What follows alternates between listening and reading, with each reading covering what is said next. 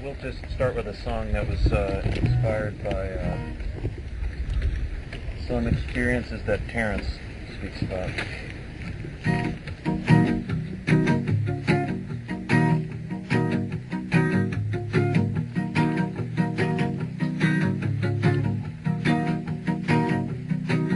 We can fly to distant galaxies without any rocket ship.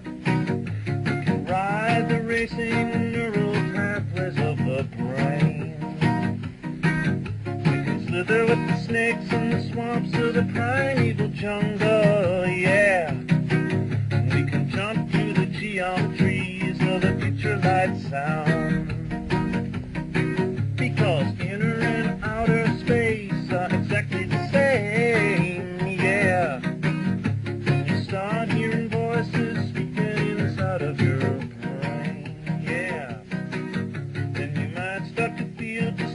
like you're going insane, yeah, yeah. Inner and outer space are exactly the same.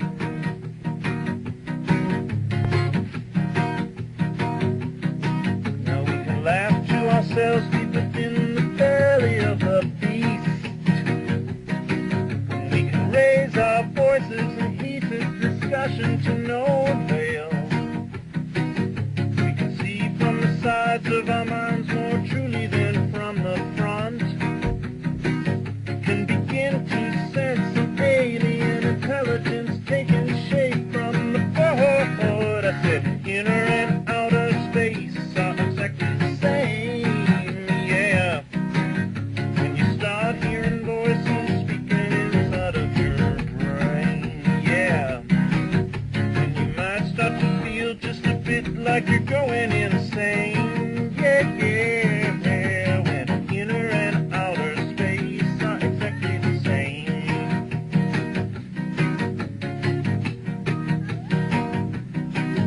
We can be fantastic conspiracies about all the evil in the world. And we can theorize and conceptualize till it no longer does us any good. We can cling to our thoughts till we just can't do it anymore, yeah, yeah. We can check all the excess baggage of our minds at the door. Because inner and outer space are exactly the same, yeah. When you start hearing voices speaking inside of your brain, yeah. You might start to feel just a bit like you're going insane. And maybe you are, because inner and outer space are exactly the same.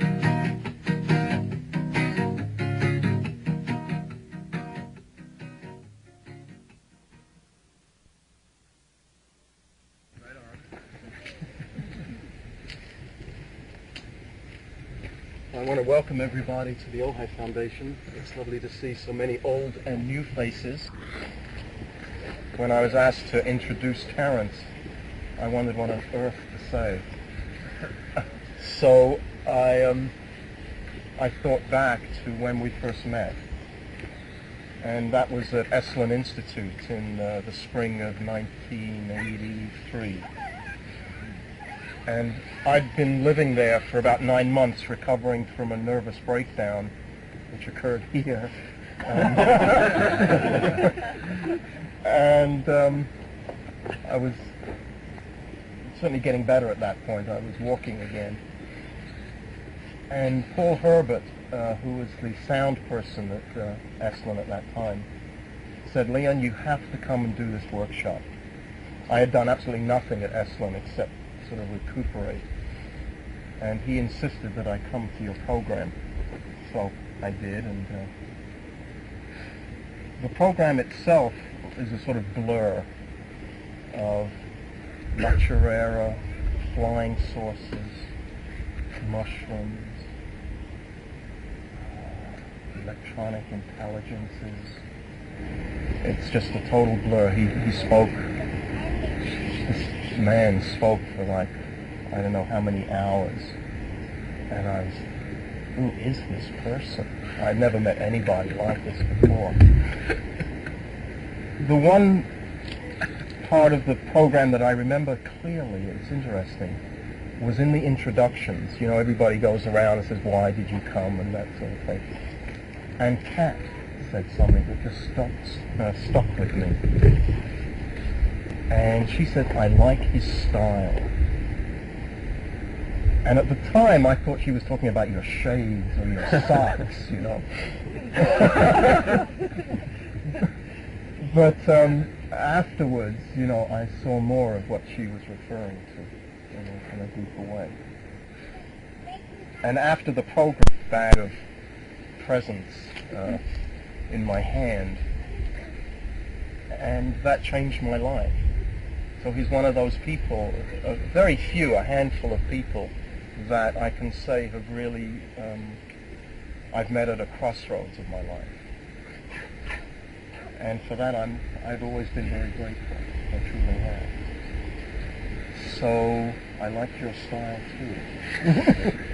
And Terence McKenna. Great introduction, man. Well, and a tough act to follow. Before we get into this, what time is lunch, Lola? 1 o'clock? So we'll go till 1? Or if you want to have time to walk around. Go till 12:30 then? Good. Can everybody hear in the back without amplification? Yes. Good. Well, if I get tired and begin to mumble, why, bring me back up. Yeah. Well, it's a pleasure to be here.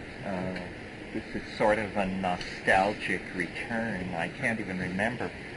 The last Ojai event was at Camp Shalom. I can't remember. It must have been 3 years since we were all together here under the teaching tree. In some ways, a lot of water over the dam. In other ways, 5 minutes ago. I've just come from 2 days of speaking in Los Angeles to large audiences which demand a sort of formal intensity that you've thankfully relieved me of this morning. I guess well, how many people are familiar with my books or have been to workshops in the past? Is there anybody who's just utterly unfamiliar? Aha. Okay. Well, so we'll work from that benchmark out. I never imagined that I would end up sitting in this position and pontificating on the nature of life and history and global human destiny. I started out simply with a love of nature. I was persecuted as a child in my physical education classes, so I spent a lot of time on my own, and I grew up in western Colorado where there is a lot of exposed sedimentary rock, and some of it has dinosaurs pressed into it. And I could always feel these dinosaurs. The largest dinosaur ever found was found a few years ago near Delta, Colorado, about 30 miles from where I grew up. And all the time I was growing up, I knew that sucker was out there. But I could never walk to it. If I could have, probably my career would have taken a different turn.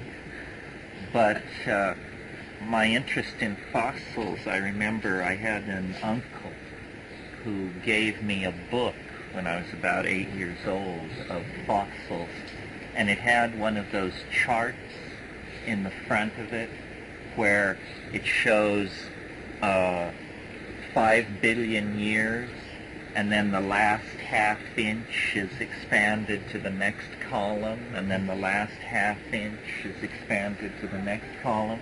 And so I saw that human history was a hairline crack at the bottom of the column furthest to the right.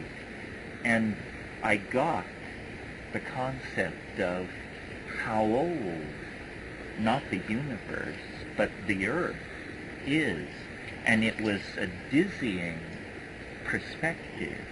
The town I grew up in, if you read Time magazine, you were persecuted as a left-wing intellectual.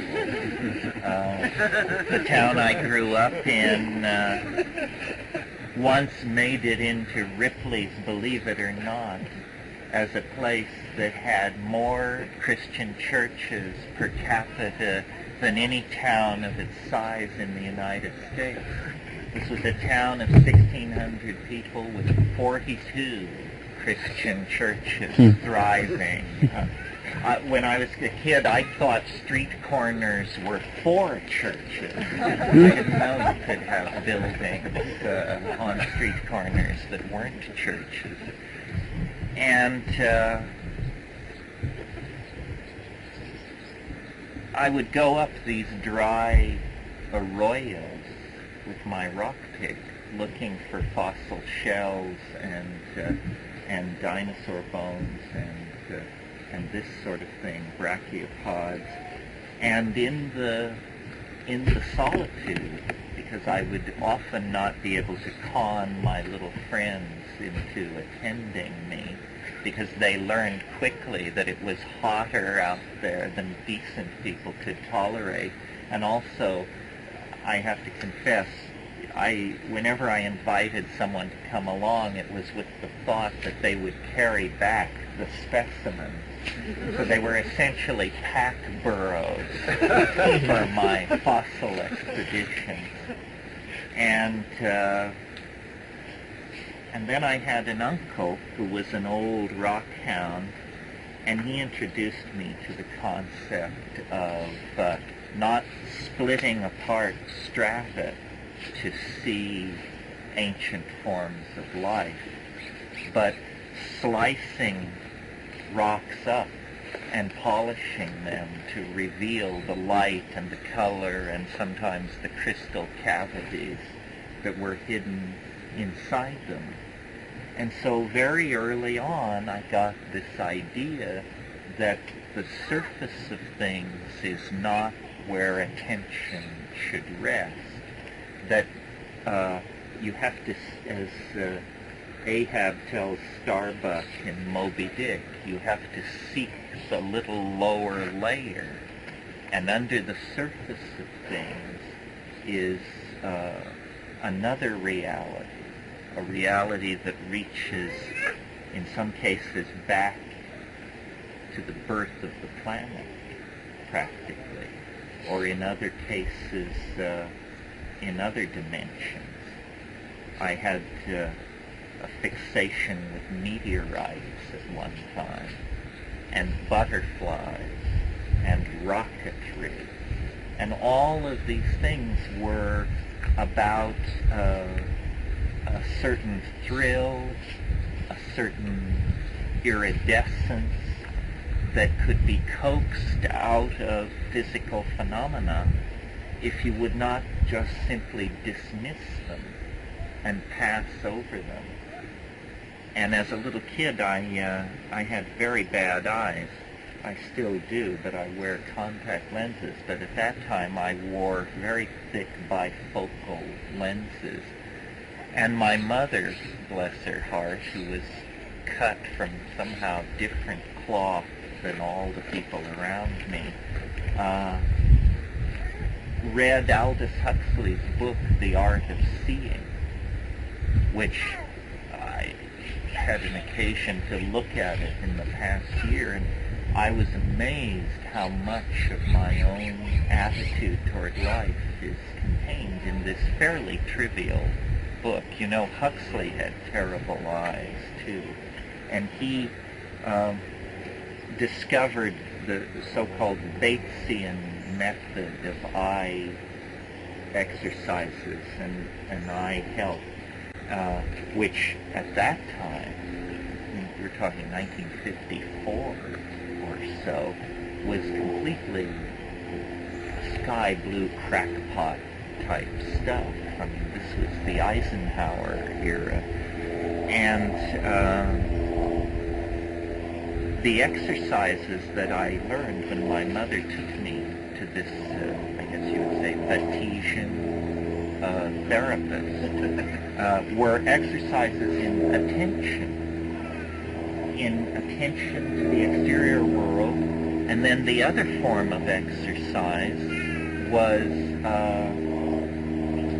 what the rest of American society wasn't going to encounter for 15 years and then would encounter as Buddhist visualization. But for us, it was just close your eyes and the therapist would create capsules in the air through narrative. And it was an eye exercise. And so it introduced me to the idea of sitting still and watching what's going on behind closed eyelids. What fascinated me about the butterflies was the physical iridescence, which in the northern hemisphere is fairly rare in butterflies. You only get it in these little blue lysinias that you see fluttering around mud puddles in dry areas. I've seen them here. But of course in the tropics, iridescence becomes a more generalized phenomenon, not only in butterflies, but in beetles as well. And I had the ability to fixate on these things. Could spend hours with a single pyrite crystal or a single beetle carcass, just turning it over and looking at it. And then at some point, again, Huxley keeps coming back into this. I decided that I would become a writer, not because I loved writing particularly, but because I admired all the attention that great writers seem to have heaped upon them, which was something that I, as a goggle-eyed weirdo, was not getting much of. And so then the name Huxley recurred again, and I started reading through all of those novels, the social novels, you know, Antique and Chrome Yellow, After Many a Summer Dies the Swan, and all the rest of it, Evanescence. And finally, I came to a work of nonfiction by Huxley, The Doors of Perception and Heaven and Hell. And this was by now probably 1958. I was 14 years old.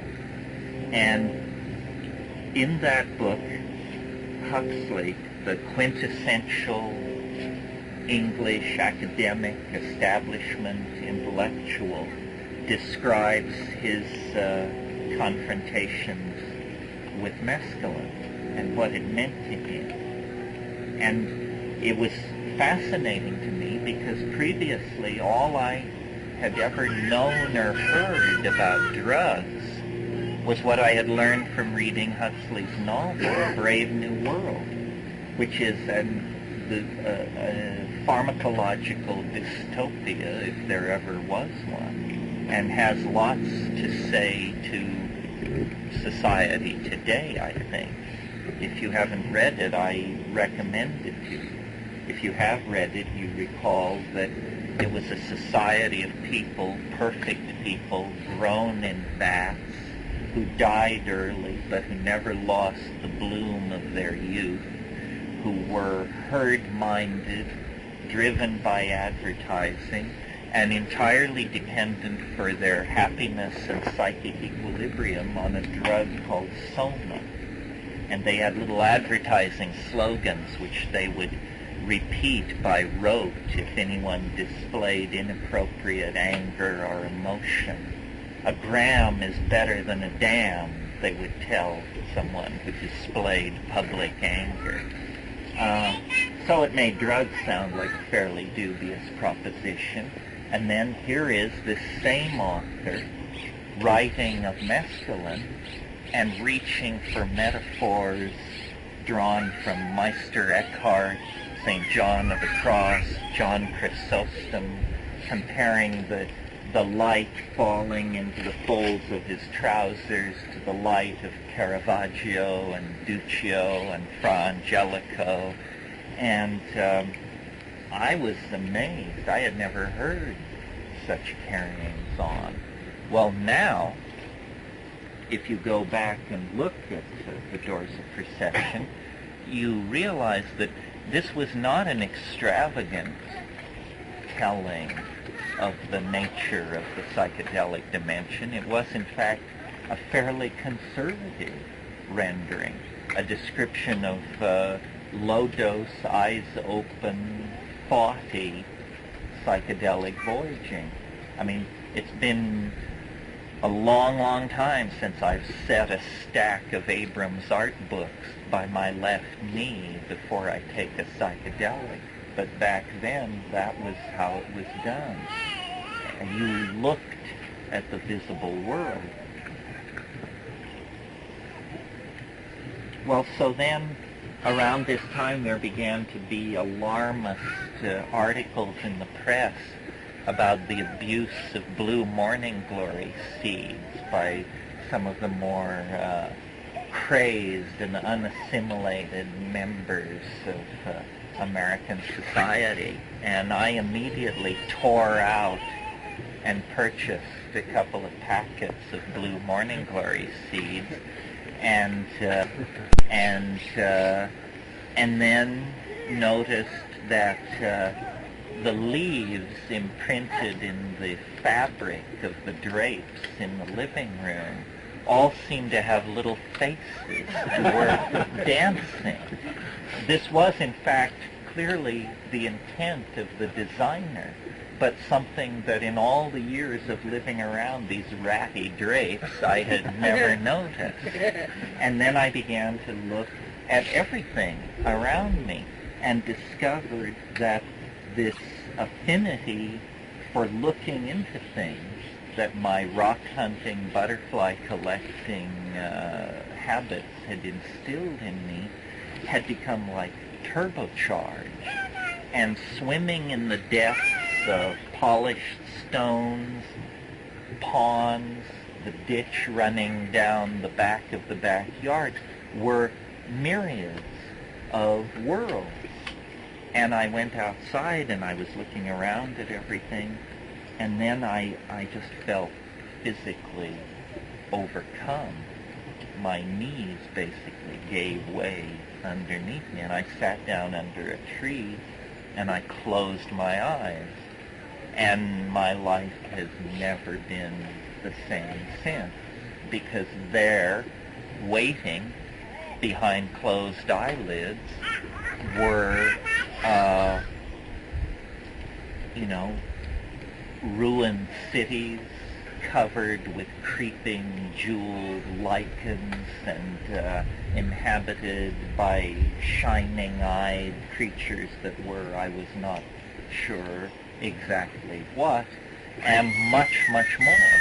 And I just spent a half hour or so literally entranced, gazing into this unfolding reverie of deserts, jungles, machines, archaeological artifactoria, machines in orbit around alien worlds, all of this stuff.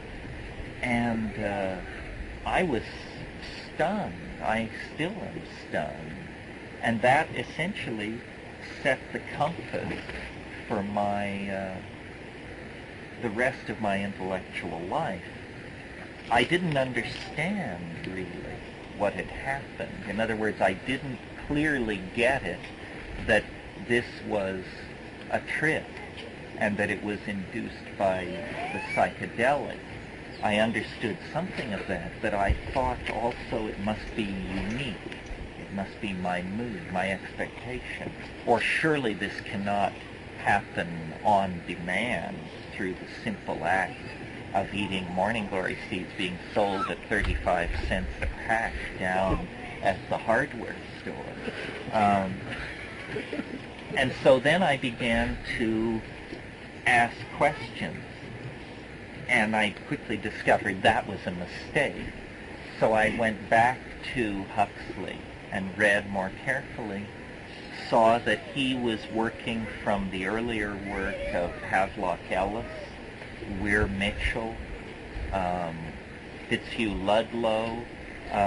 It turned out that there was this whole tradition, albeit an underground tradition, in Western intellectual or aesthetic concerns based around the perturbation of consciousness with substances.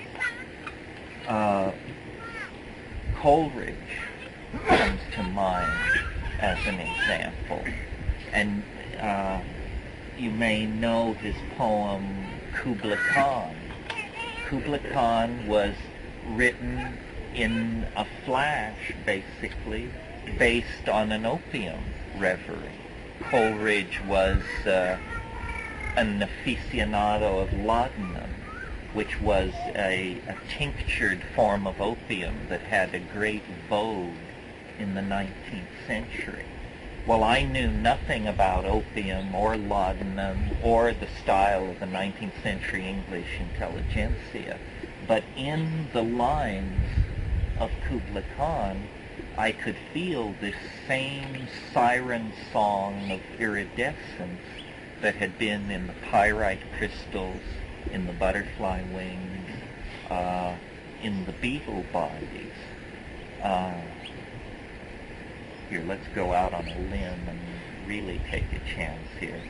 In Xanadu did Kubla Khan a stately pleasure dome decree, where Alf the sacred river ran through caverns measureless to man, down to a sunless sea. So twice 5 miles of fertile ground, with walls and towers girdled round, and there blossomed many an incense-bearing tree. 5 miles meandering with a mazy motion, the sacred river ran. And it goes on, and then it says, it was a miracle of rare device, a sunny pleasure dome with caves of ice. And that notion, not the sunny pleasure dome itself, but the notion of a sunny pleasure dome with caves of ice introduced me to the concept of what is called in alchemy coincidentia oppositorum, where two things which are mutually exclusive are juxtaposed in a way which creates a shock in the mind, a poetic shock that is then potentially memorable. Years later, I used this effect to title my book. So that's why you get The Invisible Landscape, True Hallucination. See, this is all hideously contrived. Well, eventually, and after many adventures too painful to recall, I ended up at Berkeley in the fall of 1965, which was an incredibly, probably the most together thing I've ever achieved with my life in terms of timing, because I was neither early nor late. I was not 10 miles off or 1,000 miles off. I was dead on. I was right at the very center of the flowering of the Cultural Revolution that is now vilified and fondly recalled as the 1960s. And I was living in a ratty rooming house in San Francisco that summer before going over to Berkeley. And there was a guy living across the hall from me who replaced all the white light bulbs in his apartment with red light bulbs and painted his windows black and played the major chords of Freight Train on his slack guitar over and over again. And he went on to glory as Barry Melton, the lead guitarist of Country Joe and the Fish. And I didn't know it, but at the time they were in the studio laying down the tracks for electric music for the mind and the body, which was one of the defining freak albums of that era. And he introduced me to the joys of cannabis, and further to something called Sandoz LSD, which was going around in these little tiny 00 capsules. And it was as if the previous morning glory vision had now been lifted to a whole other level of intensity. And everyone around me was undergoing these kinds of experiences. And there was a sense of incredibly accelerated change. You could palpably feel the acceleration of change. It seemed to be in the water, in the air. Once I moved to Berkeley, I noticed that the large billboard that they changed over Telegraph Avenue every 30 days contained cryptic messages that were inevitably addressed to me and my affinity group.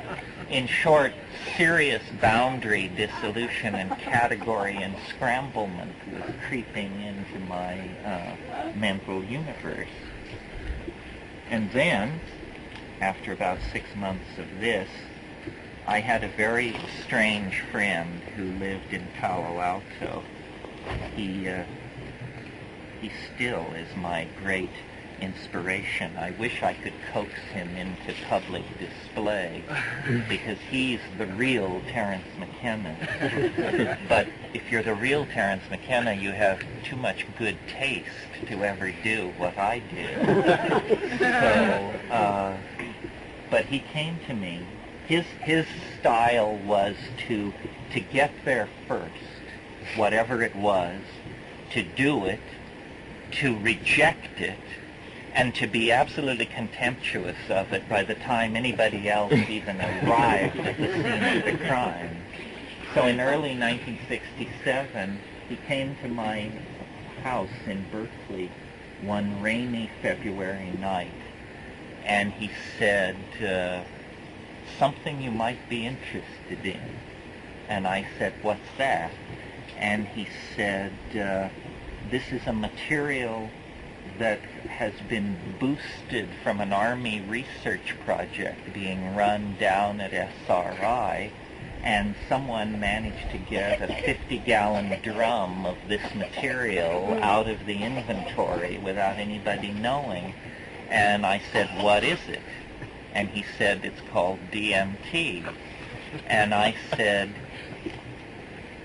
it's a psychedelic drug, right? And he said, right. And I said, how long does it last? And he said, 3 minutes. And I said, no problem, bring it on. Because after all, I had been assaulted by Life magazine on the subject of LSD, and I had gotten that under my belt, and I was by now relatively sophisticated about cannabis. I figured there were probably no more frontiers to cross. And so we sat down then and there and did it. And about 15 seconds after toking up on this stuff, I found myself plunged into an elf nest somewhere on the other side of the universe. In other words, there were and thank God no one fills in for me because they know it so well. Jeweled self-dribbling basketballs. Did I get it right? Jeweled self-dribbling basketballs that came bounding toward me from all corners of this domed underground space.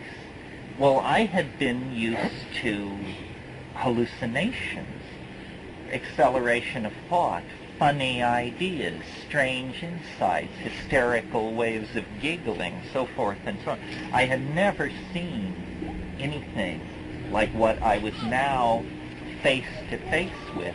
And also, whatever this substance was, it didn't affect me. It didn't affect my perception of who I was. In other words, it seemed to me that the drug wasn't working. It was simply that the world had disappeared and been replaced by something else. And I was still who I had been a few moments before, except now I was fairly alarmed by what had just happened to the architecture and geography of Southern Telegraph Avenue. And these things, there was an overwhelming sense of affection, involvement, a sense that I hadn't experienced since being 6 years old and being released on Christmas morning to run out to the Christmas tree.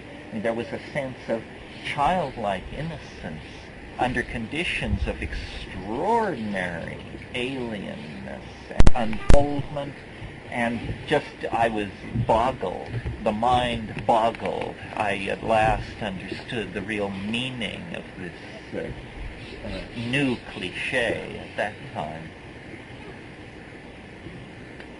And these things were making objects with their voices.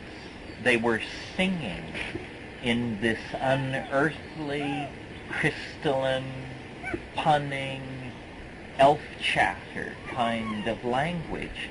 But it was not something simply heard. It was something which I could see. I could see syntax unfolding like ribbons being spewed out of machines, shooting across my visual field, rolling into balls, condensing as objects with rotating crystalline facets and machined interiors of gold and ivory and chrysolite. And these objects were themselves emitting strange, singing, language-like noises. And the whole thing was happening at an enormous speed, almost like a Bugs Bunny cartoon run backwards at about 3 times ordinary speed. Well, I barely had time to take all of this in and, assure myself that I wasn't dying before it collapsed. The way a tent collapses, the way an ice cream cone melts, the way an erection disappears, the way an investment goes bad. It just was gone. And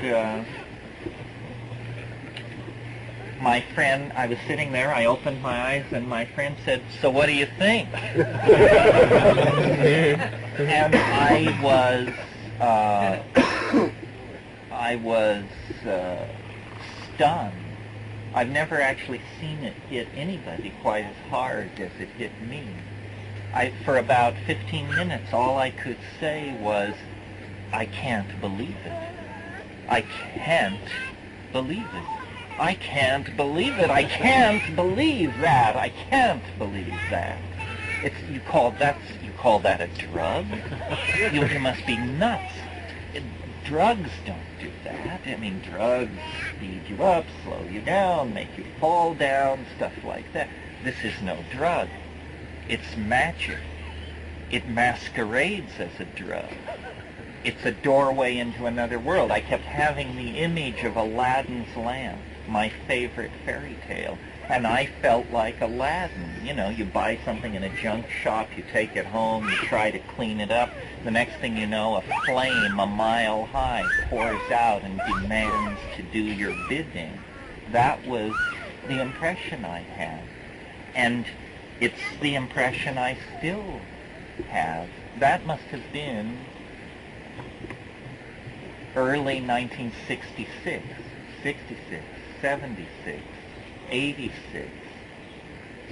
What is it? 36 years ago? That's not possible. 26 years ago. Nothing has particularly changed. Nothing has ever surpassed it.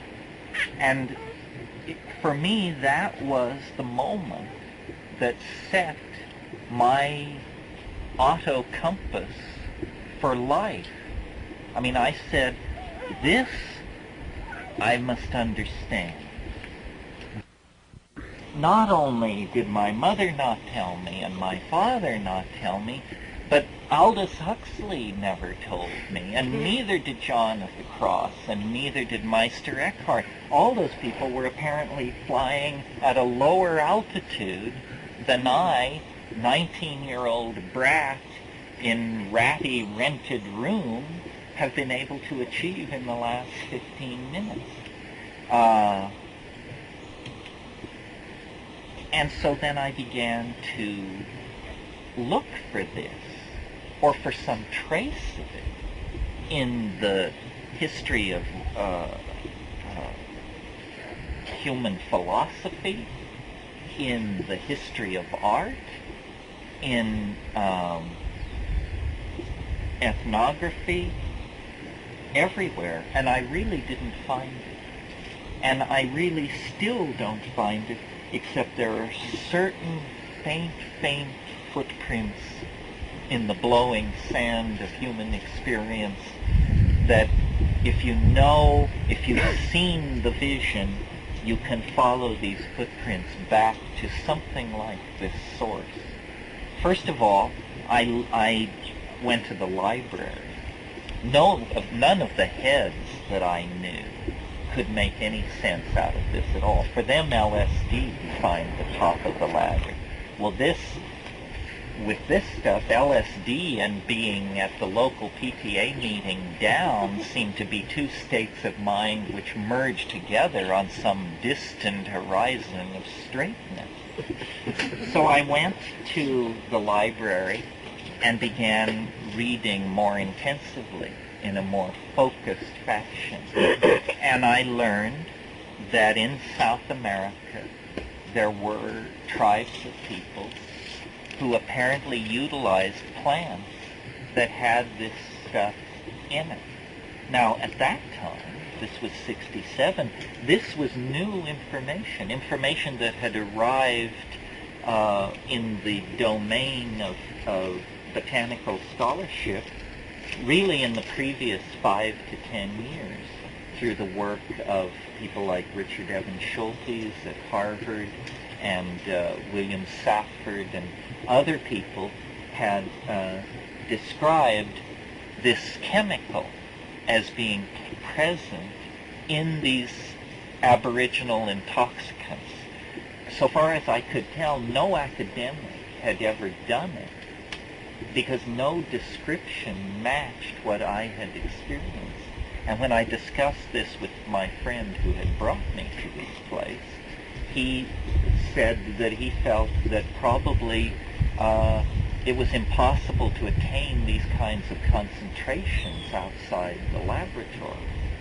And so that meant, if true, that these shamanic practitioners and societies that were utilizing this were utilizing it, but that they themselves had no real awareness of what it was potentially like when concentrated through modern analytical and laboratory techniques. So it really wasn't a choice. I mean, I guess that's what it's like when you get your calling. It's just a little hard for me to imagine that being a CPA or a city planner or something like that could seize you by the ears with the kind of intensity that this seized me. I mean, I said, I've got to understand this stuff. This is the most amazing thing. And the second most amazing thing was that nobody seemed to know about it. I mean, I couldn't understand why there weren't 11-inch high headlines on every newspaper on the planet saying, doorway to hyperspace discovered, ELF negotiations proceeding, something like that. No, apparently it was a private mystery, or known but to a very few.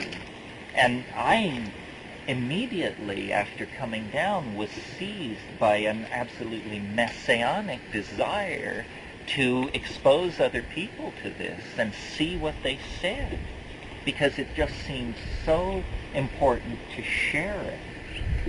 So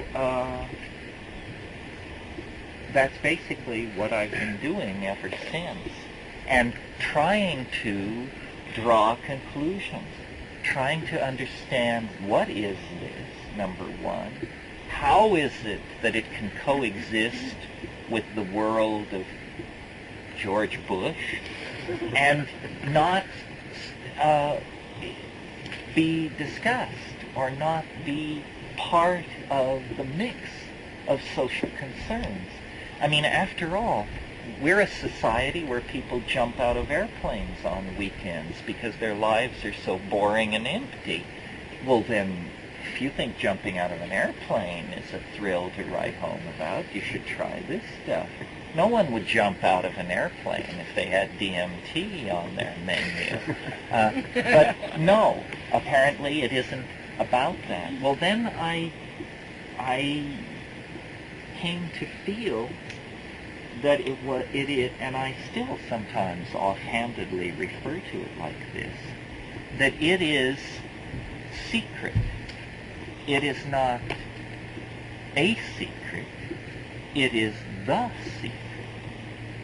There is a secret, and this is it.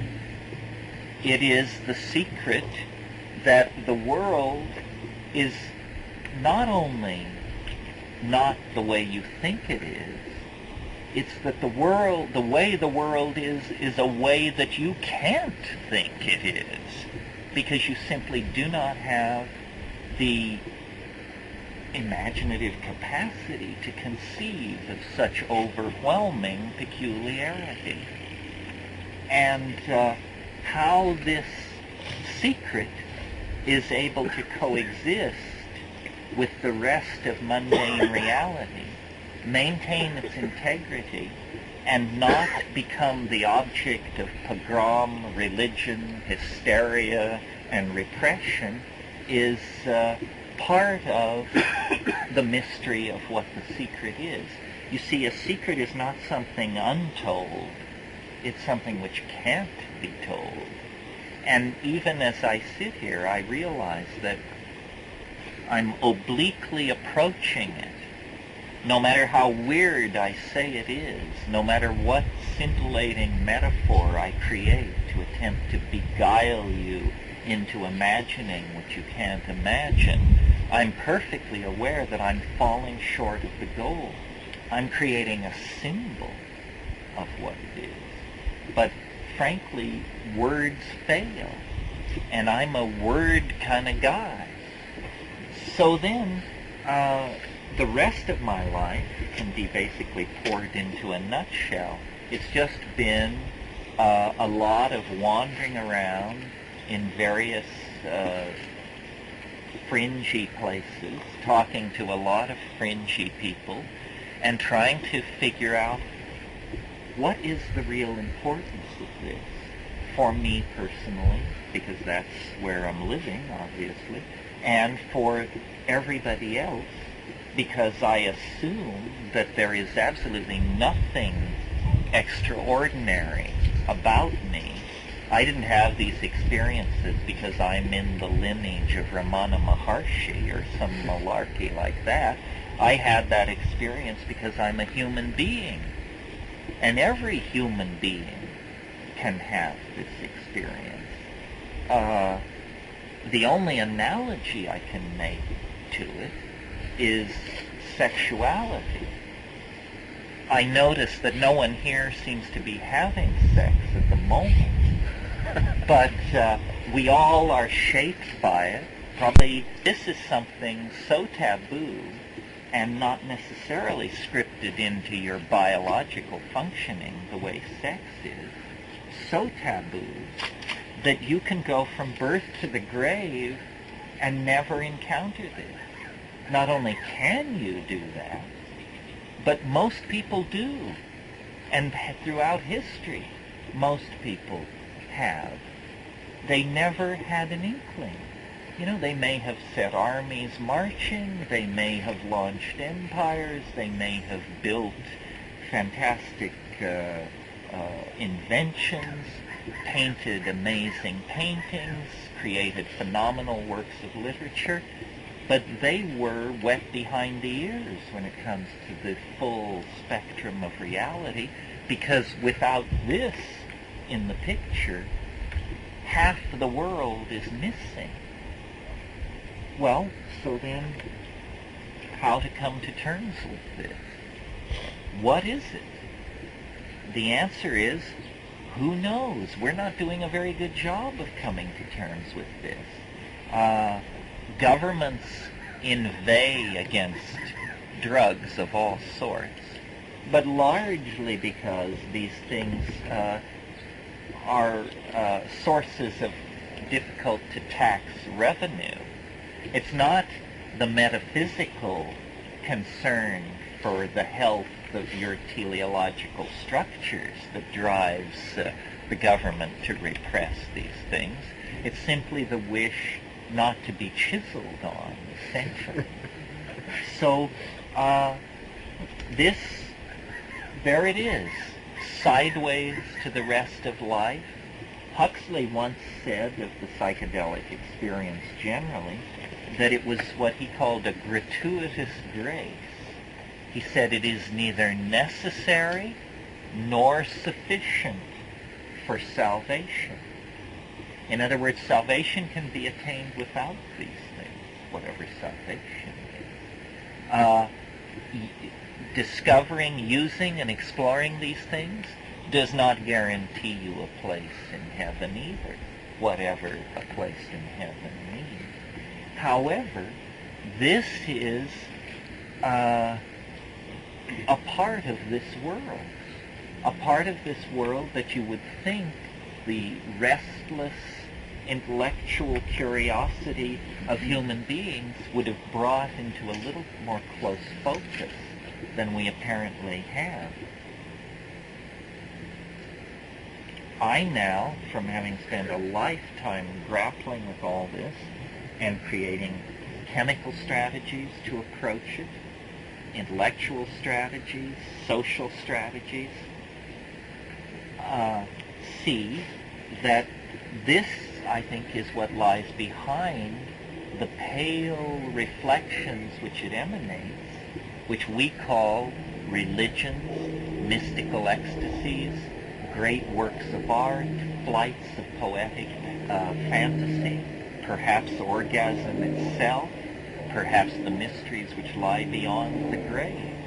All of these things are constellated around that experience, that vista, as the most quintessential distillation of whatever it is these other things bear within themselves in small portions.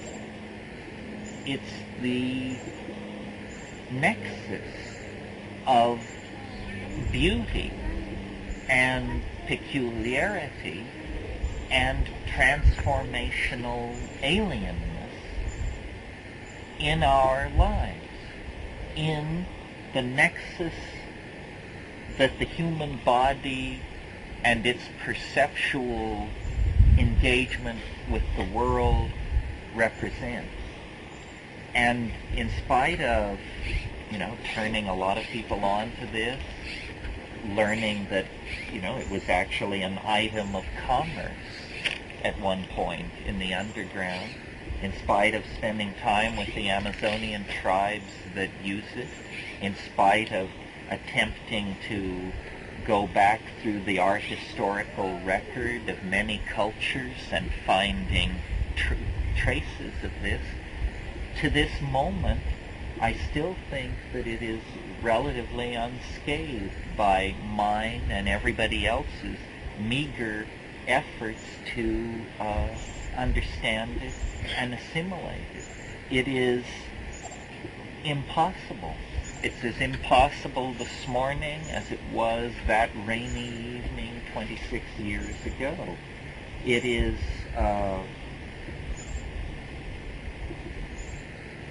the thing which can't exist, and yet which does, and which therefore destroys the central premise not only of our culture, but of culture, period.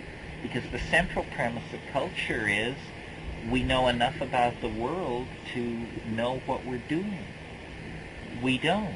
We apparently have not sufficiently explored the natural environment, and when we do, if we can create linguistic engines of description of sufficient robustness, we will then be able to begin to map this thing, which is,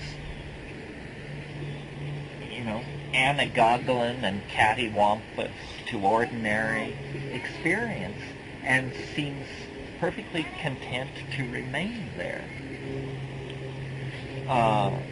Most recently,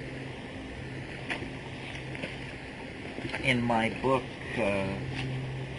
Food of the Gods, I argue that psilocybin, which turns out to be a relative of DMT, a structural relative, but a far more manageable experience in its content, except at very high doses, that psilocybin may lie in our past in a relationship to the evolution of consciousness such that it's not unreasonable to claim it as the cause of the emergence of self-reflection in the human species.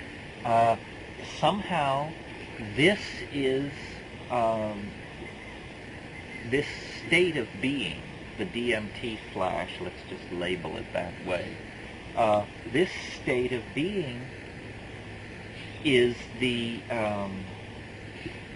attractor for our movement forward into the future. All of human civilization is an attempt to download into brick, stucco, concrete, glass, plastic, so forth and so on, some intimation of what is glimpsed in that domain. It is not unitary. It is not related to all the white things that various mystical traditions orient themselves toward, the white light, the white this, the white that. It is not void consciousness. It is more the plurabilities, or as Joyce would say, the pluralities. It is all and everything, not merged into a unitary whole, but somehow maintaining their unique self-consistency. It is confounding of all intellectual description that human beings have carried on to this point. And I think that in the form of psilocybin, it probably shaped the emergence of language and self-reflection in our species as we separated ourselves out of the hominid line, the family of advanced primates, that we were one of several members within that family. And instead, we have been drawn into history by the presence of this possibility, this experience. One of the little bumper sticker slogans that I'm fond of repeating is, history is the shock wave of eschatology. Well, eschatology is, first of all, not even a word most people are familiar with in the secular society that we're living in. What is eschatology? What is the eschaton? It refers to final things, the last things. And to say that history is the shock wave of eschatology means that, like the ripples on a pond that precede the breaking of the water's surface by some enormous form moving under the water, history is the agitation of organic nature that occurs for a geological microsecond, say 25,000 years, before the eschatonic object emerges. What is the eschatonic object? Language fails. It can't be told of. It is the thing which cannot be described, which can be analogically apprehended. It's what we offer sacrifice to. It's what we fear. It's what we desire. It is the quintessential union of opposites, not a pair of opposites, but all opposites are unified in the eschaton. For Christianity, it's the second coming of Christ. For Buddhism, it is Shunyata. For Islam, it is the coming of the Imam. For the Jains, it's the return of the Tirthankara. All religions have been culturally defined responses to the sense of the presence of the eschaton in a higher dimension of some sort, drawing us out of biological organization and into a relationship with it, subsumed in its nature. And one thing I've become convinced of over years of diddling with this is that the eschaton is impatient. It is not content to exert steady pressure. It pulls us toward itself with ever greater appetite for merging, for final dissolution of boundaries, to the point that history, which, as I said, is this why, the extraction of resources, the rise in populations, the spread of electronic media, these things cannot be extrapolated thousands of years into the future. There is no time left. So impatient is the eschaton for the final unification in concrescence that all the rest of the history of the universe is going to be compressed into a few decades. This is why religions, many of them, in a fearsome resistance to logical necessity, have insisted that the end of the world is a nearby and reasonably on-schedule proposition. It's because it is, it turns out. Now, some people find this tremendously unlikely and resist the notion of the end of the world as even a possibility. But, we've all been fond of repeating, or it's a cliche of the overeducated, to say ontogeny recapitulates phylogeny. You all know what this means, right? Yes? No? No? Oh, it means that if you look at the development of a fetus in the 9 months from fertilization to birth, ontogeny is what that's called, it recapitulates phylogeny. That means that the entire history of the evolution of life on the planet is reflected in the fetus. It goes from being a little free-swimming thing to being a fish-like thing, to being a reptile, to being an amphibian, to being like a mouse or a squirrel, and then it finally flowers into the great and glorious human form. Ontogeny recapitulates phylogeny. Well, if that's true, then the end of the world as conceived of by these religions should be of secondary interest to you. It's already decided that your world is going to end with spectacular finality, because what awaits each and every one of us is the yawning grave. That's probably a place to take a hit for you. So if you think the yawning grave is means you go on to the menu for nematodes, and that's it, that would be probably a fairly dreary perspective to contemplate. But if you believe that the eschaton is what is driving the historical process, then suddenly death begins to look potentially more interesting. If ontogeny recapitulates phylogeny, then it is perfectly reasonable to expect the end of the human world at some point. And if you grant that it's going to occur at some point, suddenly the winds of logic are blowing strong at your back when you look at the current state of things to suppose it can't be that far away, because we have painted ourselves into a pretty hellacious corner at this point by the untrammeled expression of Christer cupidity in modern science over the past 1,000 years.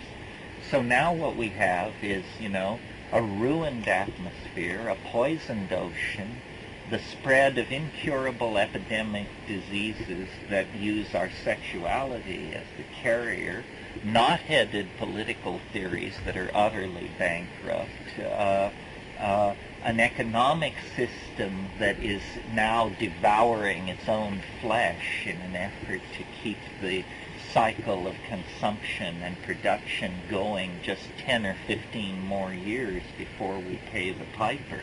In other words, we are burning down our house, so it wouldn't be too irrational to suggest that soon we'll be homeless. And that's the situation we occupy vis-a-vis the eschaton. We have burned down our house. It must be God's way of telling us that we're about to move on. And the question is, move on where? Move on how? Well, I don't really have the answers to those questions, but I see that it's not necessary to have the answer to those questions, because the time which separates us from merging with the transcendental object at the end of time is a time of such compressed novelty and such concrescent connectedness that more stuff, more events are going to occur in the next 30 years than have occurred in the previous 30,000 years.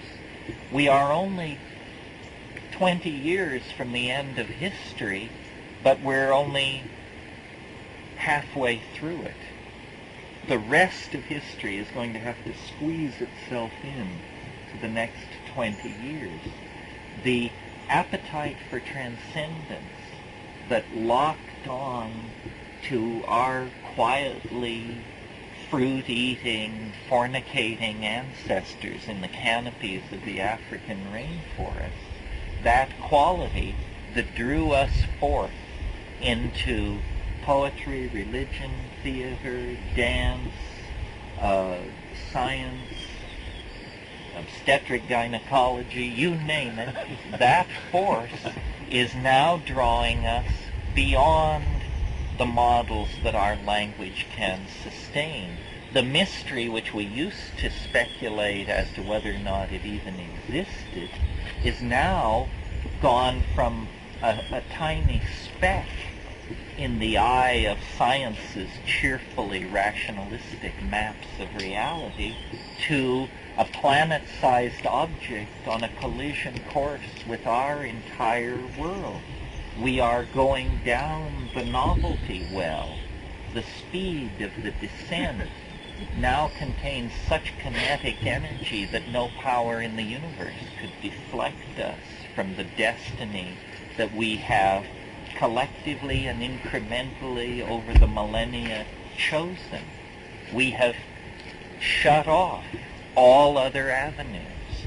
This is now what it will be, the confrontation with the other, the conjunctio with the unspeakable alien force that we have been mirroring in our bodies, our language, our art, our magic, our dreams, our hopes for 50,000 to 100,000 years now. And I now see this tremendously intense DMT-type vista that I described to you at the beginning of this rap. I now see not what it is in the sense of its being on siege, but I see what it is in the sense of how it could happen. It is simply that because we are animals on one level, evolution, in order to preserve our animal bodies, concentrated our consciousness in three-dimensional space and time, because that's where saber-toothed tigers, marauding neighbors, and other real-time, real-space dangers can be expected to lurk. But what happens when you perturb the physical brain with near cousins of ordinary neurotransmitters, what happens can essentially be described in geometric terms. You are literally, the mind consciousness unfolds itself from the three-dimensional locus of evolutionary paranoia into a higher dimensional intellectual superspace, which is what Plato called or had in mind when he said time is the moving image of eternity. We are locked down into a point on the conveyor belt of time until we pharmacologically unlock from our place in the linear progression of things and instead rise above the plane of happenstance, and then we see what we never saw before, where the rivers run, where the mountains lie, where the watershed actually causes the psychic and sophic waters of experience to flow.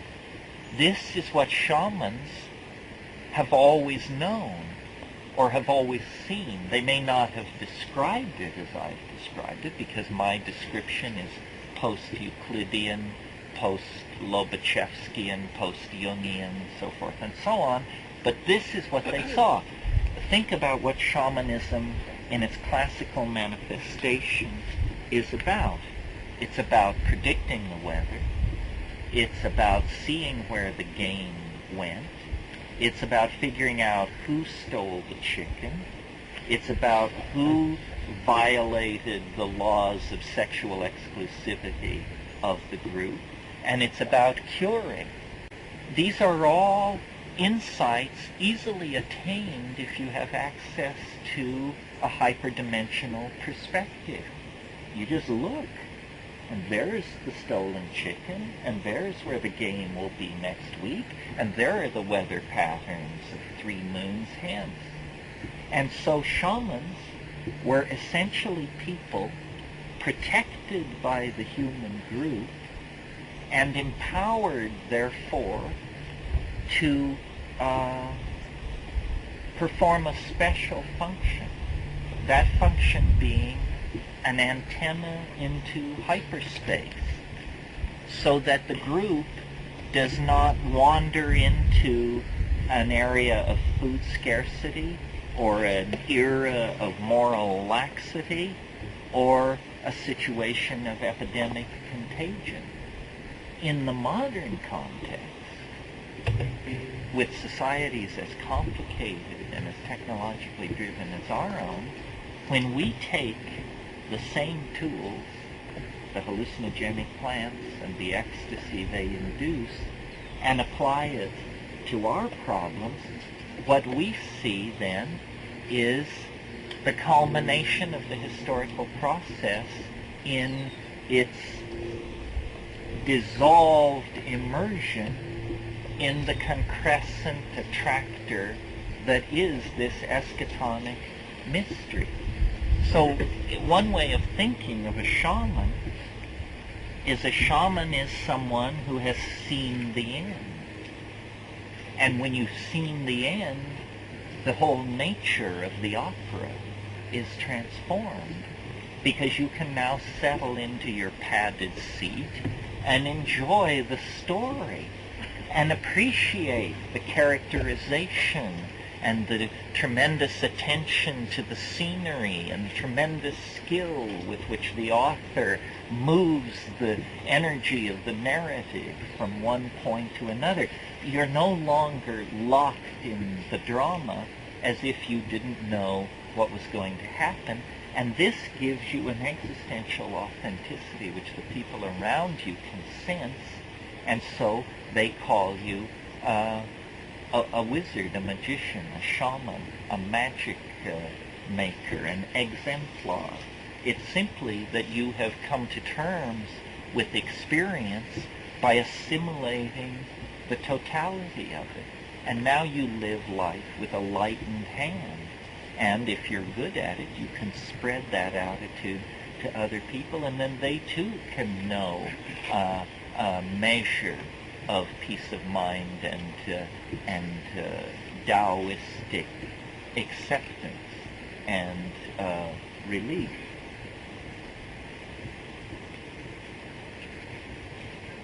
Well, there's more that could be said about this, obviously, and hopefully you'll coax it out of me.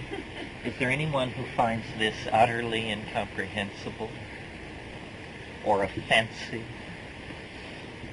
or trivial? Well, then, does anybody have a question? Please get it together, folks.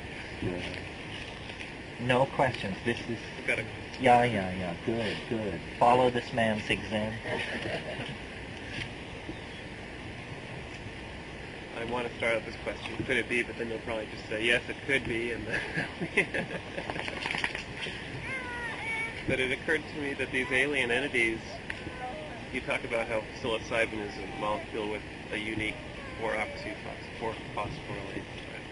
It's got that 4 position. It has a unique phosphorus group in the 4 position, right? Okay. So let's assume that it is a template molecule sent out into the galaxies to enlighten fledgling civilizations toward whatever. And when we fuse it with our biology, we are creating on a microcosm that end time of the transcendental object, which consists of ourselves being fused with these entities.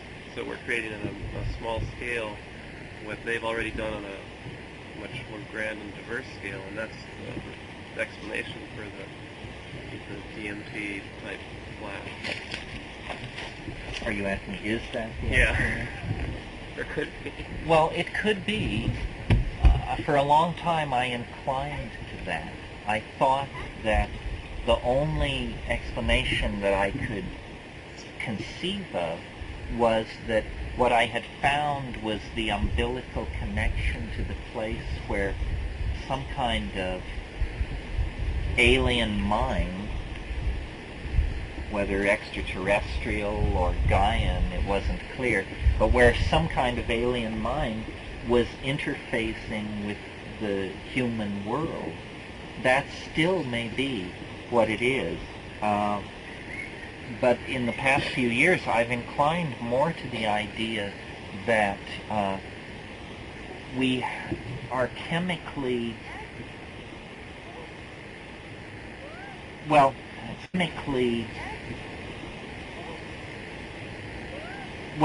it's hard to put it into words exactly, especially when you try to do it for the first time. Obviously, the difference between a living person and a dead person, there is a way of thinking about that where you would say the difference is a chemical one. In one case, metabolism is going on, in the other case, not.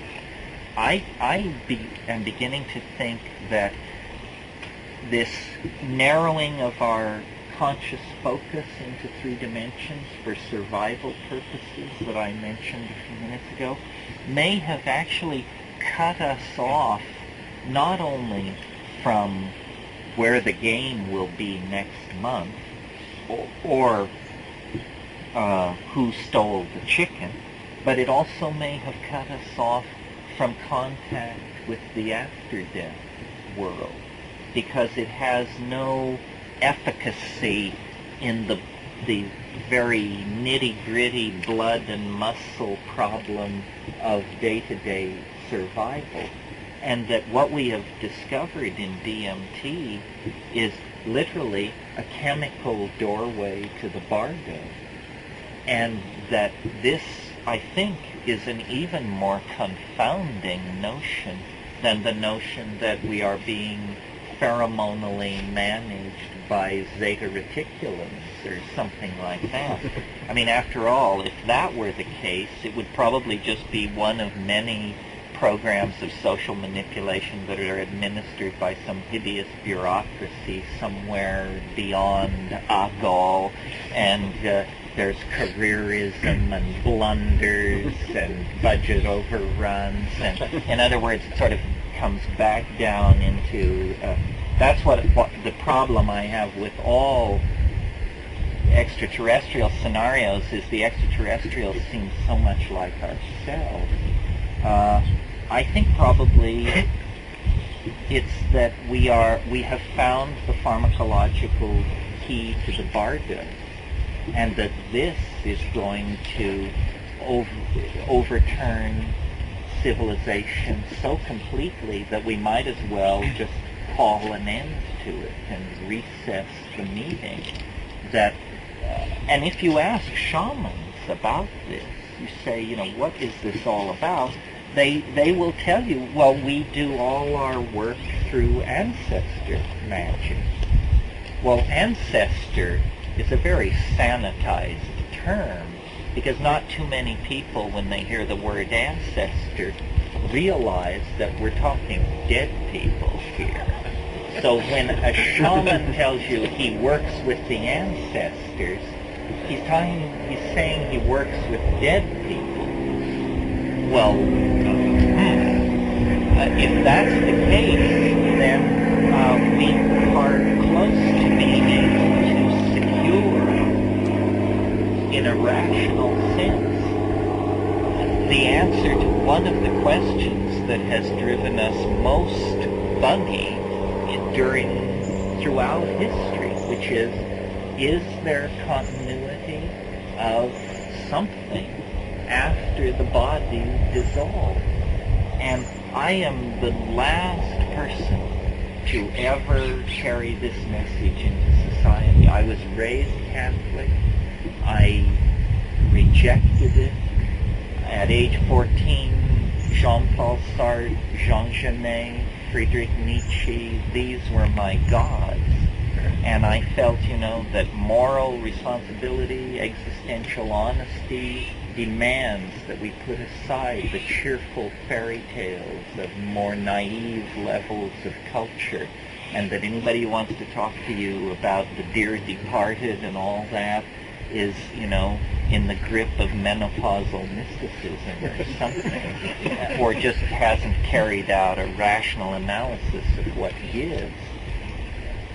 Now, I think, these religions have all made hay out of, and hash, I might add, out of their imagined franchise of the after-death world, because they use it to beat you on the head with some moral laundry list of do's and don'ts that's very dear to them.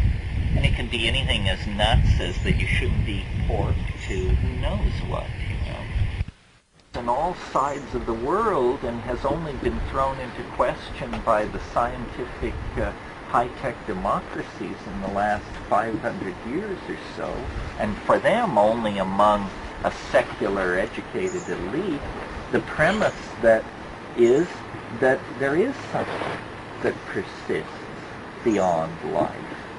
And I think that part of the profligate irresponsibility of modern life arises from the fact that we don't think we have dues to pay.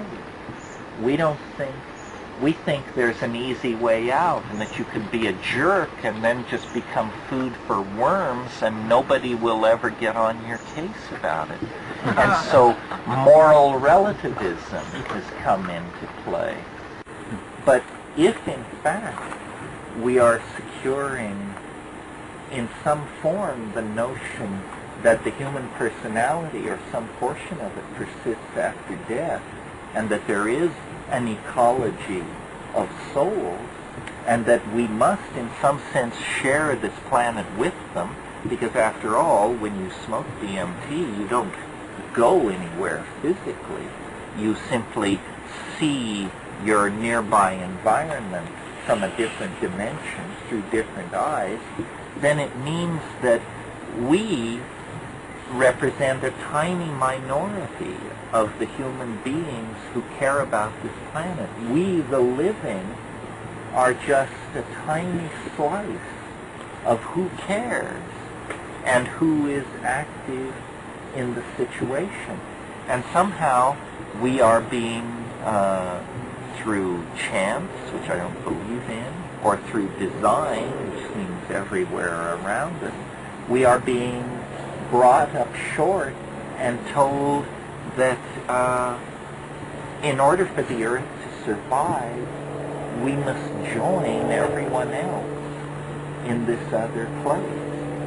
And that it is not to be conceived of as dissolution, it is to be conceived of as disembodiment. This is the only thing I can figure out that is going on. There is some kind of project underway to transfer the lumpen living into the realm of the Grateful Dead. And the anxiety that we feel about death is an anxiety born essentially of ignorance. And this ignorance is understandable because we have suppressed, repressed, and denied shamanism the leadership role that it should have in metaphysics of all sorts. And so now we're about to become extinct. And you can like it or you can not like it. You can decry it as the greatest tragedy ever to befall us or this planet, although I suspect the planet will heave an enormous sigh of relief. But there is a perspective in which it can actually be seen as progress, that we are all at once going to transit into this Bardo realm. Now this may not be it. It may not be a simple die-off.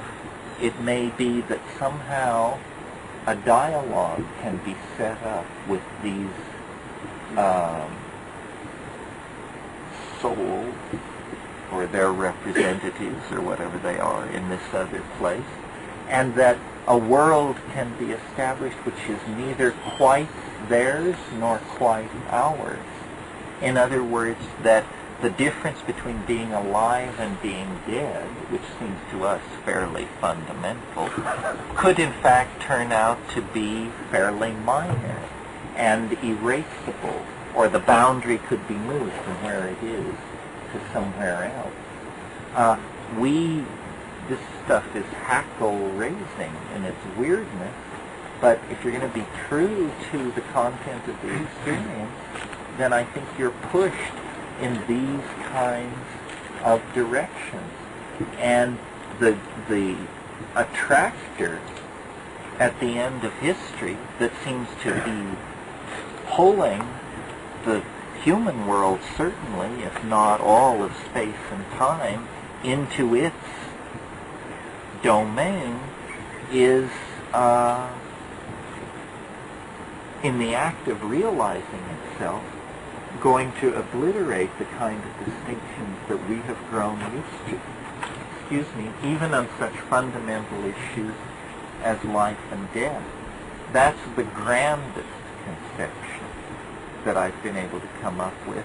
And it doesn't require friendly, altruistic extraterrestrials flying in from Betelgeuse. And it doesn't involve nanotechnological downloading of everybody into a gold ytterbium cube buried on the backside of the moon. And it doesn't involve the human enterprise simply becoming a layer in shale somewhere in the strata of the paleontological record of life on this planet.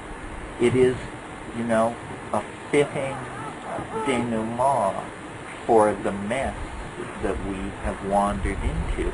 It does require unlimbering of the imagination to come to terms with this, because we are in great denial over the possibility that the world could really be transforming itself.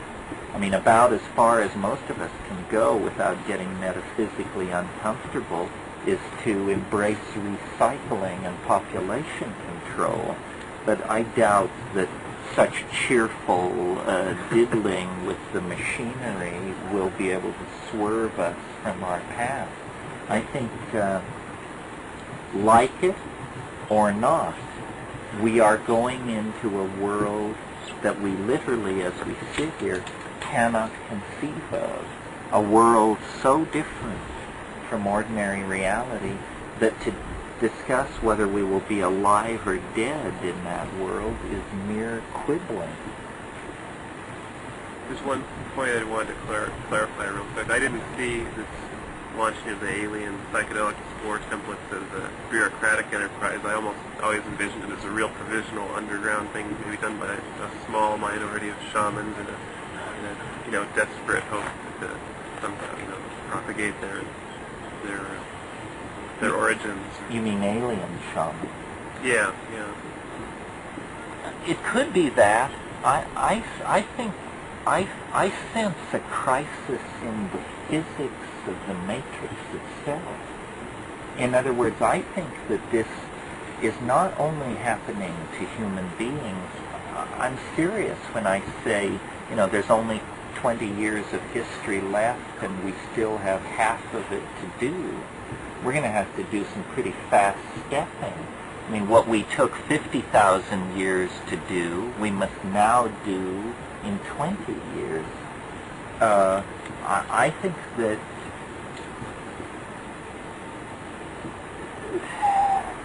space and time and the physical body and the planet, and that everything is essentially some kind of an illusion. It's not real. What is real, what is truly bedrock, and I guess this comes close to being a Buddhist position, this is all provisional. This is not what the universe is. The universe is something else. The Buddhists have a doctrine that if a single person will attain enlightenment, then the illusion will collapse instantly. All beings will be sucked into the post-enlightenment state. And the illusion of space and time, of becoming an entity, will all be obviated at the snap of a finger. Well, we tend to disbelieve this because no matter how metaphysical we are, and we may even call ourselves Buddhists, we really believe that Andromeda is 250,000 light years away. And we can't conceive of a light year, but we actually believe that what the scientists tell us. And yet, my God, when you start carrying out a critique of modern science, you cannot believe what fluff this stuff is built on. I heard an analogy recently which I thought was very interesting. Our entire picture of the so-called distant universe is built up by the science of radiotelescopy, the use of radio telescopes to study deep space. This science has been in existence since about 1950. If you were to take all the radio signals that have been analyzed by radio astronomy since 1950 and characterize them as energy, it would be the amount of energy that is released by a cigarette ash falling a distance of 2 feet.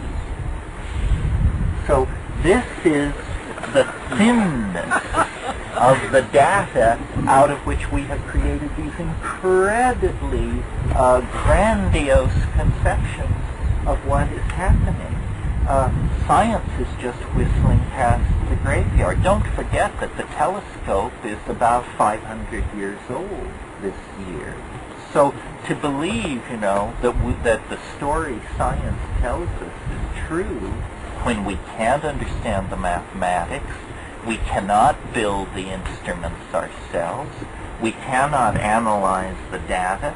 I mean, we are under the thumb of a priesthood more domineering, more removed from the ordinary concerns of ordinary people than any priesthood of any religion in the past ever was. I think we should hold all that in abeyance. I'm not saying it's not true. I'm saying it's not possible to tell whether it's true or not. One thing psychedelics will do for you, for sure, is to convince you that what's real is what I call the felt presence of immediate experience. That's what's real. What you think, what you feel, what you see now is what's real.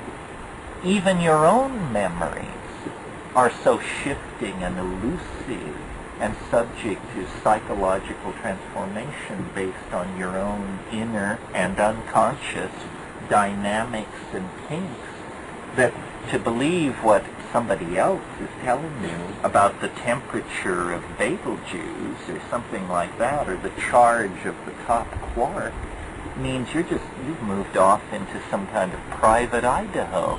Crazy people rave about stuff like this. But I think people who are rooted in a good philosophical method will not give much credence to anything out of reach of their good right arm. And the psychedelic experience is an experience.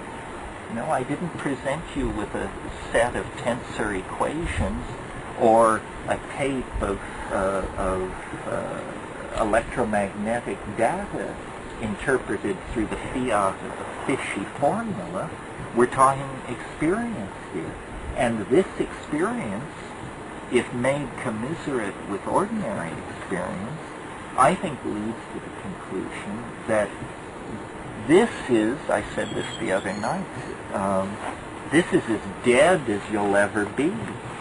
This is as low as you can go. This is as confined a mode of existence as it's possible to know. And it's all up from here, folks. It's a kind of Gnostic vision. It sees our present circumstance as the low rung of a ladder of transformational distillation. And, we come from we know not where. I mean, we have, yes, the details on the fertilization of the egg by the sperm and so forth and so on, but where the form comes from, we don't know. This is the mystery of morphogenesis. And then where the form goes to, we do not know. I mean, I now think that the proper way to think about biology is biological objects, plants, animals, fungi, bacteria, amoebas, and human beings. Biological objects are hyperdimensional objects. You can tell that that's true because whenever what is the sine qua non of a biological object? Meaning, what is the thing it must have to be biological? It must metabolize. That's the essence of life. The form is stable, but the matter and the energy which compose the form are in constant cycling. The form stabilizes, but the energy is flowing through it, which stabilizes it. Well, when we use phrases like cycling through it, flowing through it, these are words which imply a temporal dimension. If you have a chair and you cut into it, it doesn't bleed, it doesn't squirm away, it doesn't begin to rot and fall over. If you cut into a living object, it undergoes all kinds of changes. This is because you have destroyed one of the dimensions necessary for its manifestation, the temporal dimension. The living body has a relationship to time which the chair doesn't have. The chair is borne along in the stream of time. The biological object is made of time itself as much as it's made of space and matter. And so really what birth is the descent of this mysterious entity called the form into matter. It clothes itself with matter and energy through a process of gestation, unfoldment, separation from the environment of gestation and unfoldment, which is the mother's body. And then it has an autonomous existence. But what is generally true of all life in the phylogenetic, in the ontogenetic expression? What's true is that it has finite duration. Everything dies. The individual dinosaur, the individual elephant, the individual human being, they die. That means that the form eventually withdraws itself from the domain of matter and energy, and it then presumably exists as it existed before, having added whatever adumbrations three-dimensional experience has given to it. So I've come to see the body as basically the placenta of the soul. And, that's a way of thinking about it that makes dying not so terrifying. I mean, it's as terrifying as smoking DMT, but it's nothing to claw the walls about. The body is the placenta of the soul. For the individual, well, then it's just a short step to realizing that we are now called upon as a species to abandon the body. The body is the collective body is the collective placenta of the species, and you don't do a war dance around the placenta.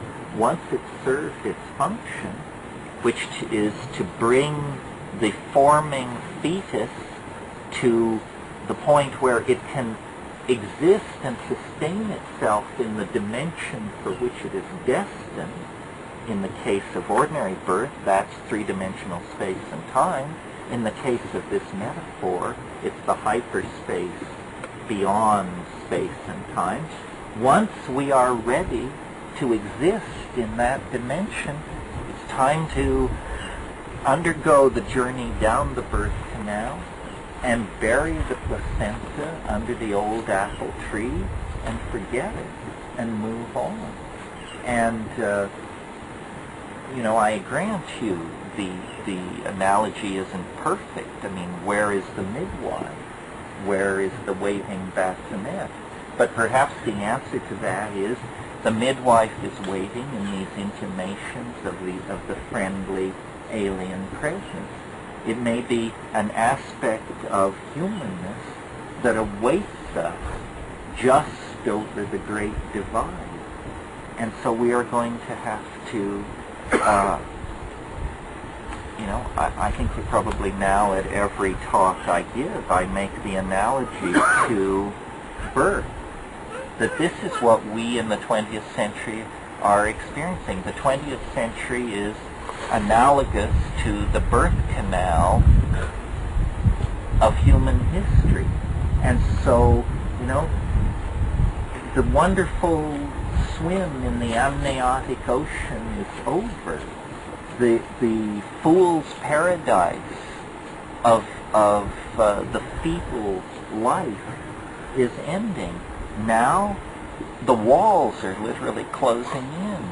We can't get enough oxygen. We're using up our food. The walls are strangling us. There's no room on this planet for all of us. And for us, it's a catastrophe. But I imagine when a woman goes into transition, the fetus, if it's not a metaphysician, must be fairly alarmed by the situation. It must just say, well, I guess this is it.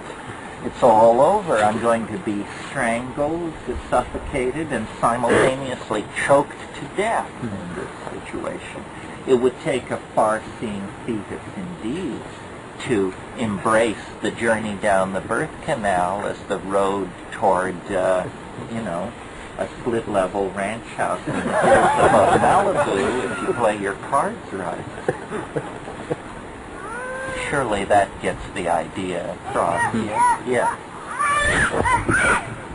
Say more about the content of your experience with DMT. I was really fascinated, and it seemed like there was some qualities to it that I wanted to hear more about. Well, sure.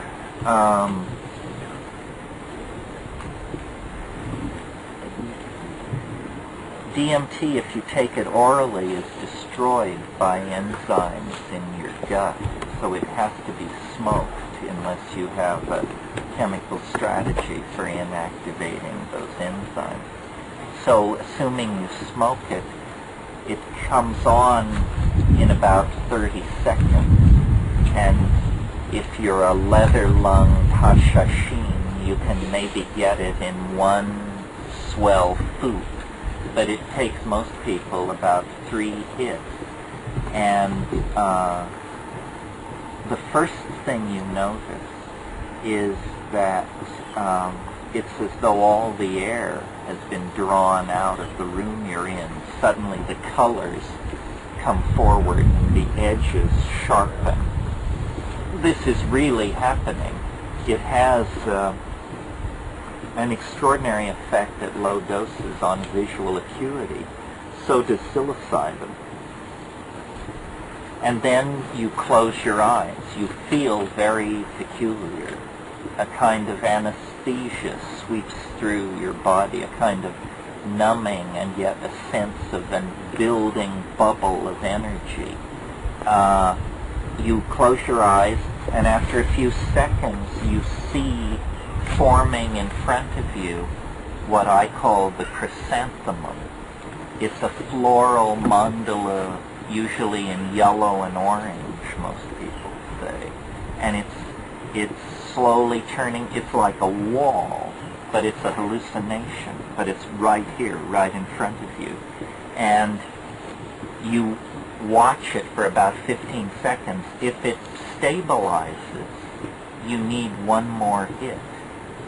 But what usually happens is that after about 15 seconds of contemplating this thing, it's as though suddenly whatever was holding you back, the cable is cut, and you are just propelled through this membrane, and you hear a sound like a bread wrapper being crumpled, a cellophane bread wrapper being crumpled and thrown away, or the crackling of flames. this is, according to a friend of mine, your radio intellecti exiting the anterior fontanelle at the top of your head. But he could be wrong. But whatever it is, and then you hear a tone, which is, it could be reproduced on a synthesizer. It's that, you know, but it keeps going and becomes hypersonic, supersonic, subsonic, I don't know. And there is a sense of, literally a membrane is ruptured, and now you're there. And what happens to me is, the first thing I hear is a cheer, a yell of greeting. It's on their second album, the Pink Floyd have a song in which they sing, the gnomes have a new way to say hooray. Well, you break into this gnome nest, and it's a very specifically characterized place. It is domed, it's indirectly lit, not brightly lit, but it's softened lighting of some sort.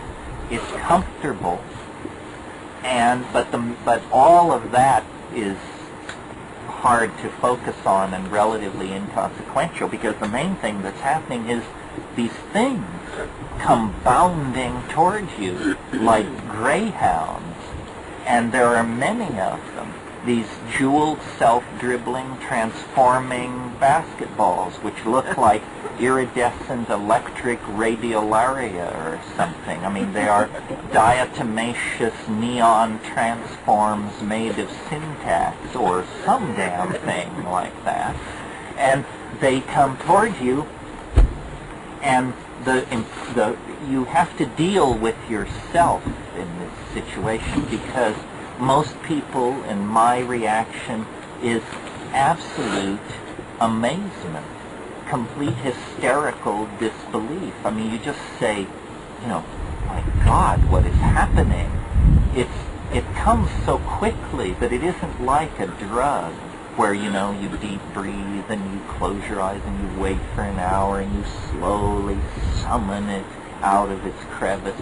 It's not like that. It's like you were struck by lightning. In fact, some people think they have been struck by lightning, that they never got to the drug, that just as they raised it to their lips, they were struck by lightning, or a jet fighter fell out of the sky, or something. And then you have to ask yourself, is this okay? Because it's so radical and it happens so quickly, and your eyes are wide open and you don't see anything recognizable. Three-dimensional space, the room you were in, everything, it's gone. Instead, this place, and then they tell you, they try to reassure you, although they're not very reassuring. What they say is, don't give way to amazement. Don't abandon yourself to wonder. Basically, don't be a jerk and a rube, you know. Pay attention. Pay attention to what is happening. And then they proceed to do a very intense form of team teaching. They come bounding up, they present themselves. They also do this weird thing where they jump into your chest and then they jump back out. So you're having this sucking in and out of your body thing. They jump in and out of your chest, and they are singing and squeaking and squealing in some kind of elf glossolalia, which you can see. This is very important. They speak a language which you look at, you don't hear, and they make objects which are like super puns of some sort, in that the object is not one thing. It is somehow several things simultaneously. The way a pun attains its effect by being simultaneously more than one thing. But these are not verbal puns. These are objectified puns in three-dimensional space, and they're funny. And the whole thing is pervaded by the word zany is what I use. It's a form of humor. It's a form of merriment, but you can't entirely relax around it because you can't entirely be sure that you're getting the joke. So it's like, it's a humor with an edge to it. And they are showing you these jeweled, I've compared them to Fabergé eggs. And when they show you these things, you can tell by looking at them that if you could bring a single one of these objects, no larger than an orange, into this world, it would end the debate. I mean, all you would have to do is show it to somebody, and they would say, that's impossible, but yet it's happening, so therefore my reality is dissolving. I mean, it's somehow to gaze upon these objects is to be forever corrupted for ordinary consciousness. Make them with their voices. These objects are quasi-alive. The objects themselves can sing and make other objects. So you're just you're like in this, a cross between Santa's workshop, Tiffany's, and the basement of the Metropolitan Museum, and they're offering you all this time.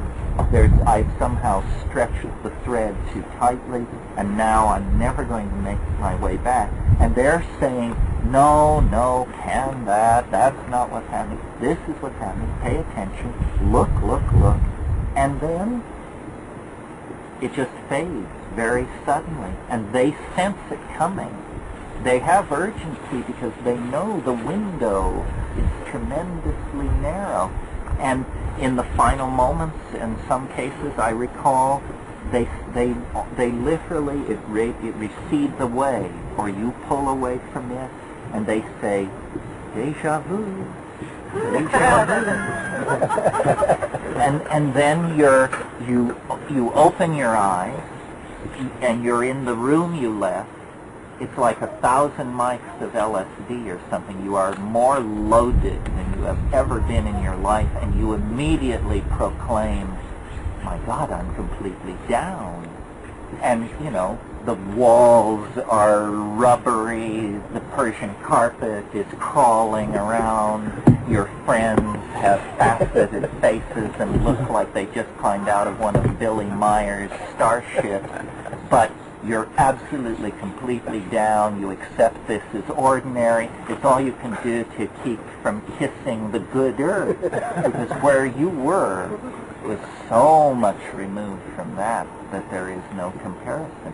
Well, now after doing this a number of times, because the first time you do it, the goal is pretty much to live through it.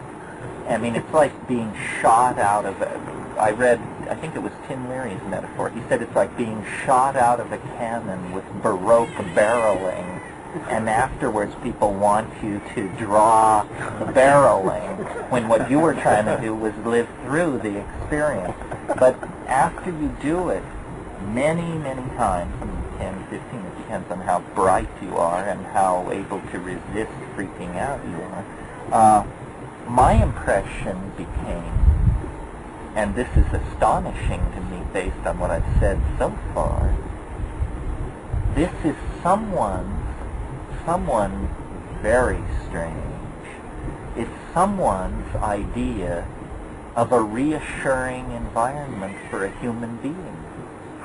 This place you end up, which is the weirdest place you could either conceive of or imagine, has been specifically designed by someone to be as mundane, ordinary, and like this world as they could possibly make it. Not only that, the impression that I have is the vibe of this place, if you will, is it's a nursery. It's a playpen, in fact. And these toys these things, these elves, are nothing more than the equivalent of stringing a string of colored plastic objects over a bassinet.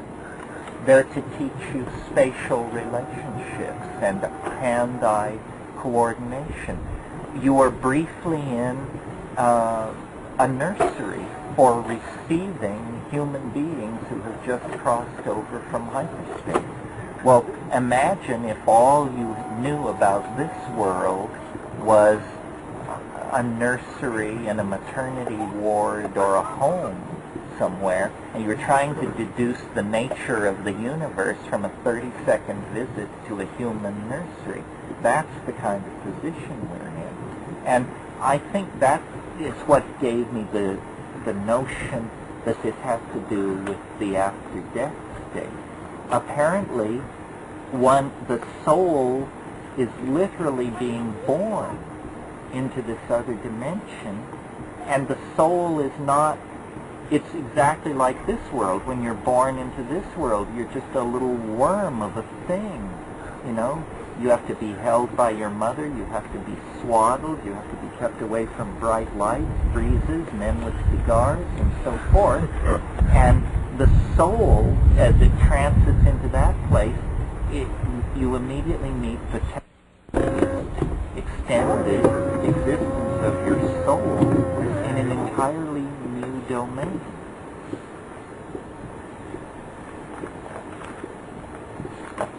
Yeah.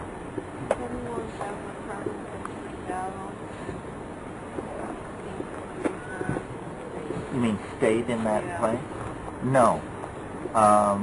And it seems to me unlikely that anyone would, because interesting about DMT is that it occurs naturally in the human brain. We all make it all the time. And so in a sense, this is not a drug at all. This is a human metabolite that you're getting a tremendous overdose of. But the fact that it occurs naturally in the human brain means that you have chemical pathways, biosynthetic pathways, that can deal with it. That's why it lasts so short a time. One way of talking about the toxicity of a drug is to ask the question, how long before you feel perfectly normal after taking this drug?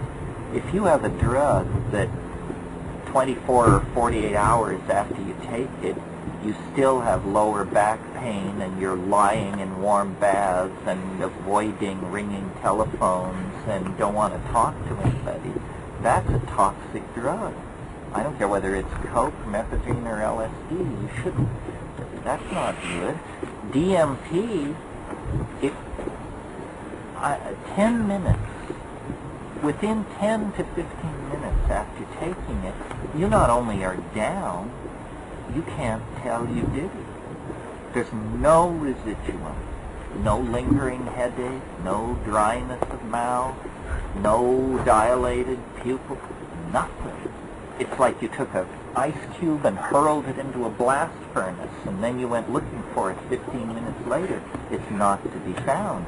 It ain't there.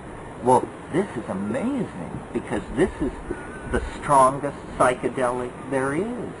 You'd think that you'd have to put ice packs on your head for a week after this, and instead it's completely gone.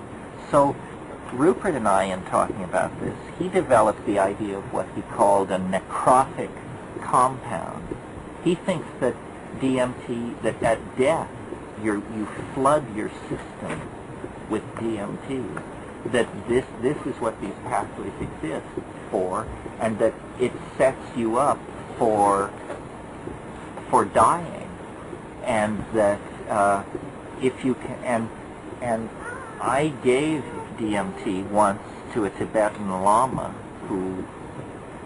a very old one, not one of these alcoholic fundraising lamas, the real thing. And guy took it like a man. He was probably 92.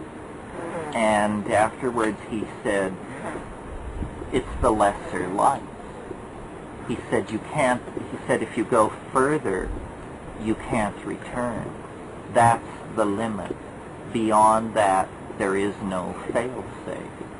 And he was perfectly matter-of-fact about it, and I took him at his word. I mean, if anybody should have known, this was the dude. And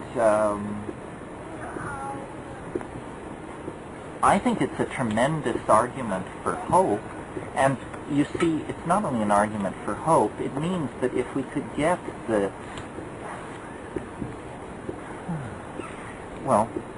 infantile, shit-brained, drug-phobic yahoos sent back to wherever it is that they are going to be sent to practice their family values, then we could actually do significant research and find out what's going on here. It's an object of legitimate research. We don't have to genuflect in front of this like it's a religious mystery and will always be unknowable.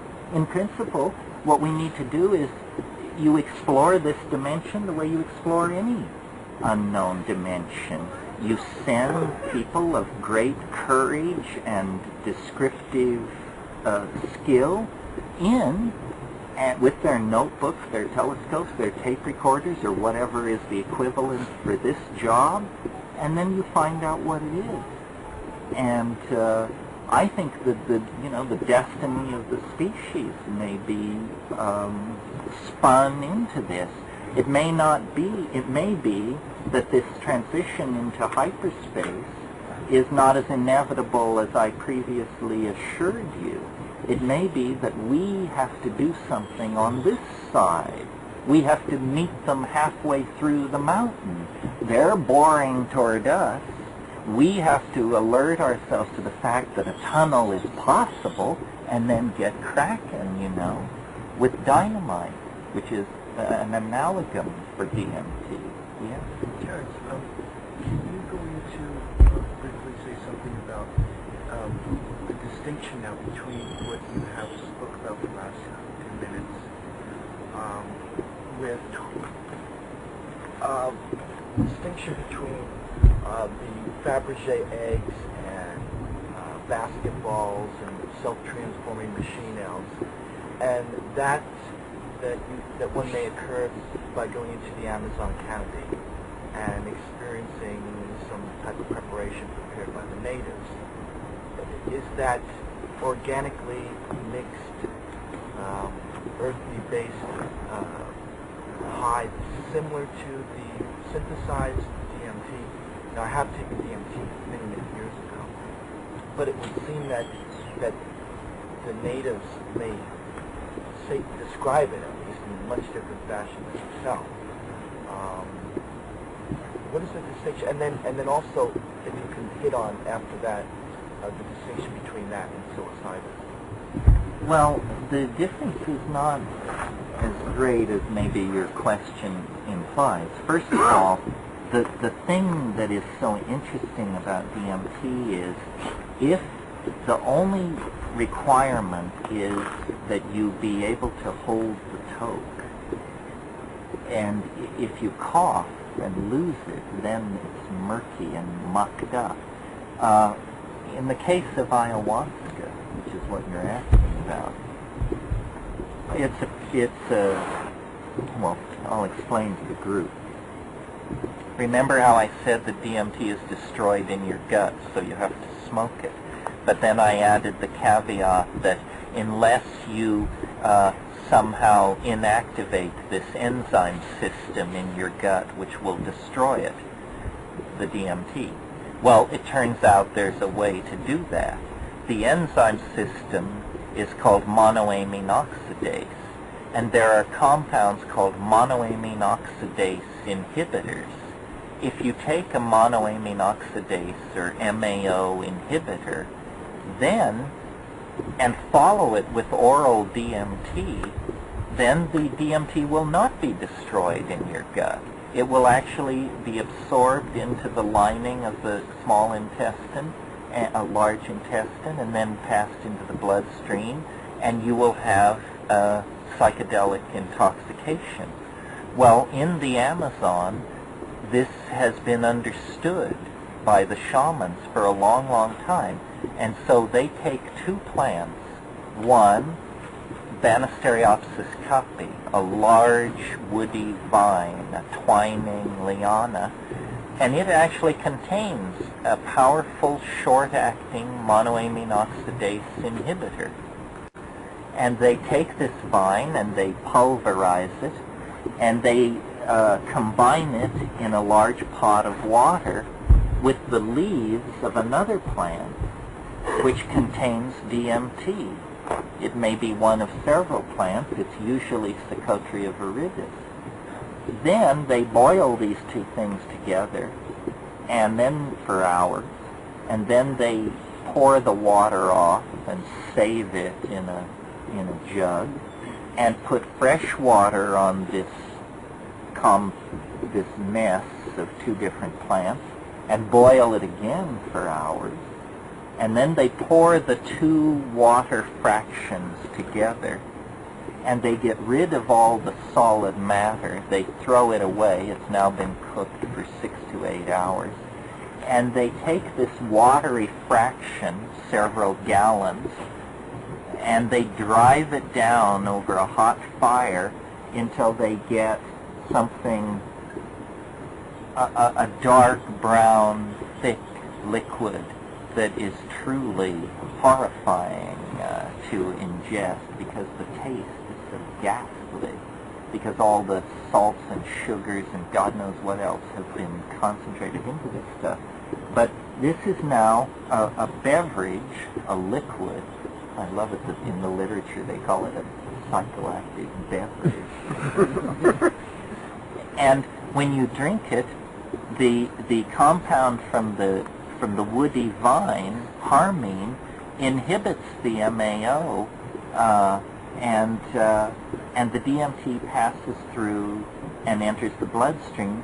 And instead of a 10-minute experience that reaches the apex of intensity in 2 minutes, you get an experience which is drawn out, stretched out over about 4 to 6 hours. Now, usually, this is not,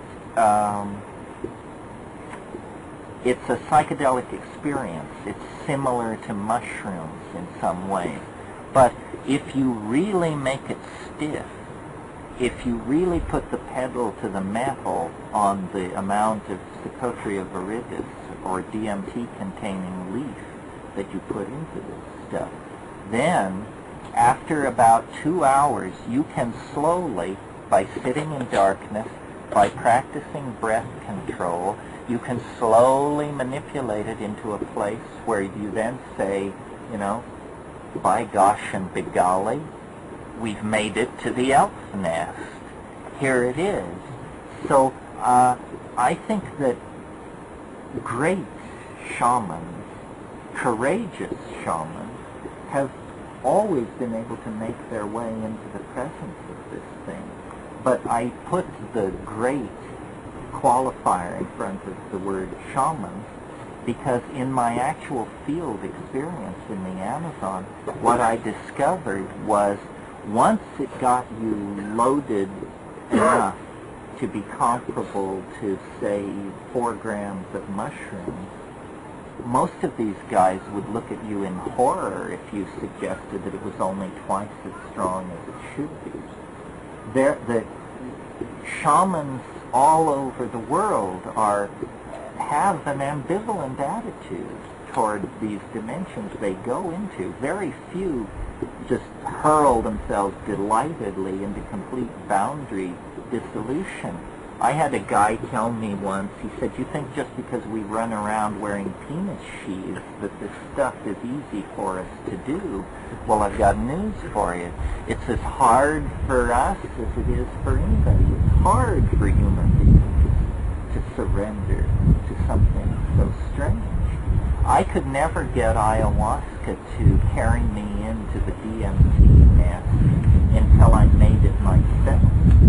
And then, with nobody, you know, holding my elbow and keeping me, telling me how much Psychotria viridis I should put in, I was able jack it up until finally it was truly horrifyingly strong. And that's what you want. I mean, we're not interested in colored lights and dancing mice here. So, now let me see. Did I cover the waterfront? No. Comparison to DMT, to psilocybin. Psilocybin, in that you explained one time in one of the past lectures that the earthy or UFO type images that appear from the psilocybin are supposed to be more earthly, mother goddess connection of the ayahuasca.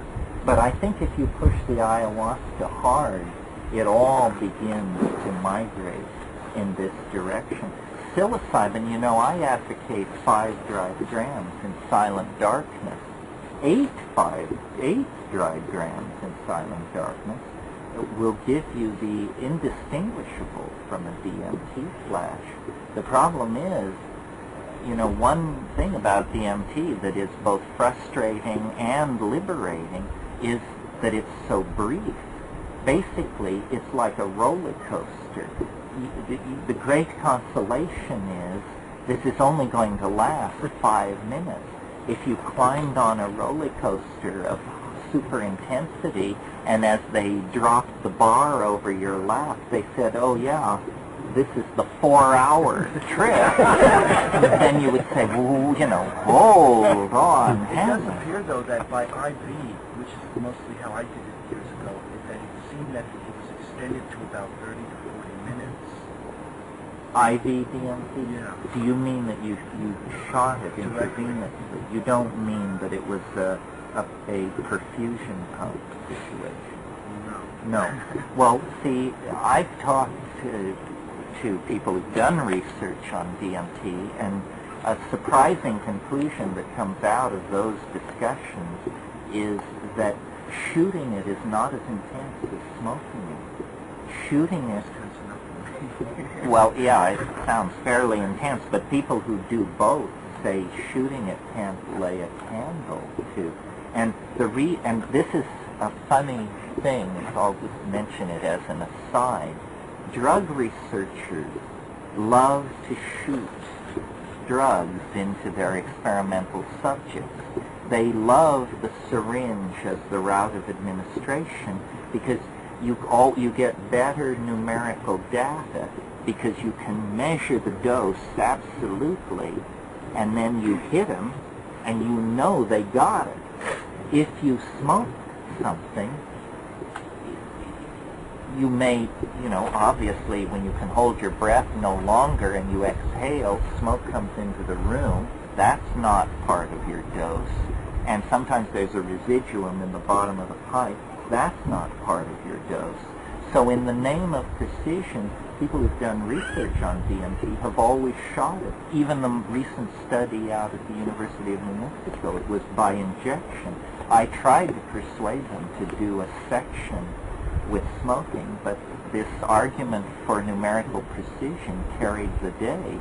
But the effect of relying on intravenous injection like that is that no one in the clinical situation has ever observed or experienced the flash that I'm talking about. I don't think you can attain it except by smoking. Now, how about the penis snuffs and No, I've done those, and that is,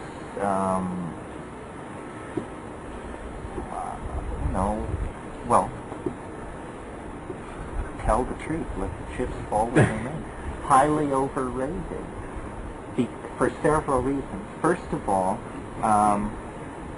you have to snuff close to a tablespoon of these toasted and powdered Anodonanthera peregrina seeds, and there's a lot of cellulose there, and so you do not absorb it instantly.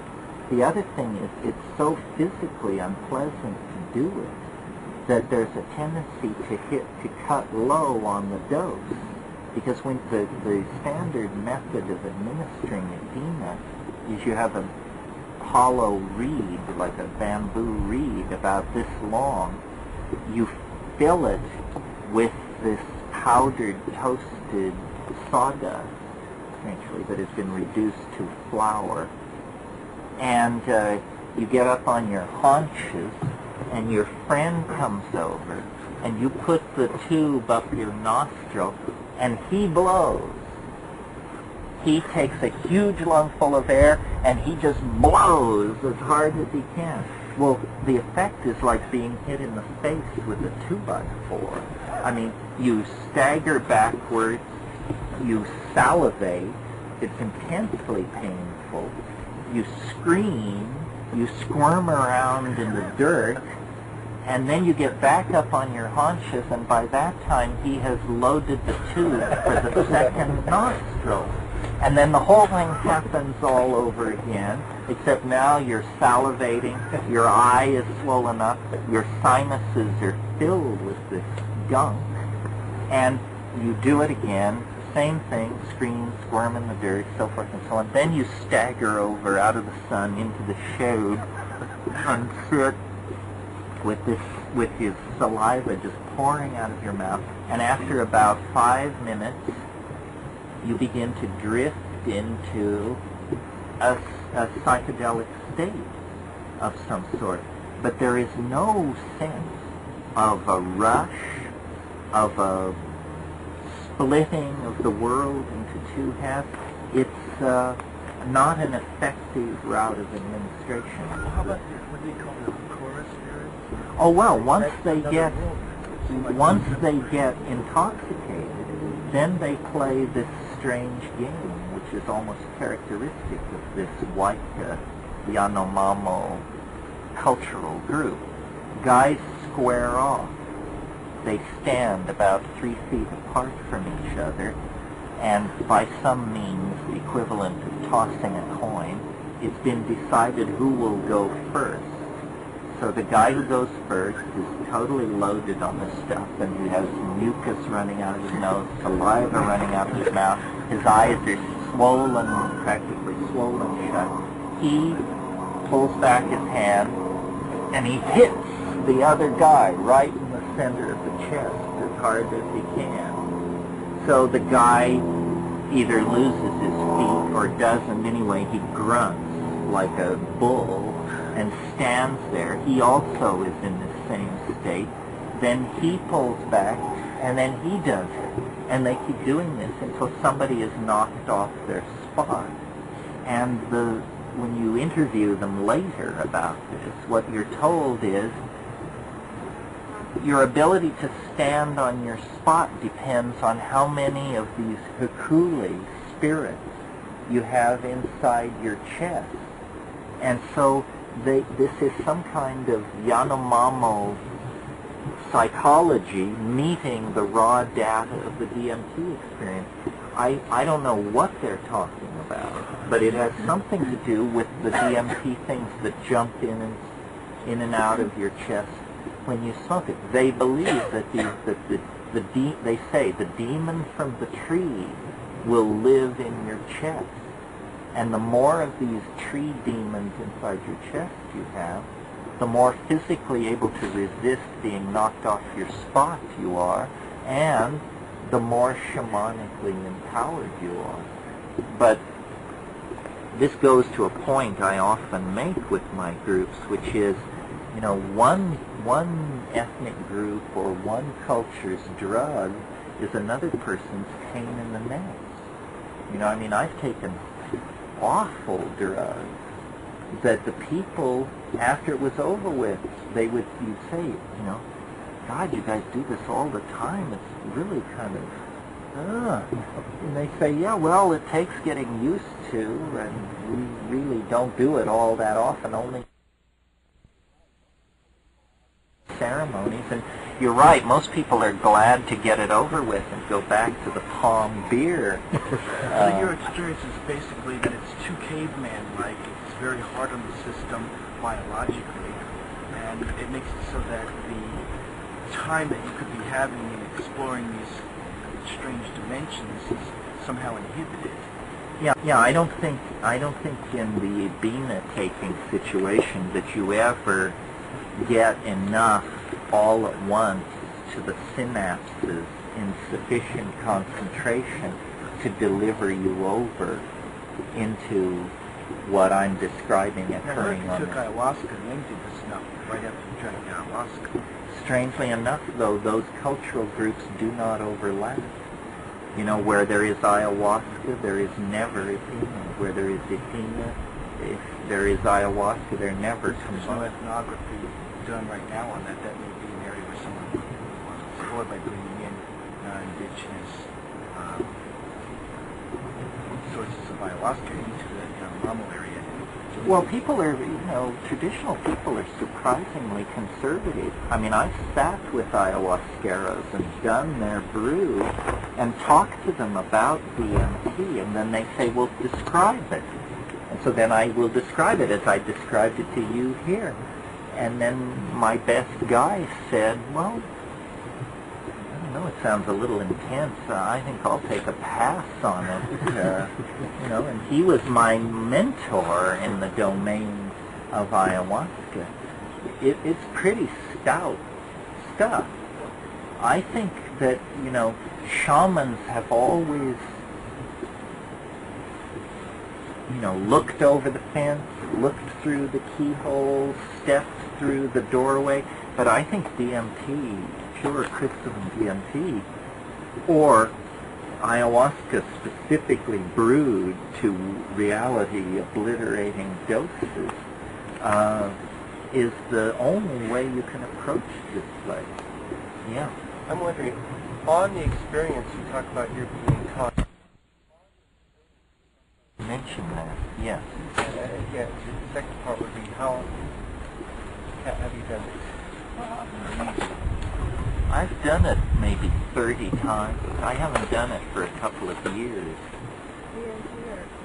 No, DMT. Sometimes I think it's a young man's game, or sometimes I'm just getting chicken shit, This is not a drug of abuse, let me tell you. I know people who say it's their favorite drug, and you say, well, when was the last time you did it? And they say 1968. And they're still processing to feel no need to go back and have a second look. What was the first part of your question? What kind of knowledge? The knowledge. The knowledge is interesting. The knowledge is they want me to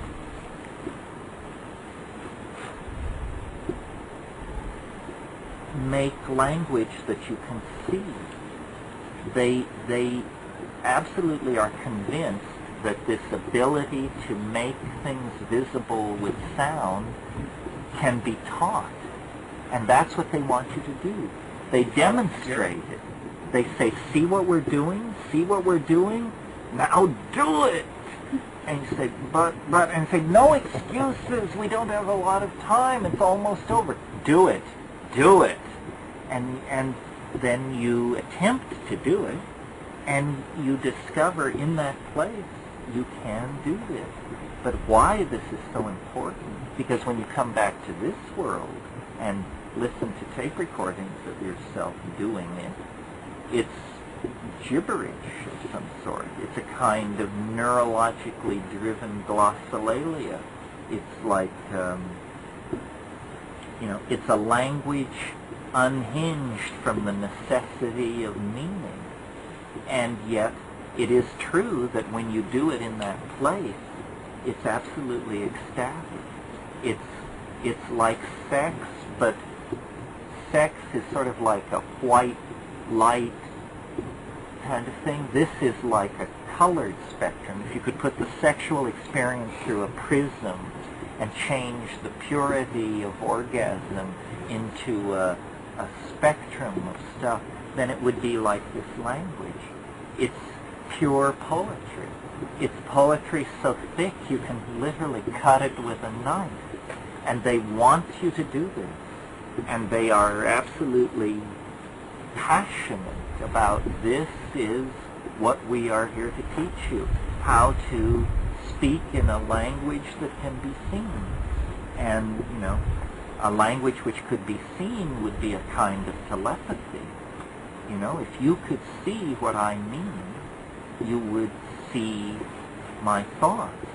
The way we communicate, small mouth noises, and the assumption of shared dictionaries, an assumption which is never borne out by careful questioning, is a miserable way to communicate.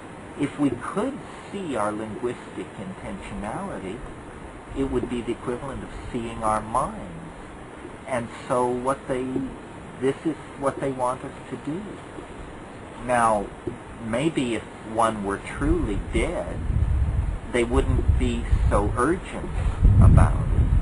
And they would be like a relative leaning over a bassinet and holding up objects and saying, "Look at this, baby. Look at this. This is a bell," or something. But definitely what they teach is in the domain of language. And it's not a teaching which can be said, like love one another, or, you know, if it's juicy, eat it over the sink. It's more an ability locked in your physiological structure that we're not using. They want us to speak in colored lights. And their agenda is not mine. I haven't the faintest idea why that is so compelling to them. Well, that's a little unfair, because I've given a lot of thought to it. But initially, I couldn't figure it out. We'll, I'm sure, get more into this afternoon. It is, the little self-transforming elf machine informs me, lunchtime. Thank you for putting up with this. I appreciate your silent scorn, or whatever it is. So lunch will be over in the kitchen area, which is near the market. An adventure out beyond the furthest boundary. I'll be searching for the spirit that can set me free.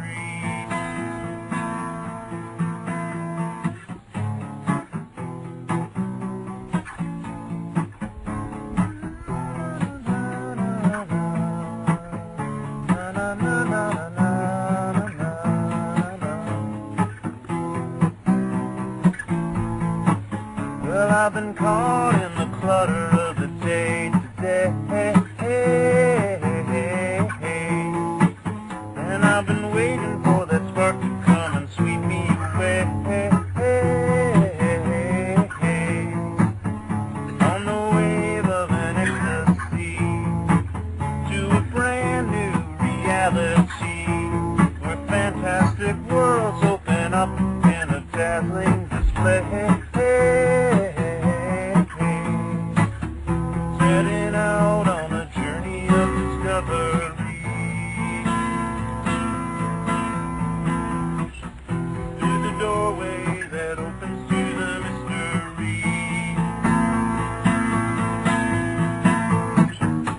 An adventure out beyond the furthest boundary.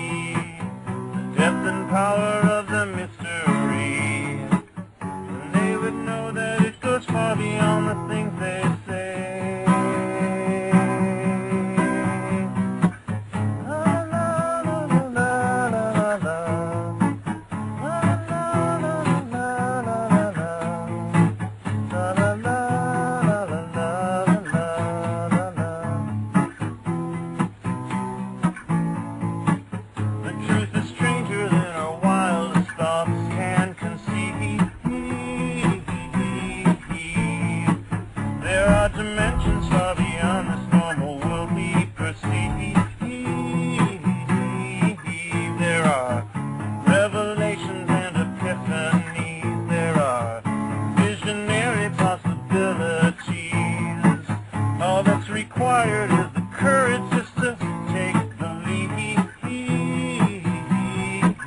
and then setting out on a journey of discovery.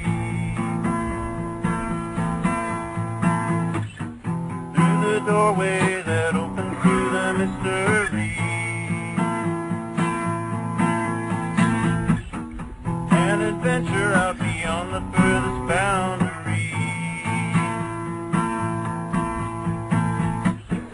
I'll be searching for the spirit that can set me free. Setting out on a journey of discovery. Setting out on a journey of discovery. Setting out on a journey of discovery. Setting out on a journey of discovery. Setting out on a journey of discovery.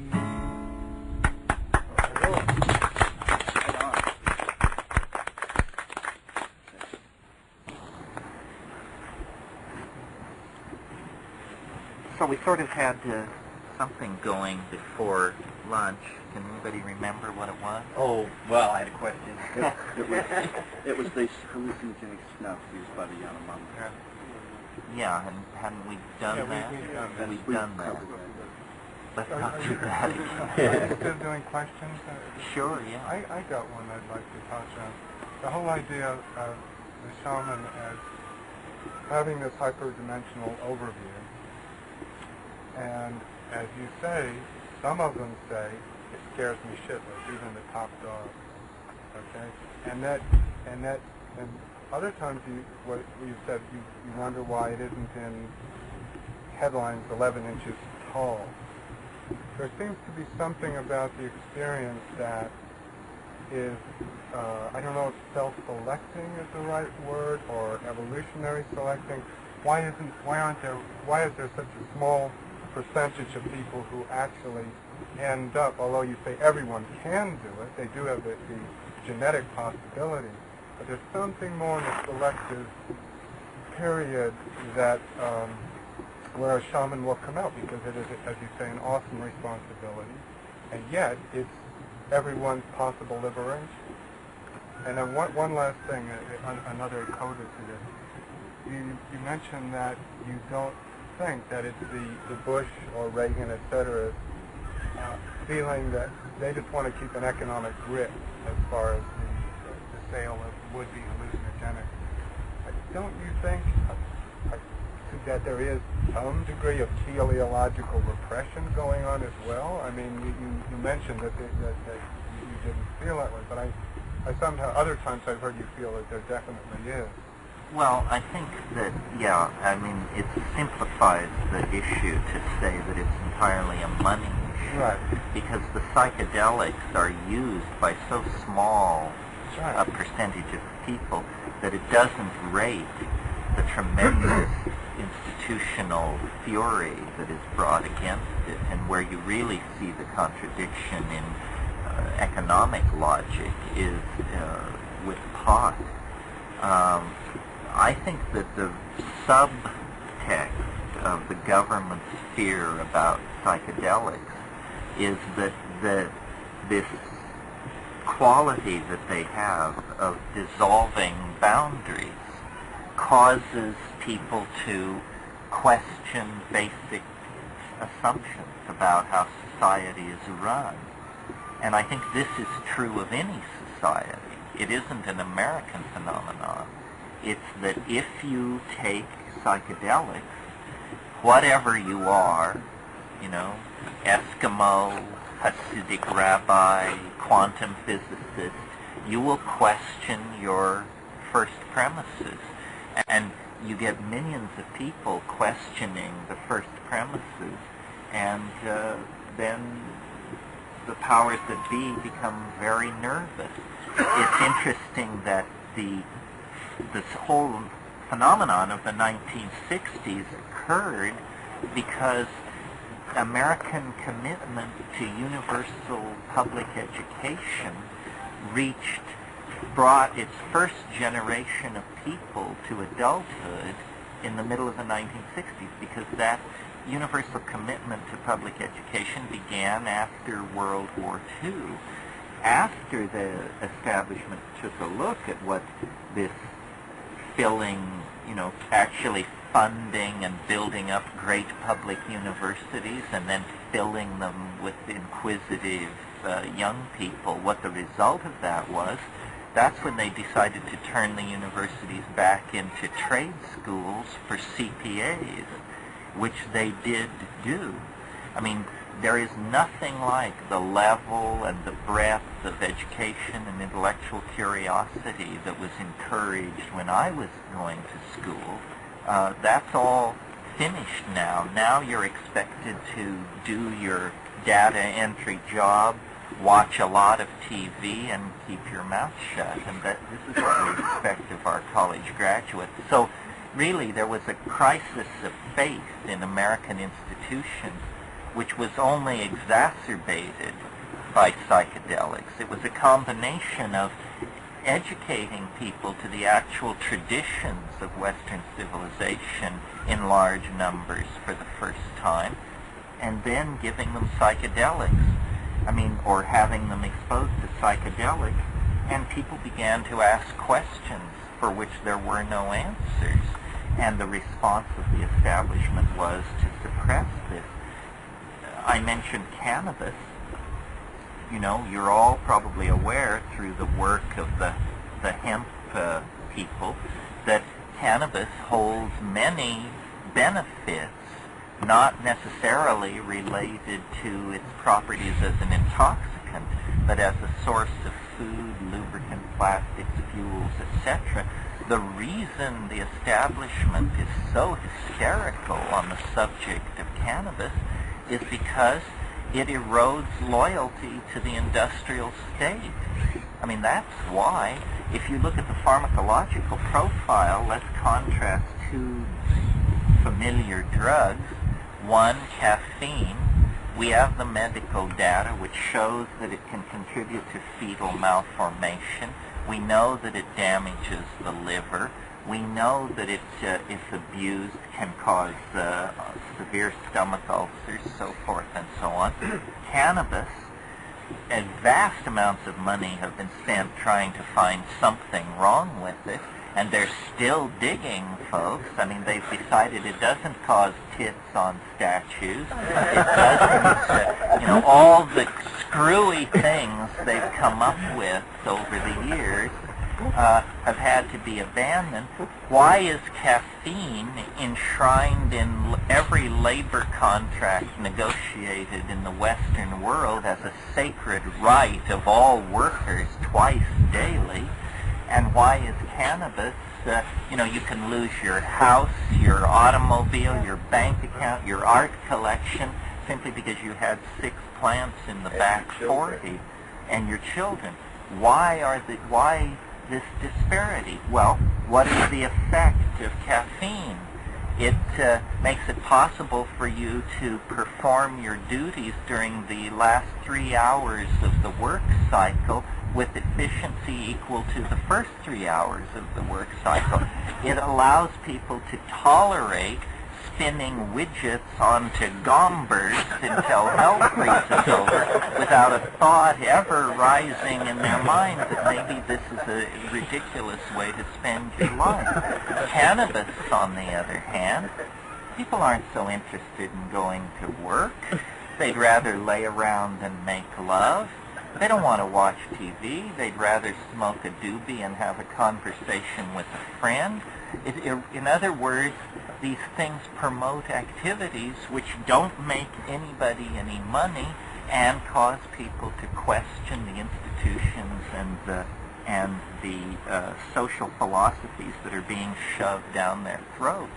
If the playing field were level, caffeine might well be a prescription drug, not that I think that's a good idea, and cannabis, I think, would probably be freely available.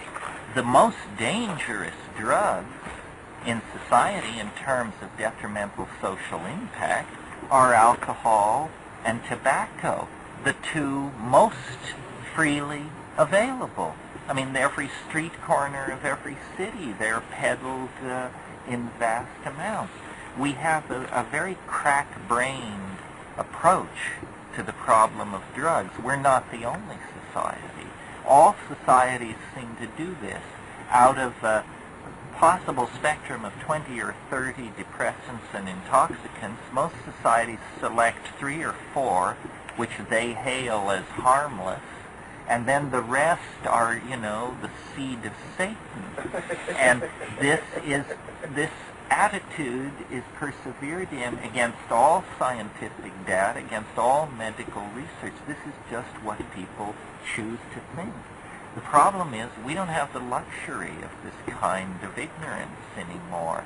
The amount of revenue that could be accrued from cannabis economy, the pressure that could be taken off petroleum extraction if cannabis were part of the picture, all of these things make it incumbent upon us, I think, to think more creatively and more honestly about which drugs really are posing problems for us.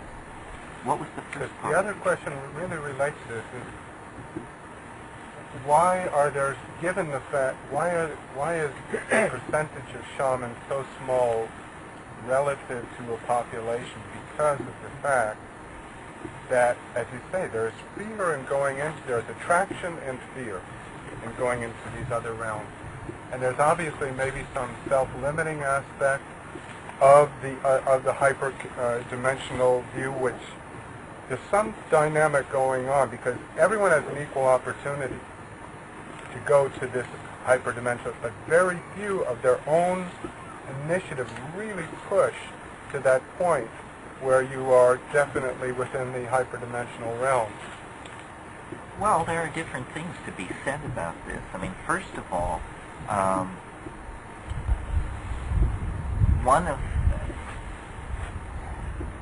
there are what are called biochemical differences in individuality, and never more so than in the matter of drugs. People are very different from each other. Years ago, I took a course from Sasha Shulgin at Cal, and at one point he brought in some substance, I don't know what it was, and this was a class of 600 people, and passed it around and asked everybody to take a sniff of this bottle. Well, 598 people pronounced this stuff completely odorless. 2 people were almost violently ill from the overpowering odor of this thing. They possessed a gene for the sensitivity to this compound that caused it to be, for them, overwhelming, for everyone else, unnoticeable. And we're surrounded by these kinds of individual biochemical differences. In traditional societies, shamanism is often a family business, and it may well be that this is because ability to handle these psychedelic substances and to really get mileage out of them is a genetic endowment of some sort. I mean, cannabis, again, it provides an interesting example. One of the commonest things you hear people say about cannabis who don't smoke it is they say, I used to, or I tried it, but it makes me paranoid. To the people who use it, this is inconceivable.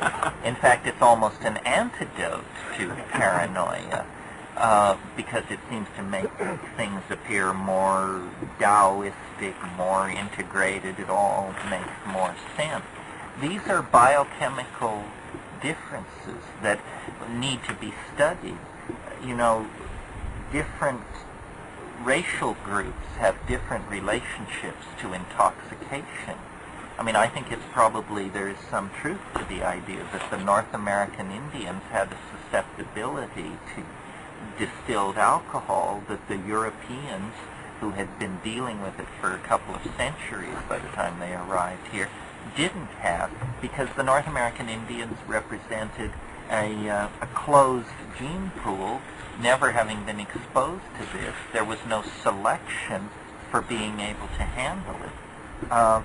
And then there's another issue in relation to your question, John, which is, first of all, some people say, well, not all shamans take hallucinogens. Well, true, and I've excited some people's ire by suggesting, but all real shamans do. And, saying that somebody is a shaman, I mean, imagine if simply being able to rave and exhort on the subject of the four Gospels qualified you as a man of the Lord. Actually, you have to sort through dozens of so-called preachers to find somebody you would be willing to leave alone with your chickens. Well, similarly, you have to sort through a lot of people who claim to be shamans before you find somebody who really is one. I mean, we tend to be naive. Go to the Amazon with your heart on your sleeve seeking ayahuasca, and I guarantee, unless you go well connected, you'll drink a lot of swill before you get to somebody honest enough, responsible enough, conscientious enough to actually make it right and do it right. And in the case of shamanism, usually this is going on in cultures without literacy, without written languages, and so they don't hold conferences or publish proceedings or have the university matriculation examinations in shamanism. So on the surface, a shaman is anyone who claims to be a shaman or who cares to claim. But in terms of real shamanic ability, I think it only comes through either innate special abilities, which probably means innate high sensitivity to neurological to neurotransmitters, exotic neurotransmitters, or it comes through an exposure to hallucinogens. This is a big argument in anthropology. Mircea Eliade, who normally I am very deferent to, got this one completely wrong and decided on absolutely no evidence that what he called narcotic shamanism was decadent. Well, first of all, the use of the word narcotic in that context shows that he didn't know what he was talking about. Nobody uses narcotics to shamanize. You go to sleep if you take narcotics. So what he wanted to say was that he felt hallucinogenic shamanism was decadent, but what is the alternative? Reliance on ordeals, fasting, or pathological personalities, maybe epileptics or borderline schizophrenics or something like that. I think that these kinds of shamanisms that are not hallucinogenically based are derivative shamanisms that occur at a later stage of culture when the plant-based shamanism has been disrupted by some factor like migration or the disappearance of the plants involved or something like that. Yeah. From what I understand, the Lakota Indians didn't use hallucinogenics. They accomplished all this through, the drum beat and the song and things like that. And to this day, if you talk to the Lakota about the use of hallucinogenics as far as their shamans go, they say it's not necessary. And yet in the Southwest, it's prominent. I mean, yeah, well, right on. I think acoustical driving can carry you a certain distance.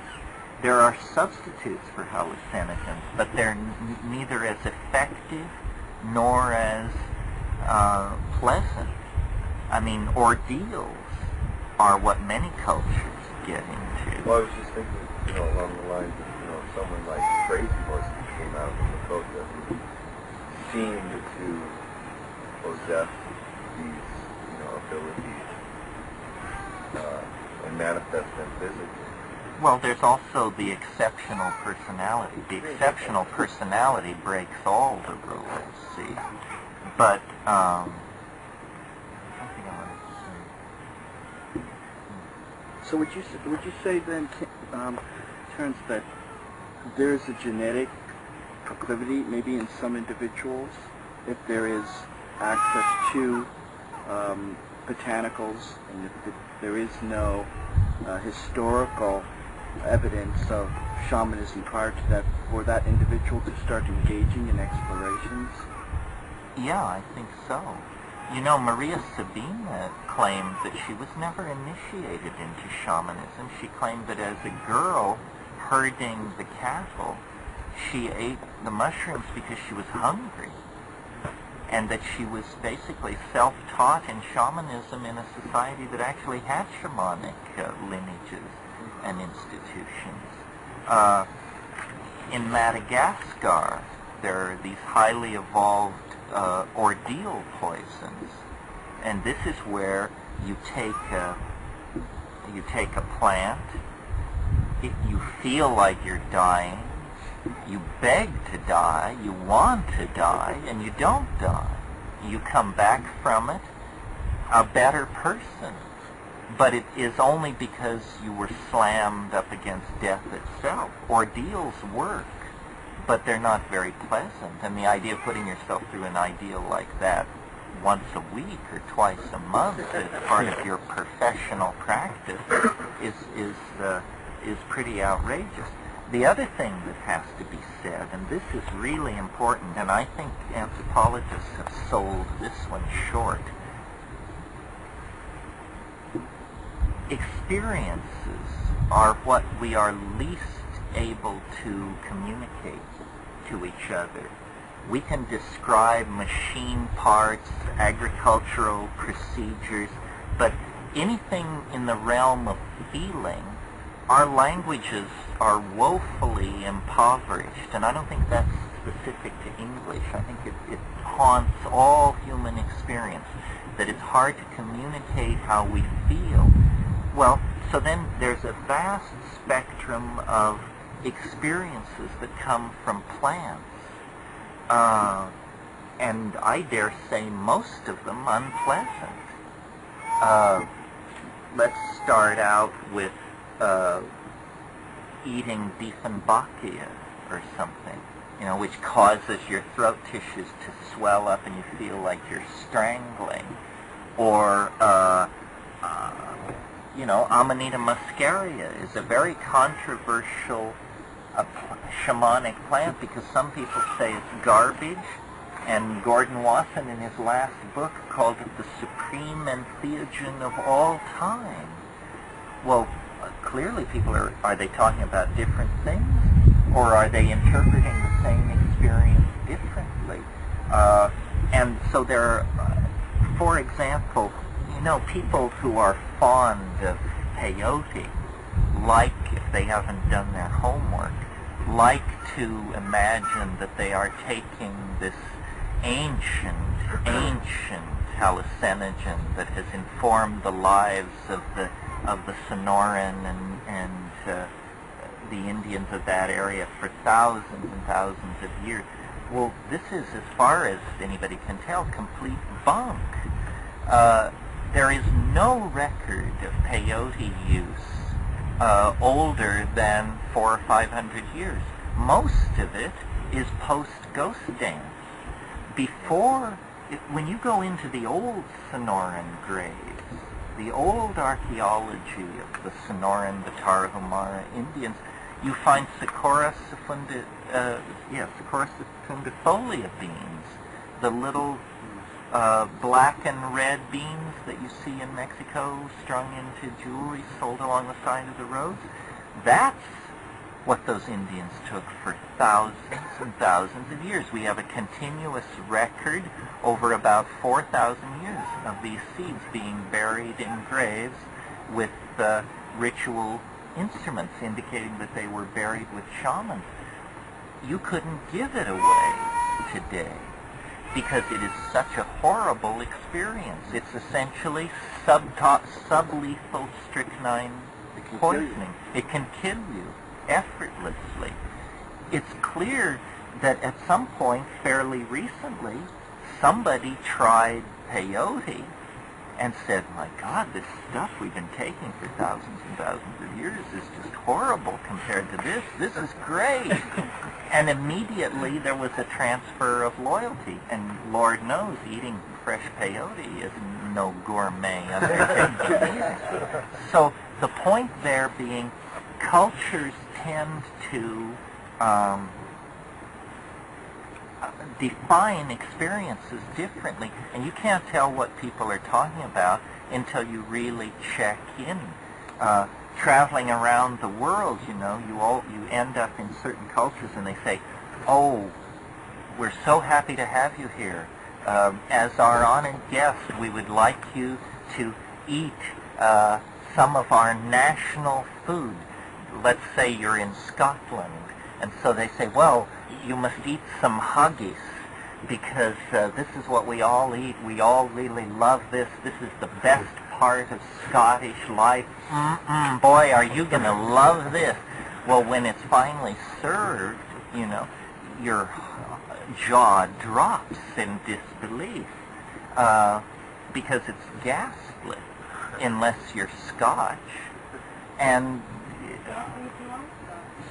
well, but if you're Scotch, you dare not say so, you see, because a cultural myth has been built up around, I mean, do Italians knock red wine? Do the French denounce truffles?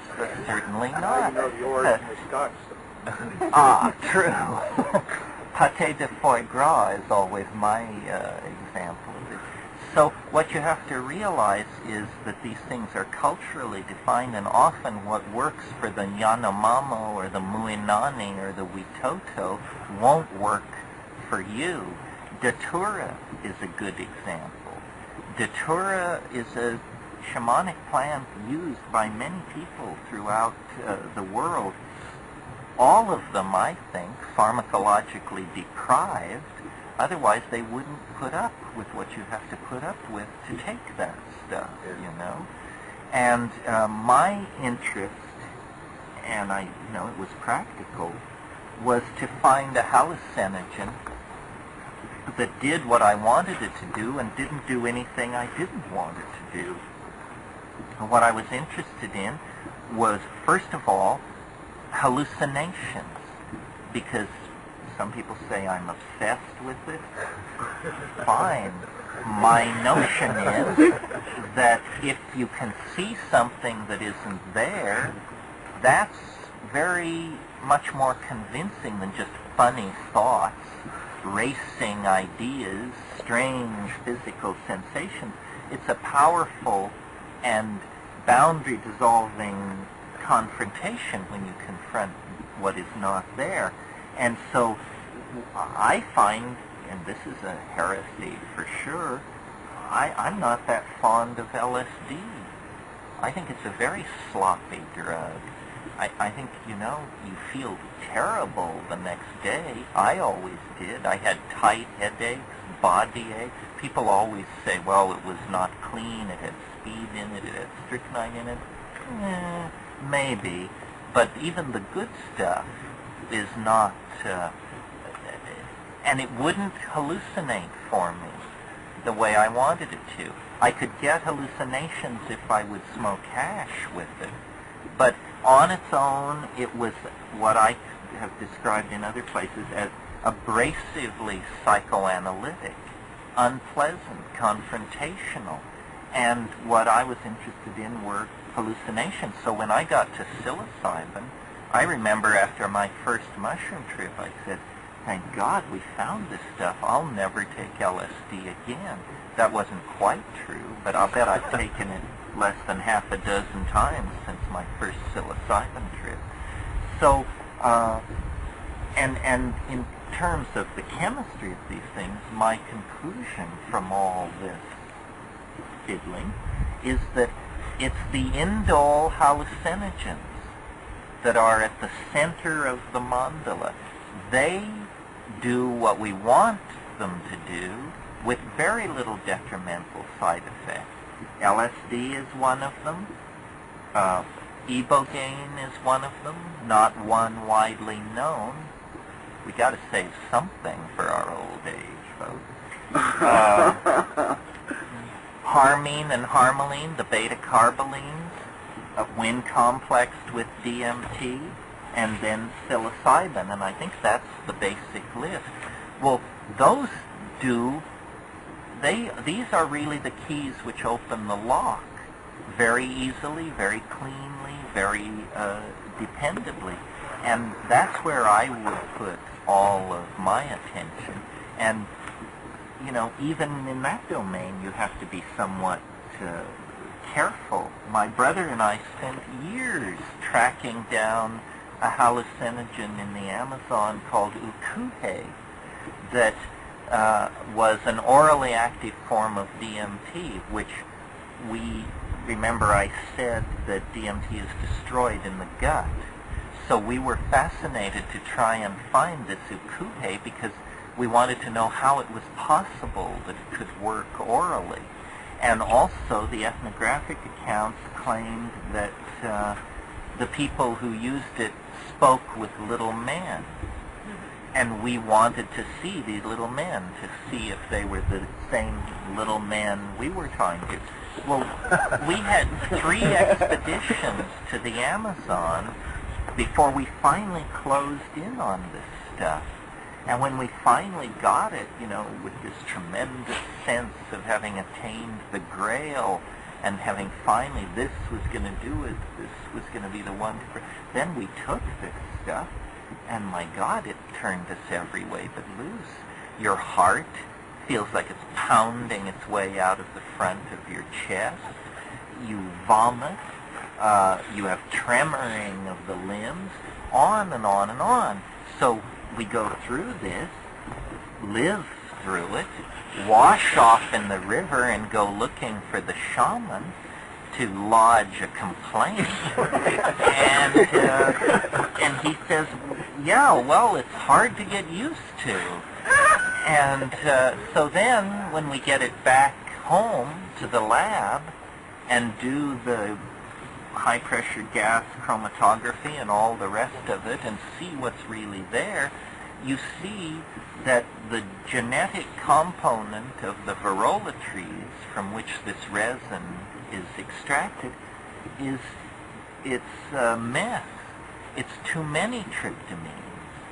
DMT, DET, 5-monomethyltryptamine, 5-MAO DMT, and several other cardioactive tryptamines. It looked like they'd swept the floor of an indole chemist's lab to put together the components of this plant. You don't want this. You don't, because it's like taking 10 drugs at once. You know, it's all running together. You can't tell whether you're Agnes or Angus. What you want is a DMT source where when you put it in the gas chromatograph, you get one spike, that's N-dimethyltryptamine, and all the rest is cellulose, a little DNA, and that's all, some minerals and salt. If you don't have a clean source, then, you know, it's contaminated. So even that legendary shamanic hallucinogen, when actually put to the use test, wasn't able to pass it. Yeah. Yes, going back to the DMT and mushroom psilocybin, you were talking about taking psilocybin and then doing breath control is indistinguishable from a DMT trip. If you do it correctly, you can coax it. Since this is a learning tree and you're sort of in front there, maybe you could give us an idea of what it's like to coax 5 grams into, I mean, I'm sure you won't be able to give us all the information, but maybe you can sort of enlighten us a little bit and we can sort of work in that direction. At least I can work in that direction. Oh, you mean how do you get at the peak of a psilocybin trip to deliver you into DMT land? Yes, because sometimes I get a little jealous hearing you talk about DMT trip. And I sit here and say, you know, I want to find that stuff, and, you know, anyway, so... Well, the thing is, psilocybin will take you there if you have the courage and the stamina to tolerate the duration of the psilocybin revelation. Thank you. First of all, you take a heroic dose, 5, 6, 7 grams. Then, when you're peaking,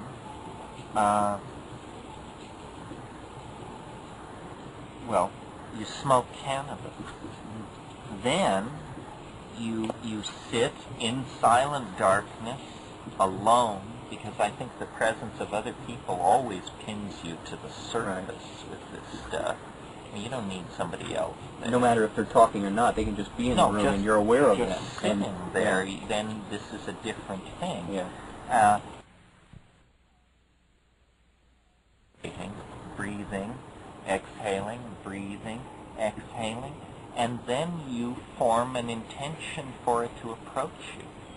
I mean, you say, I can feel it. I mean, it's almost it's a neighborhood. It's a pharmacological neighborhood. And you know how you may go to Little Italy, but there are no Italians on the street. But if you start, you know, you have to somehow shake them out of the nest. And you simply ask for them to appear. I always hark back to that episode of I Love Lucy, where she and Ethel are discussing how to contact the space people, and Lucy tells Ethel, she says, well, I just say, come in, little green man, come in, little green man. And yeah, it's a big laugh now, but try it on 25 milligrams of psilocybin.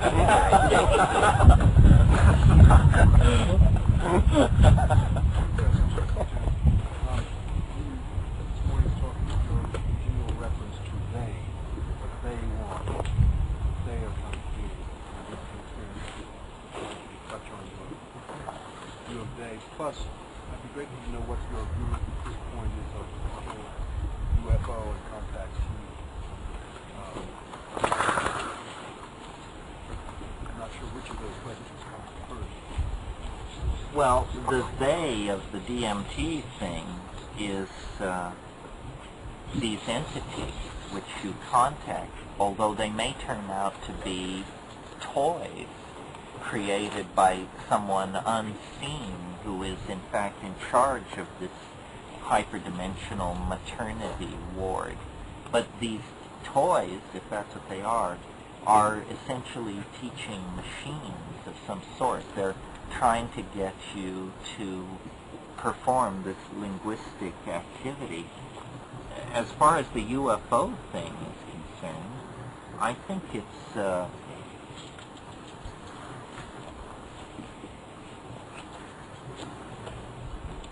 well, it sort of requires some backgrounding. I think that there's something fundamentally wrong with our understanding of the world. Fundamentally wrong. And what it is that we believe that the past creates the present. That the present is the sum total of actions and situations that exist in the past. In other words, we believe that the horse pushes the cart. The horse doesn't push the cart. The cart is pulled. There is an attractor in the future. There is actually, I think of history as a bowl down whose slope we are making our way. Well, since we are in a situation where conservation of energy is important, where are we all going to end up? The bottom of the bowl, obviously. That's, if you release a marble up on the rim, it's going to make its way down the bowl to what's called the dwell point, the place where the energy requirements are such that the forward momentum of the falling ball is satisfied by meeting the resistance of the bottom of the bowl. History is like this. We are being pulled forward by an attractor. It has somehow come into the human world and has pulled us out of animal organization. If this attractor were not present, we would still probably be cheerfully slinging excrement around in the canopy of some jungle tree. But because of the attractor, we have been pulled into social organization, technology, language, community, so forth and so on. And mystics and seers and visionaries are people who have a relationship to this attractor that is different from the rest of us. They can glimpse aspects of this thing. And when I think of it this way, I always think of those the mirrored ball that they hang over the bar in a disco, and then they spin it and it throws reflections of light all over the room from the ambient lighting. Well, history is like this. The attractor at the end of time, which is below the event horizon of the present and thus impossible to anticipate its true form, sends back through time distorted reflections of itself, which, if you are struck by one of these distorted reflections, well, then you begin to preach and cure, and local conditions may damp your activity, and then you're what's called a nut. But if, in fact, local conditions support your activity so that you become a meme spreader, then you're suddenly a Messiah, a teacher, a Buddha, a Christ, a Mohammed. That's what these people were. They were people who were, for reasons mysterious to themselves, I'm sure, in a relationship of resonance with the transcendental object, such that they, in a sense, embodied it. Well, in our own era, because of technology, and Jung was on to this when he wrote his book in 1948 called Flying Saucers, A Modern Myth of Things Seen in the Sky. He said, the flying saucer is an image of the self that is haunts the skies of Earth as a compensatory effect to our alienation. Well, I think that that's exactly what's going on, except that he didn't realize how nuts and bolts that explanation was.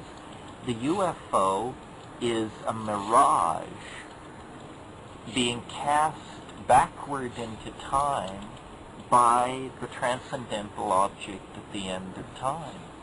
And that's why it has such a hair-raising aura of weirdness about it. It isn't a ship from another star system. I mean, how could anyone reasonably entertain that idea, given the distances in time and what you find when you get here?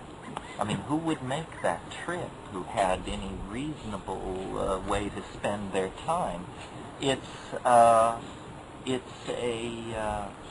compensatory image that haunts time, because time is a kind of hologram.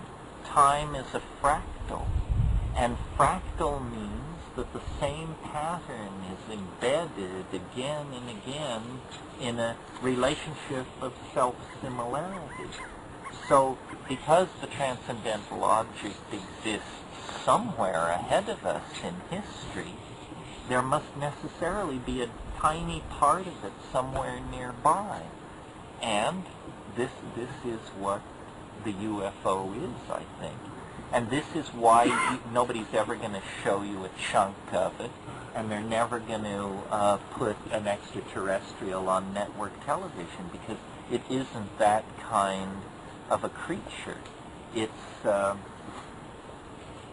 compensatory image from the end of time. This leads me to an aspect of what I wanted to talk, or what I very briefly and obliquely indicated this morning, which was when I was talking about how we're halfway through history, but the rest of it has to happen in only 30 years. I think that we're moving towards something called concrescence. This isn't my word, it's Alfred North Whitehead's word. I think you can tell what it means. It means everything melts together into one thing. I think that from the very birth of the universe, this is bigger than the human species, bigger than the life of the earth. From the very first moments of the universe's existence, it has been itself under the domain, under the influence of an attractor. And this attractor is pulling everything into tighter and tighter states of self-reflective resonance.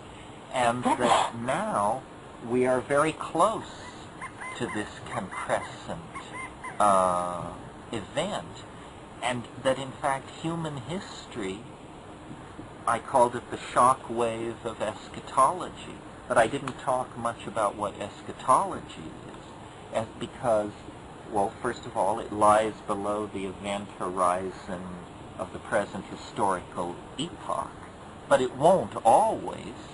It could rise above the horizon at any time, 2000, 1996, you name it. But we have been too long under the spell of the idea that only the past creates the present. The present is actually largely created by appetite for the future. And this would seem to me a highly improbable idea had I not taken psychedelics and gotten this hyperdimensional view of the system that we're living in. And then you can see that, yes, history is not a random walk. It's not a series of undirected random fluctuations. History is a process of fractal self-complexification that builds on whatever it has achieved. And so upon the complexity of animal organization is laying the complexity of human language. Upon the complexity of human language is laid the complexity of symbolic signification of that language, i.e. writing. Upon writing is laid electronic technology, and so forth and so on. So we are, in a sense, in the act of giving birth to or creating the object of our theologies, which is a kind of god or goddess, depending on, how you slice into it, how you feel about it. And the UFO is simply an indicator that we are so close now to encountering the concrescent transcendental object that it's able to haunt the skies of Earth and the imaginations of people who live in trailer parks. This is, you have to remember that history itself is a violation of the laws of nature, and history and its consequences are all around us. We don't have to argue about whether is history happening. I mean, if obviously it's happening, we're embedded late in it. But it's caused by the fact that ordinary nature, the nature of glaciers, chipmunks, anthills, termite nests, and whale pods, has come, at least in the case of our species, under the influence of something which is literally fastened onto us and is now recreating us in its image. You know, it's taking a monkey body and it's saying, you know, stand it up, slide the eyes around to the front, oppose the thumb, shed the hair, enlarge the brain, put ideas into the brain, so forth and so on. I mean, we are being recast as something unimaginable to the rest of nature.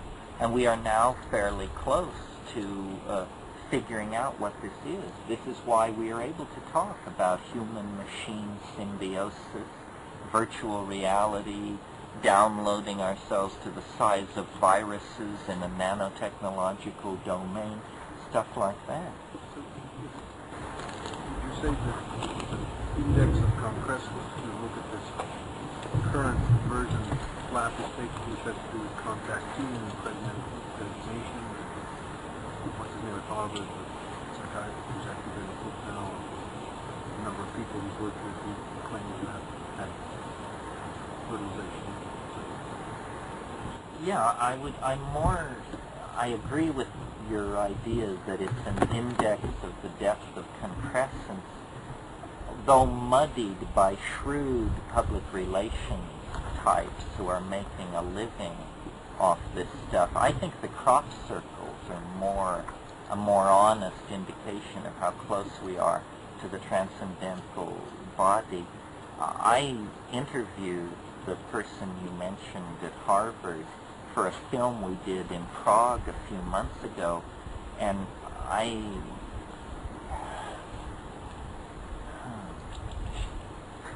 his name was?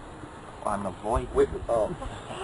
And I had to ask him halfway through the interview, I said, well, do you detect anything in your own psychological makeup which makes you unfit to be doing this work? That was after he told me that he'd interviewed 500 women who had had fetuses removed from their bodies by space people. And he said, you know, the amazing thing about this is there are no physical scars at all. And I said, well, what does it suggest to you? And he said, advanced surgical techniques of which we have no knowledge. And I'm just, my craft detector went AWOL on that answer. The rules of evidence are not in suspension for the new age. And, you know, people who recall their lifetime as the barber of Nefertiti or whatever have serious problem with what I call the rules of evidence. They don't seem to have ever heard of Occam's razor, which you study logic for 10 minutes and they tell you about Occam's razor. Do you all know what this is? It's a simple idea. Keep it next to you. Hypotheses should not be multiplied without necessity. And there are a lot of unnecessary hypotheses running around, especially in the New Age domain. I would study the impregnation effect more as an example of mass hysteria because, you know, being in the position that I am in, supposedly a revered teacher and a person of great insight and all this hoopla and crapola, you occasionally get invited to dinner with the movers and shakers, and then you hear what's said when not on stage. And I have to tell you, there's enough cynicism to satisfy a Renaissance pope among these people. They are taking the rest of us for a ride in many cases. Well, Danny and I last night were discussing like what this transcendental object, we were enumerating a list of things that it could possibly be. and as you say, the casted reflection and so forth. How is it that, say, for example, the ayahuasqueros, in Pablo Amaringo's drawings, there's a UFO motif in one of his drawings. What is that? You mean, do they see UFOs? What are they? What is it that they see? When is it? Because they specifically identify this motif as separate from the rest of the drawings in one of Shaman's drum magazines, I believe. Well, I'm giving the UFO a slightly different status than this stuff I'm dumping on. I think the UFO is real, or that there is a real phenomenon.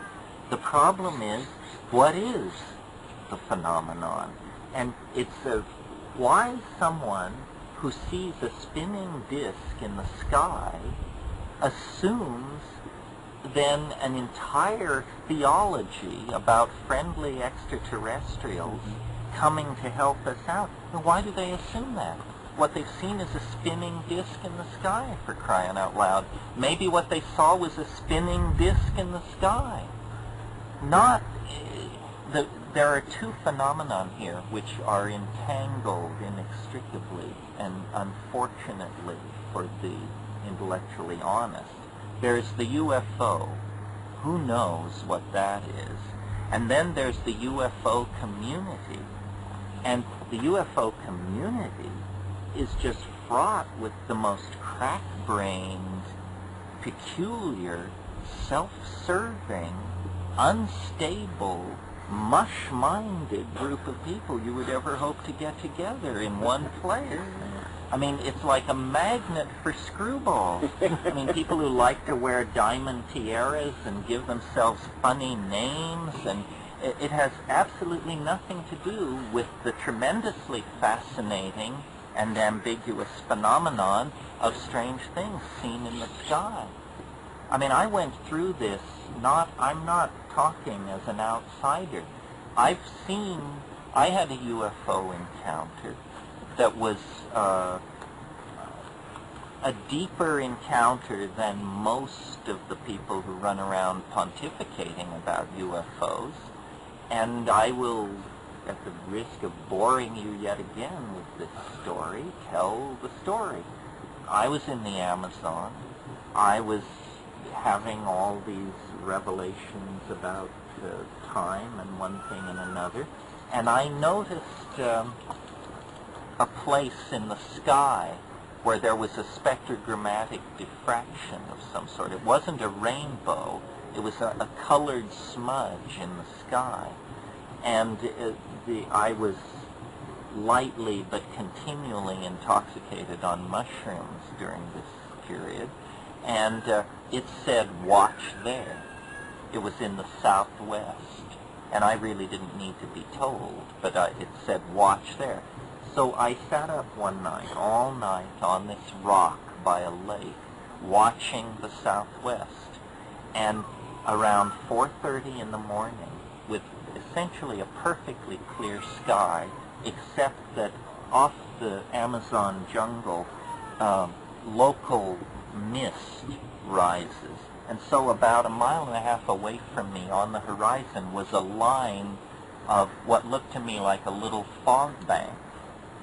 And as light broke over this situation, I noticed, I couldn't tell whether it had been doing this or it began doing it as things got lighter, but I noticed that this fog bank was rolling in place, like a pencil rolled between your fingers, which I had never seen a fog do that. I thought, what a strange thing. And as I watched it stretched out across the horizon, it gently broke into 4 equal-sized pieces. So now I'm looking at 4 gray lenticular clouds spaced out along the horizon about 1.5 miles away from me across this lake.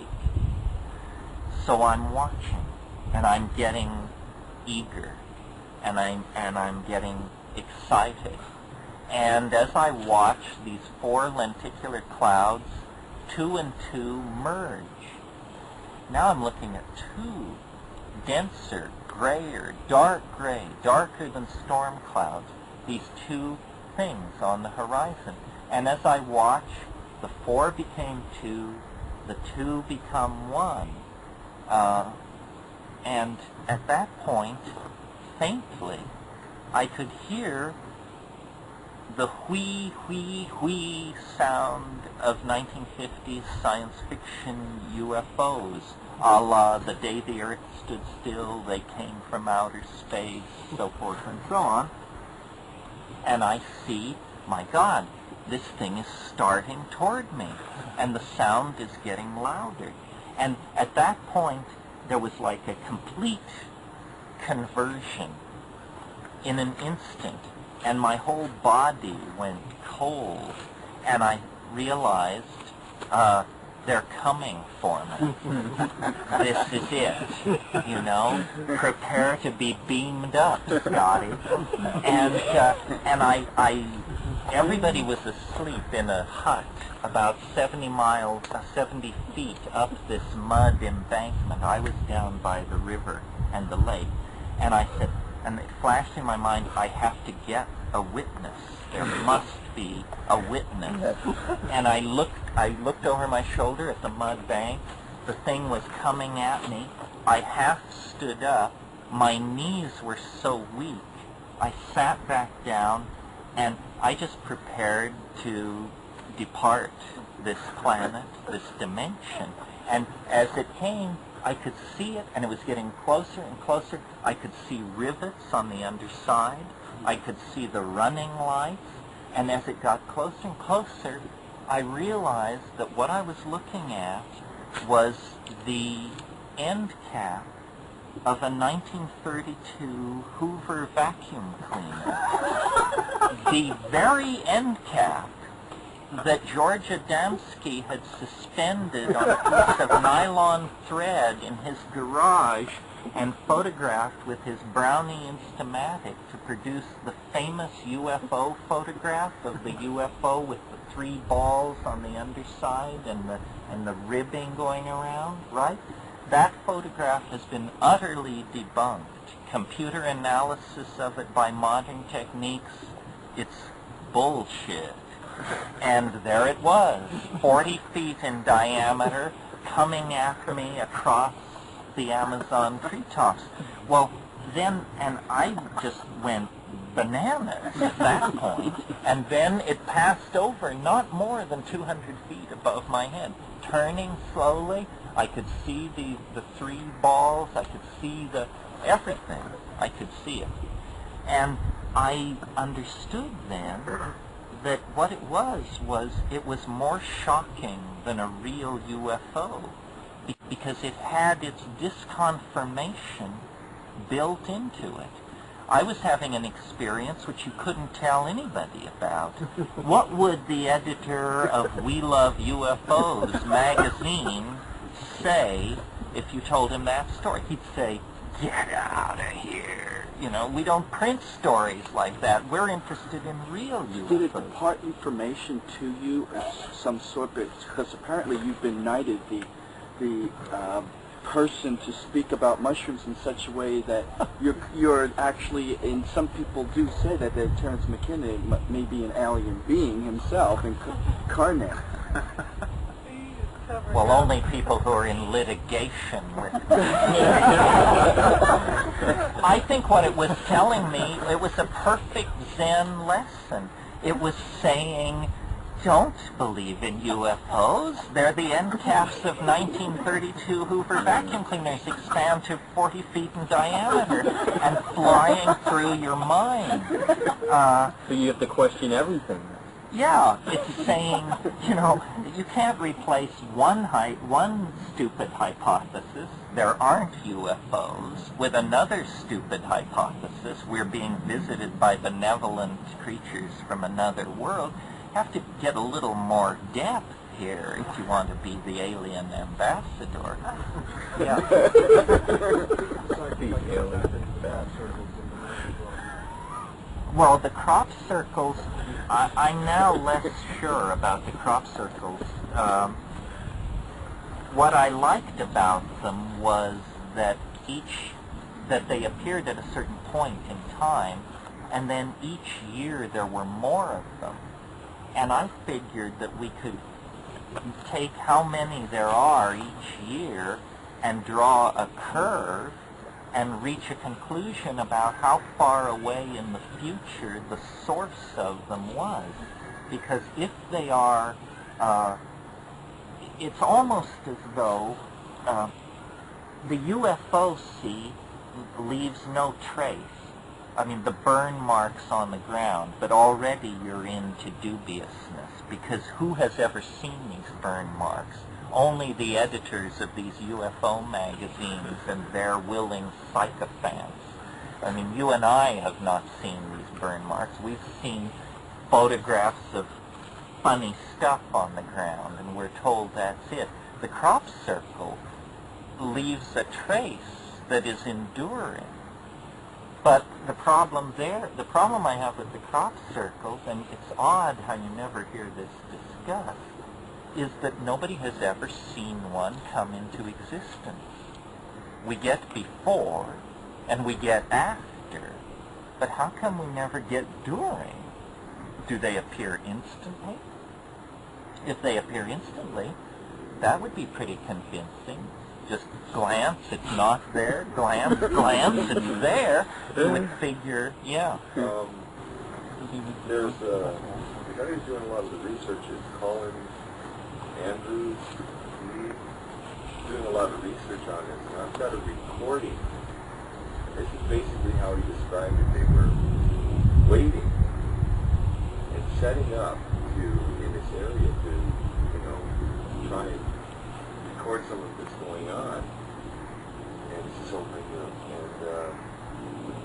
And all of a sudden, the recorders are running, and all of a sudden they all stand up because there's this incredibly strange, powerful sounding buzz of some kind that comes from far away. It just comes zooming up and comes past them over this little rise to the next one.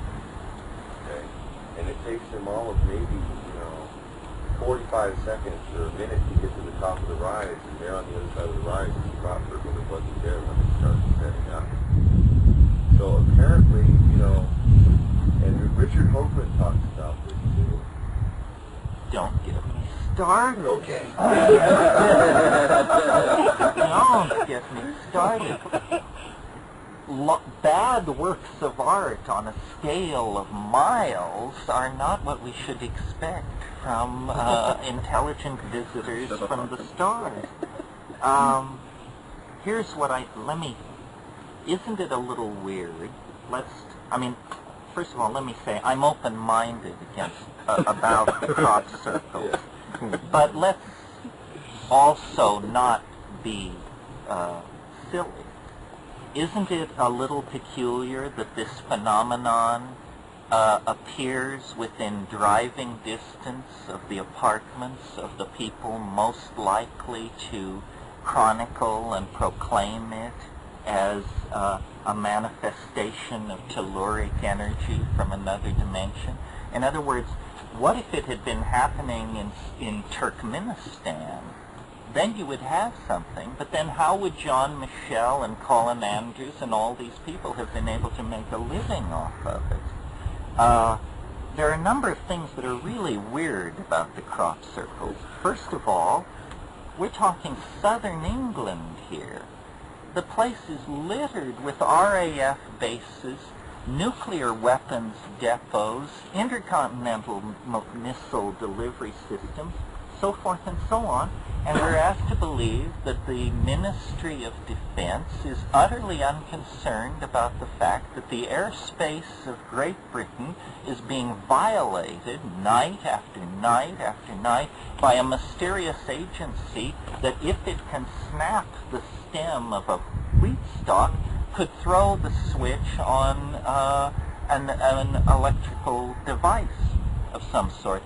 The British establishment is utterly unconcerned by the crop circle. They're not necessarily sent from above. Well, but wherever it's coming from, if you had a nuclear weapons depot, I think you would be Johnny at the raffle to find out what's going on. Didn't you read, like last year, the year before, like these two guys came forward and said that they perpetrated a hoax and something? Right, and all that did was muddy the waters. Well, it did one good thing. It finished the "it can't be done by human beings" position. We now know, you know, Rupert and all these people, Rupert, believe it or not, is the plant pathologist who serves on the board of the Seriologist, which is the main publication that is booming this. They held a contest in July where you paid £50, you were assigned a 5-acre plot, you had from 10 at night until 4 in the morning. There were, I think, 16 entries. Everybody was given the same design. And at dawn, judges helicoptered over the sites and then made a ground inspection. And 3 of the contestants produced crop circles that were indistinguishable from the real thing. Beautiful crop circles. And I'm getting this from believers. You know, this is what Rupert reluctantly informed me of. I think that, and you know, one theory is that it's a particle beam weapon being tested from space. But tested 750 times in the last 18 months in the same small part of England? Never cover their tracks. I don't know. I came up with 2 theories that do not require telluric intervention or friendly extraterrestrials. First theory. A whole lot of people, first of all, it's killed the UFO industry in England. You can't give away UFO sightings at this point. So all of these people, you know, it all is happening near Glastonbury and down where the old earthworks are. It's occurring in an area where there is the largest concentration of people likely to hail it as a paranormal phenomenon on the surface of the earth, and they have done so. They have made outrageous statements. Statements like, no human being could do this, it's impossible to explain this, so forth and so on. Well, now imagine that something like MI5, you know what that is, it's the English CIA, looks at the rise of paganism in Britain, you know, earthworks, channeling, all of this stuff, and says, this threatens church and state. We need to create a disinformation situation. Let's lure these people out onto a limb, way out onto a limb, and then let's cut the limb off. So what you do is you create this pseudo-paranormal phenomenon. You get John Mitchell, Colin Andrews, all these people to proclaim its weirdness, and then you reveal that it's easily duplicated. That's one theory. In other words, the British establishment is undercutting paganism by luring these people into saying too much. But that's not my favorite theory. Well, that's highly probable. What's your favorite? Oh, my favorite theory is much better. Because the question is, how do you make these things? When you actually go to the crop circles, what do you see? This is a Sherlock Holmes type deal. You know, Sherlock Holmes could handle the crop circles. There's the arm tied behind his back, I think. When you go to the crop circles, here it is, the crop circle. Mysterious, unearthly, portending who knows what. And what else is there? Well, the press and the sightseers and yourself and an extraordinary number of Japanese tourists. Now, Economics. you're getting close. These the Japanese press has followed the crop circle phenomenon more avidly than any other press in the world outside of England. Every new crop circle, it appears, photographs and discussion. It is huge in Japan. Japan, they're obsessed with this stuff. I think that what might be going on, this is certainly a lot more likely than extraterrestrials or telluric forces. Do you all know what MITI is? It's the Ministry of Trade and Industry. It's this enormous organization in Japan which coordinates technological development and marketing. It's what we're talking about when we say Japan Incorporated.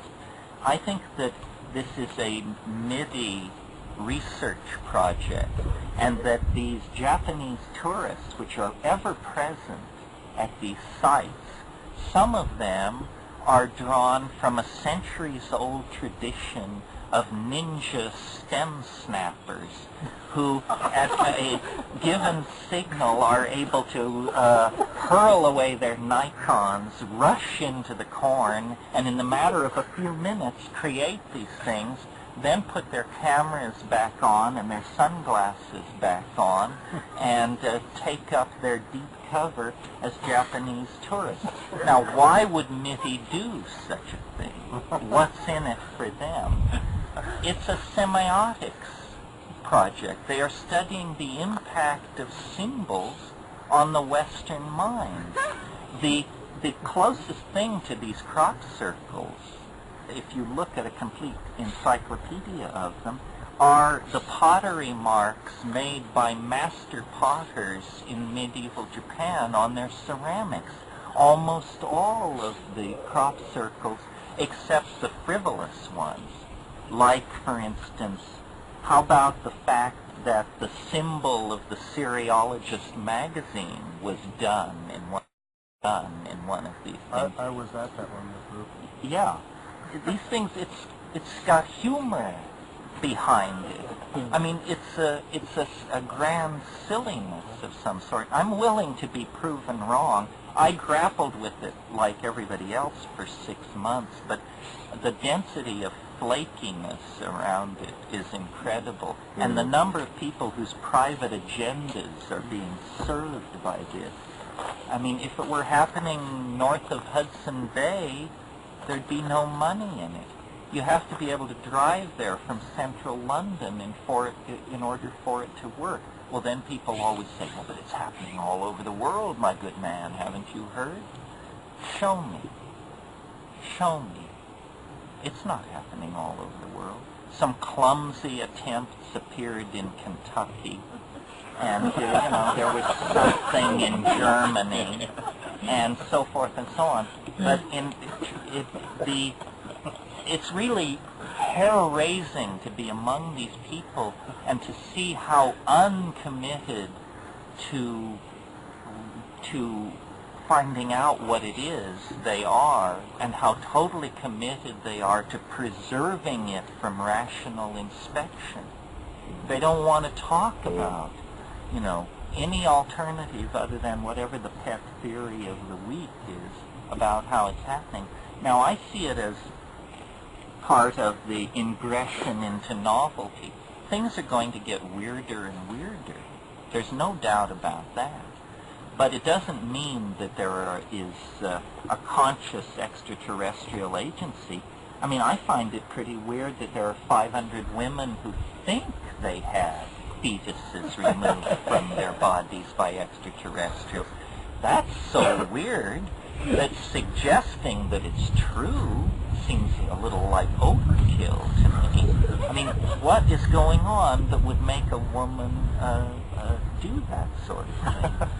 There's always, if you're a careful observer of one of these things, there's always, Jacques Vallée wrote about this, a residuum of absurdity that is suppressed by the witness, because the witness knows that if they told the whole story, their story is not credible. This is called, the built-in absurdity of these paranormal things. And when somebody tells you a story about a UFO encounter that does not have this element of self-contradicting absurdity in it. They're manipulating the evidence to make it seem more woo-woo-woo, I think. And I'm not a rationalist, except, well, I've seen things that violated the laws of physics. I believe the laws of physics can be violated. I believe there may well be extraterrestrials somewhere in the universe. Do you believe the Voynich manuscripts may have something to do with some type of alien intelligence? No, I think the Voynich manuscript is a solved problem, and that this guy Leo Levertoff's translation is correct.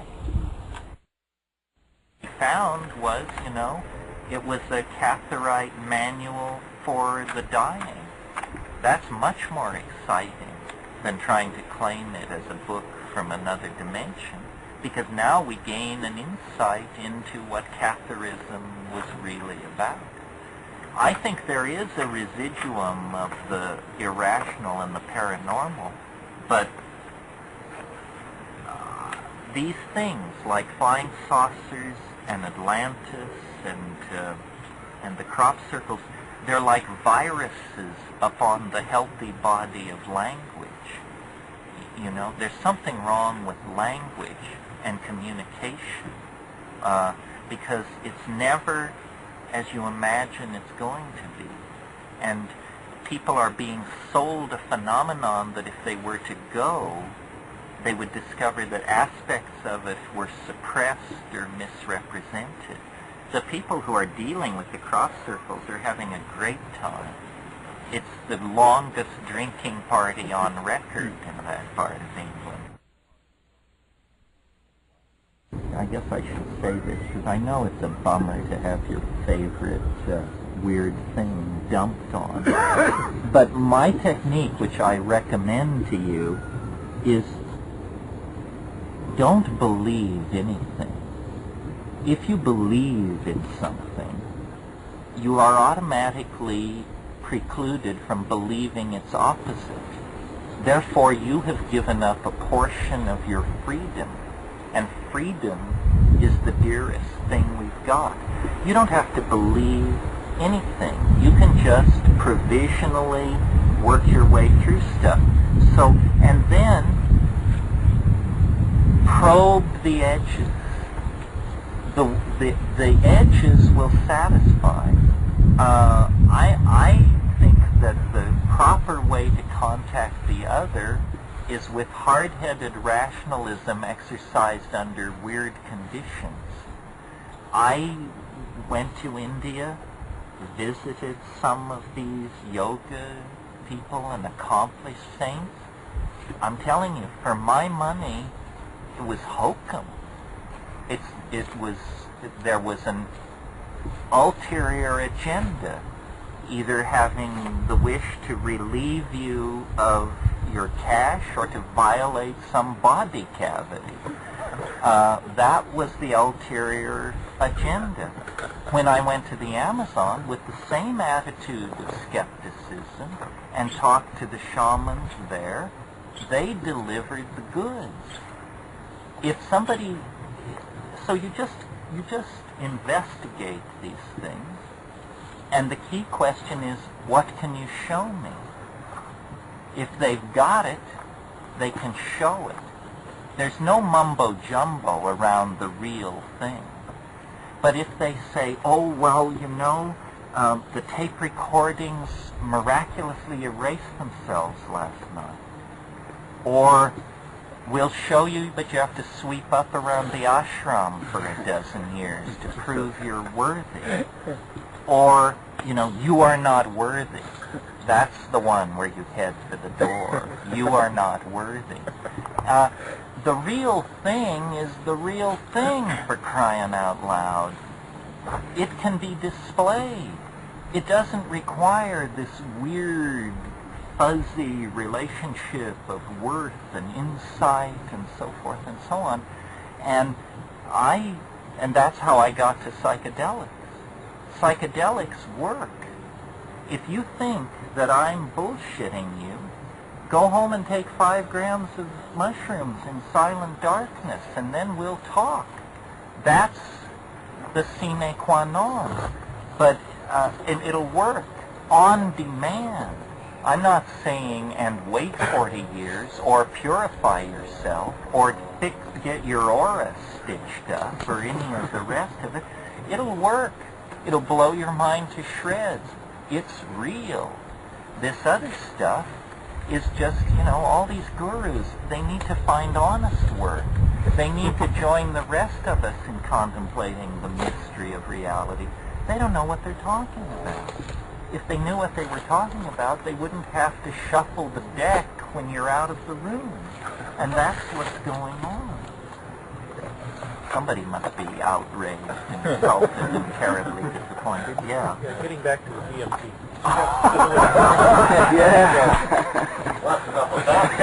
Enough of this. You have the same experience each time you take it under similar conditions. Do other people report the same things, the same teaching machines? And how does it relate to near-death experience? On the other side. In order. Yes, I do have the same experience each time I take it. Do they say, nice to see you again? They say you've sent so many, but you come so rarely. And then the more interesting question, do other people see it? Get a commission. Yeah, do I get a commission? Do other people see it? What I've thought about this question a lot because it's a question of communication. If they saw it, could they tell me? If they told me in their language, would I understand what they were telling me? And what I've decided is that the experience is an archetype. It's the archetype of the circus. Why? Don't ask me why. I don't know why. But for instance, I've listened to many, many people talk about their DMT experiences, and inevitably, this is the box into which it will fit. I gave it to a woman once up in Washington, an anthropologist. It was a subthreshold dose because she coughed. I could tell she didn't get it.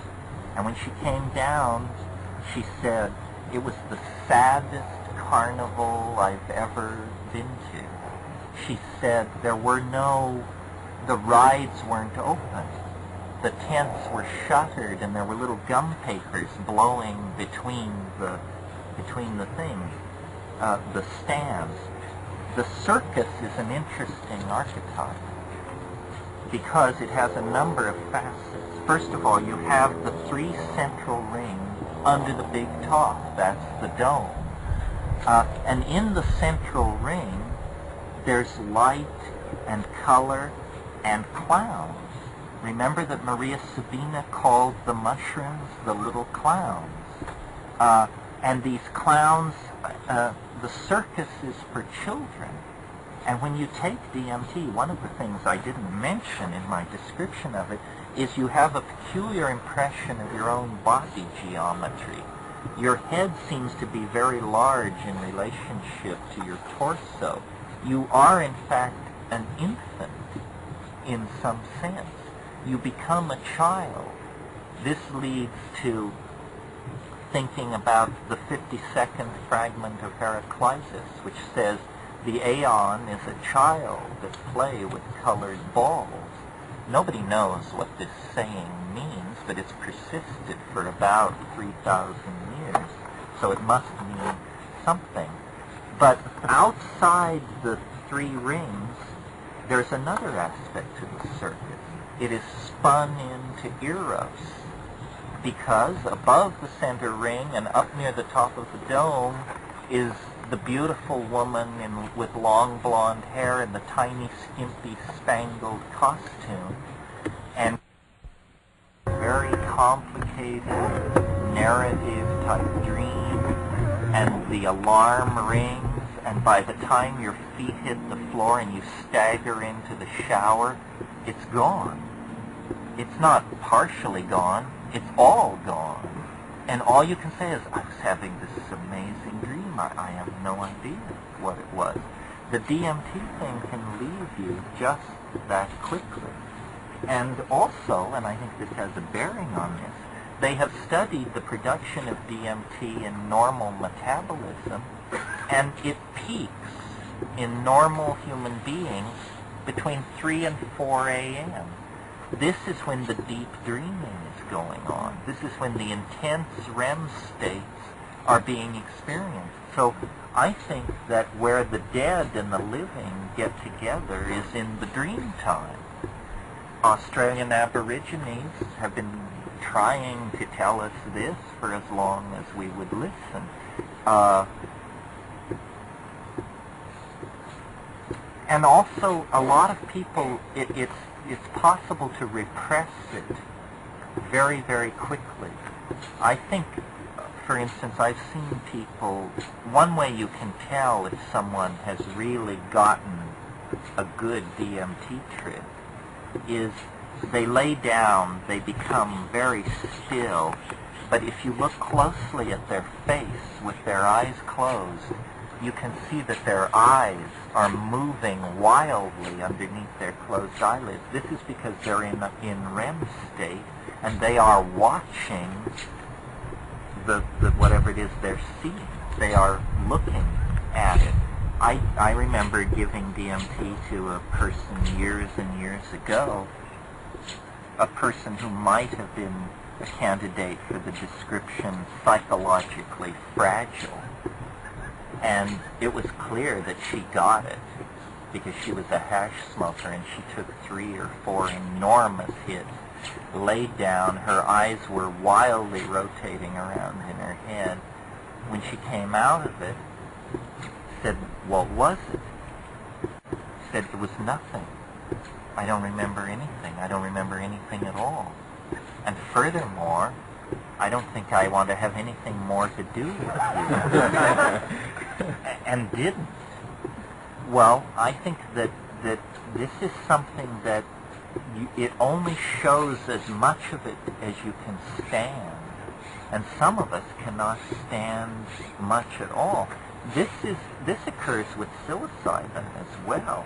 I've had experiences with psilocybin where I've said to it, after hours of hallucinations of one sort and another, I finally say, you know, what I'm really interested in is your true essence.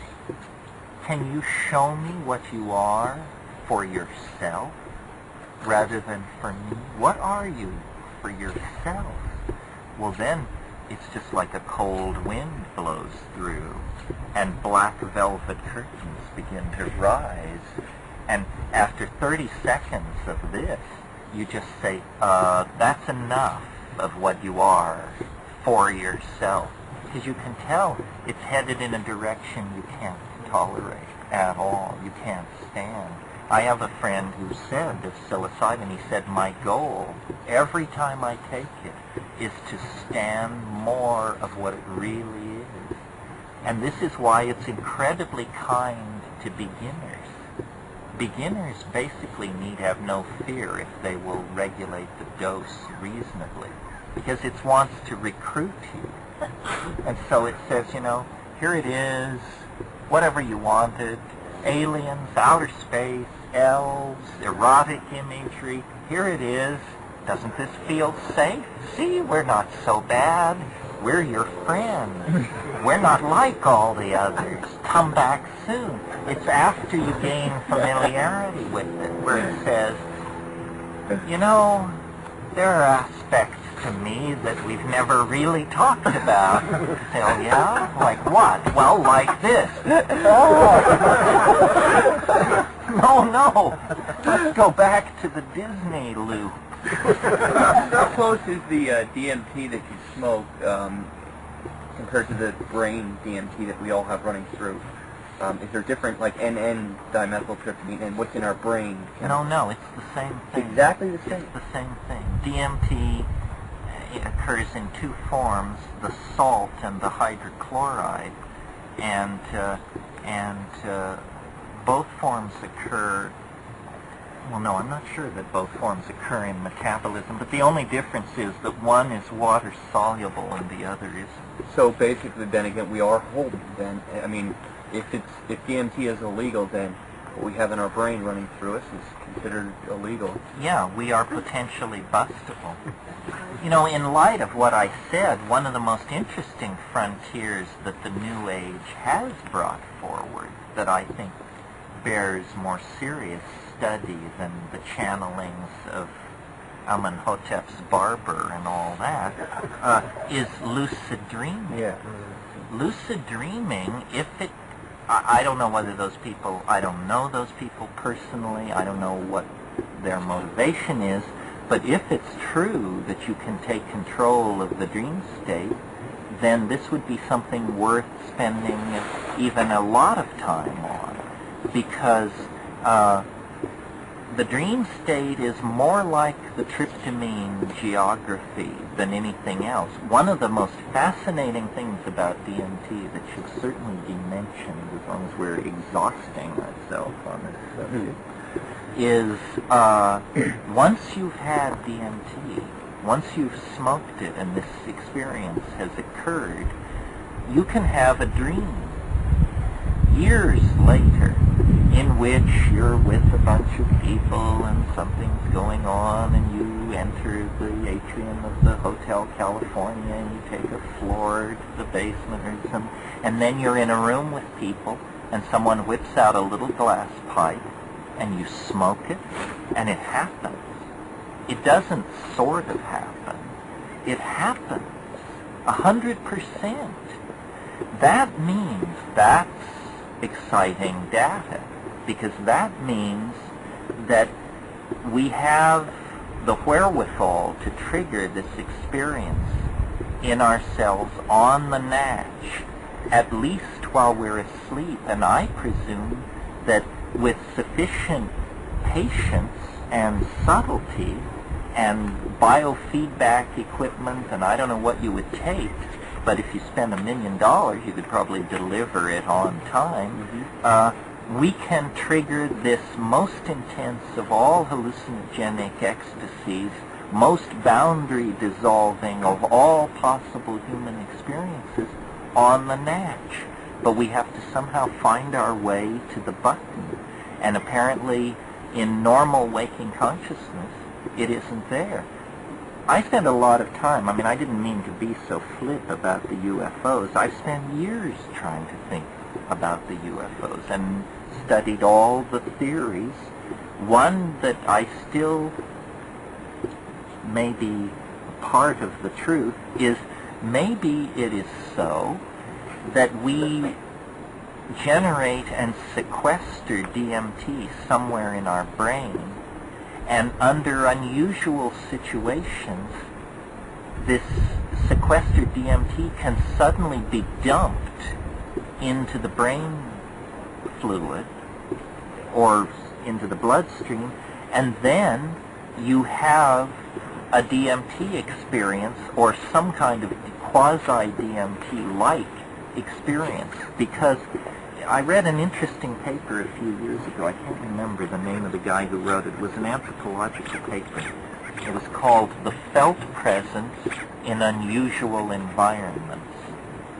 And it talked about how it is apparently a basic trait of human beings to, when in the wilderness, especially unfamiliar wilderness, people sense something there. The felt presence in unusual environments. Well, it may be that, now, imagine if you're in the wilderness in a situation not entirely familiar to you, so that you're edging up toward this felt presence thing, and suddenly DMT stored in your brain is for some reason, perhaps a pathological reason that it shouldn't happen, but it's shunted into your brain. Well, now suddenly you feel there's something here, there's someone here, there's someone with me. The hair on the back of your neck stands up. And then you see coming toward you a disturbance in your perceptual field. Now, you're supposed to be alone. There isn't supposed to be a disturbance in your perceptual input. But there is. You are alarmed. It may be dangerous. You must identify what this is. Well, every one of us carries around inside us a cultural inventory of what weird events might possibly be. If you're a medieval peasant farming the hills of Tuscany, and this happens, you immediately conclude that it's the Virgin, or it's an angel.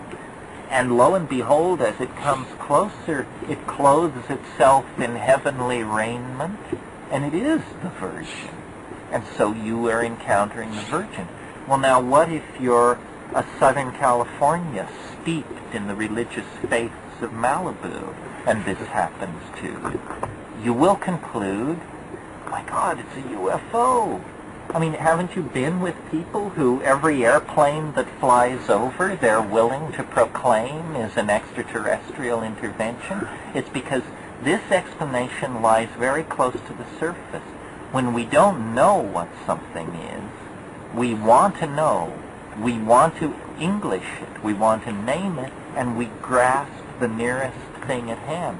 It's very important to avoid this reflex in order to see what is it really. What is it really? Let it be what it is. Yeah. 4 small points. On that one, I noticed I did a book in '73 on the flat that was going on then, and I interviewed perhaps 500 people. And in a large number, they would start with it's a traditional poetic term, it's called negative parallelism, where you identify, negate, identify, negate. So you start, it looked like a low-flying plane. No, it was too low. It looked like a semi with its out-of-order lights on. And only as the third or fourth identification, which is traditional to classic tropes of the 13th century, would they identify it as, I got a UFO. Point one. Another one, the strangest one, was an old lady in Texas, and I said, how did you know it was a UFO? And she said, because it had UFO printed on the undercarriage. I like that. The next one was a judge. I went down to Pascagoula. It was the Hickson and Parker. Famous case. I've got to see them again because I want to see how they've done over there. Very interesting case. And the judge and clerk of courts and 2 other people were riding home during that period, and 2 of them in the car saw a UFO and the others couldn't see it. So let's say one saw it because of the EMT drop at some time. Another was his clerk and decided he better see it. And the other 2 were just straight. Last point.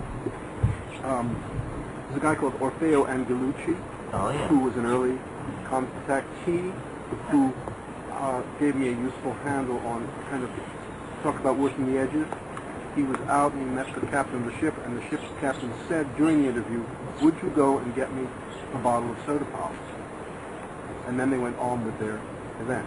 So I began looking for what I called the soda pop factor in events, where there was an element or more than one element absolutely unrelated to the story that was somehow a touch of human an intrusion. Intrusion, yes. Unnecessary intrusion. Well, let me say one thing about it. You don't even have to be cynical to the point of believing in the Pascagoula situation that the second guy saw the UFO because he was the clerk. These drug molecules have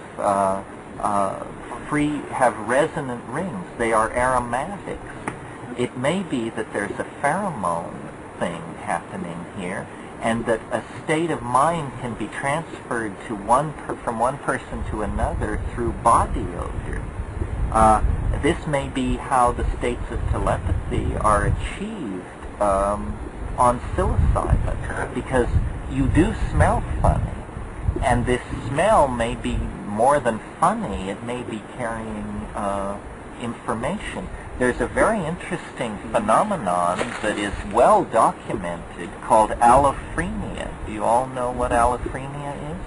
Allophrenia is when a friend of yours gets put in the hospital for schizophrenia, and you, being a good Samaritan, decide to take them a box of candy, and during the visit to your friend, you behave so bizarrely that you don't get to leave the hospital.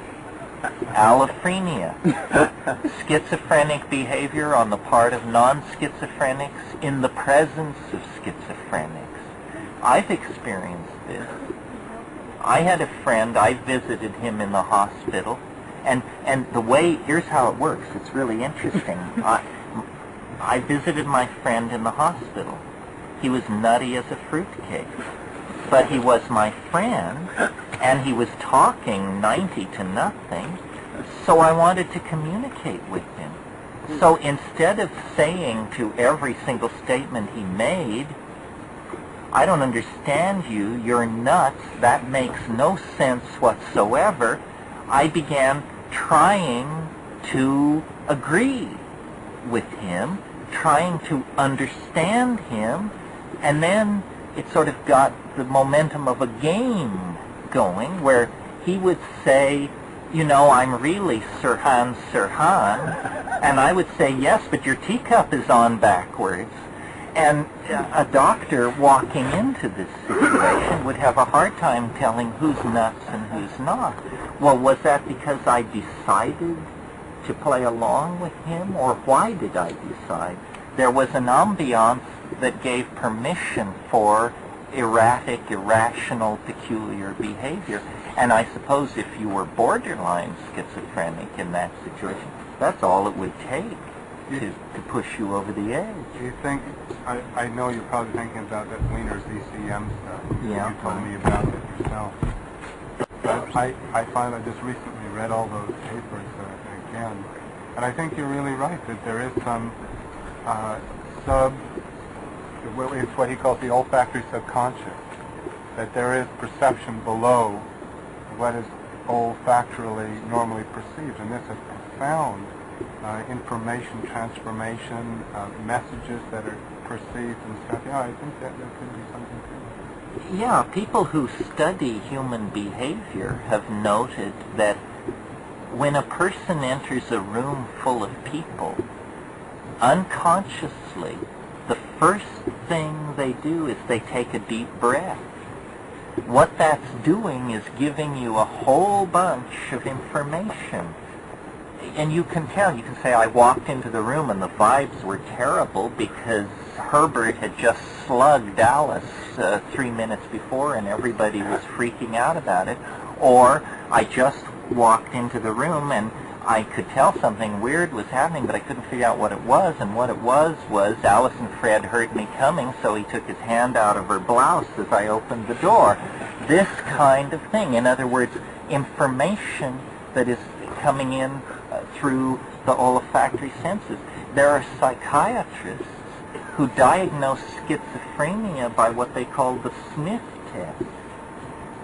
You know, this is one of the most subtle and difficult of all mental dysfunctions to diagnose, and some people just lean over your anterior fontanelle and take a hit and say, him to therapy, her to release, and him to medication, because they are confident enough that the smell will do it. There's even one theory of schizophrenia that holds that what schizophrenia is a dysfunctional pheromone system, so that you, who are the schizophrenic, your real problem is that you smell funny, not stink. People aren't aware of that, but it's that there's something about you that causes people to treat you strangely. And you, reacting to being treated strangely by people, get weirder. And they, reacting to you getting weirder, treat you more and more strangely. So what you have here is a feedback cycle that ends with nets being dropped over you and you taken away. But the original cause was that there was you were giving off a chemical which made people treat you in a way that caused you to react to them adversely, and that started the cycle going. Or they say that you perceived olfactory hallucinations, not that you just smelled weirdly, but that you perceived. Oh, that you were misinterpreting incoming. That's right. There's a whole section where he talks about olfactory hallucinations. The reason we're talking so much about this is because if you look at these pheromone molecules and lay them next to these drug molecules, it's all one family. These are all small planar molecules. There's even one area where it comes together pretty spectacularly. That is in the pineal gland of human beings, there's a great deal of, something like 12% of the brain's energy is being channeled into the pineal gland. Well, if you know anything about evolutionary theory, you know that you don't waste energy in unnecessary functions or you become extinct. So there's a reason why 12% of the brain's energy is being channeled into the pineal gland, though we don't know what it is. Well, then when you look at what's going on in the pineal, a neural compound called adenosine is being transduced by light into melatonin. Well, this compound, adenosine, in ordinary biochemical nomenclature, is 6-methoxy-tetrahydroharmalan. It's a near relative of the compounds in the ayahuasca. Well, so then a reasonable question is to ask, well, then what's happening to all this melatonin that is being produced in the pineal? Well, then if you tag it and follow its path through the metabolic system, you discover that the stuff is making its way quite directly to the surface of the skin. And then it's volatilizing away. What's happening here? A hallucinogenic molecule is being turned into a... and in the very center of the brain, and this pheromone is then hurrying on its way to the surface of the skin, where it volatilizes off and affects the ambient social environment in which you're living. This begins to look like a system of neurotransmitters and neuroregulators that operate not only within the body, but on the surface of the body and in the ambient social environment. Yeah. I don't know if this relates to, I'm not a chemist or anything like that. There was this stuff on the market called tryptophan, I believe. Right, it's an amino acid. Amino acid, and it was taken off the market not too long ago. Yes. And supposedly it made you dream. Your dreams more clear or more vivid, something like that. Well, it's the precursor for DMT. If you wanted to make DMT in the laboratory, tryptophan would be one of the pathways that you could start from. The reason tryptophan was taken off the market, there was a lot of confusion initially, but it was a poisoned batch. It turned out all of the world's tryptophan was coming from one enormous stainless steel vat near Nagoya, and that it had been infected by a bacterium. And so, we're stuck with the fact that tryptophan will probably never again be available in health food stores. But it wasn't tryptophan that was the culprit. I knew someone whose life was completely messed up by from the tryptophan. From the poisoned tryptophan. From the poisoned tryptophan. So by taking the tryptophan, then it caused DMT to be more... Well, no. Saying it that way is saying too much. We don't know that. All we can say is tryptophan is an amino acid. It's used in the biosynthesis of many different compounds, including DMT. DMT peaks when dream states are peaking, and tryptophan does seem to induce deeper dreaming.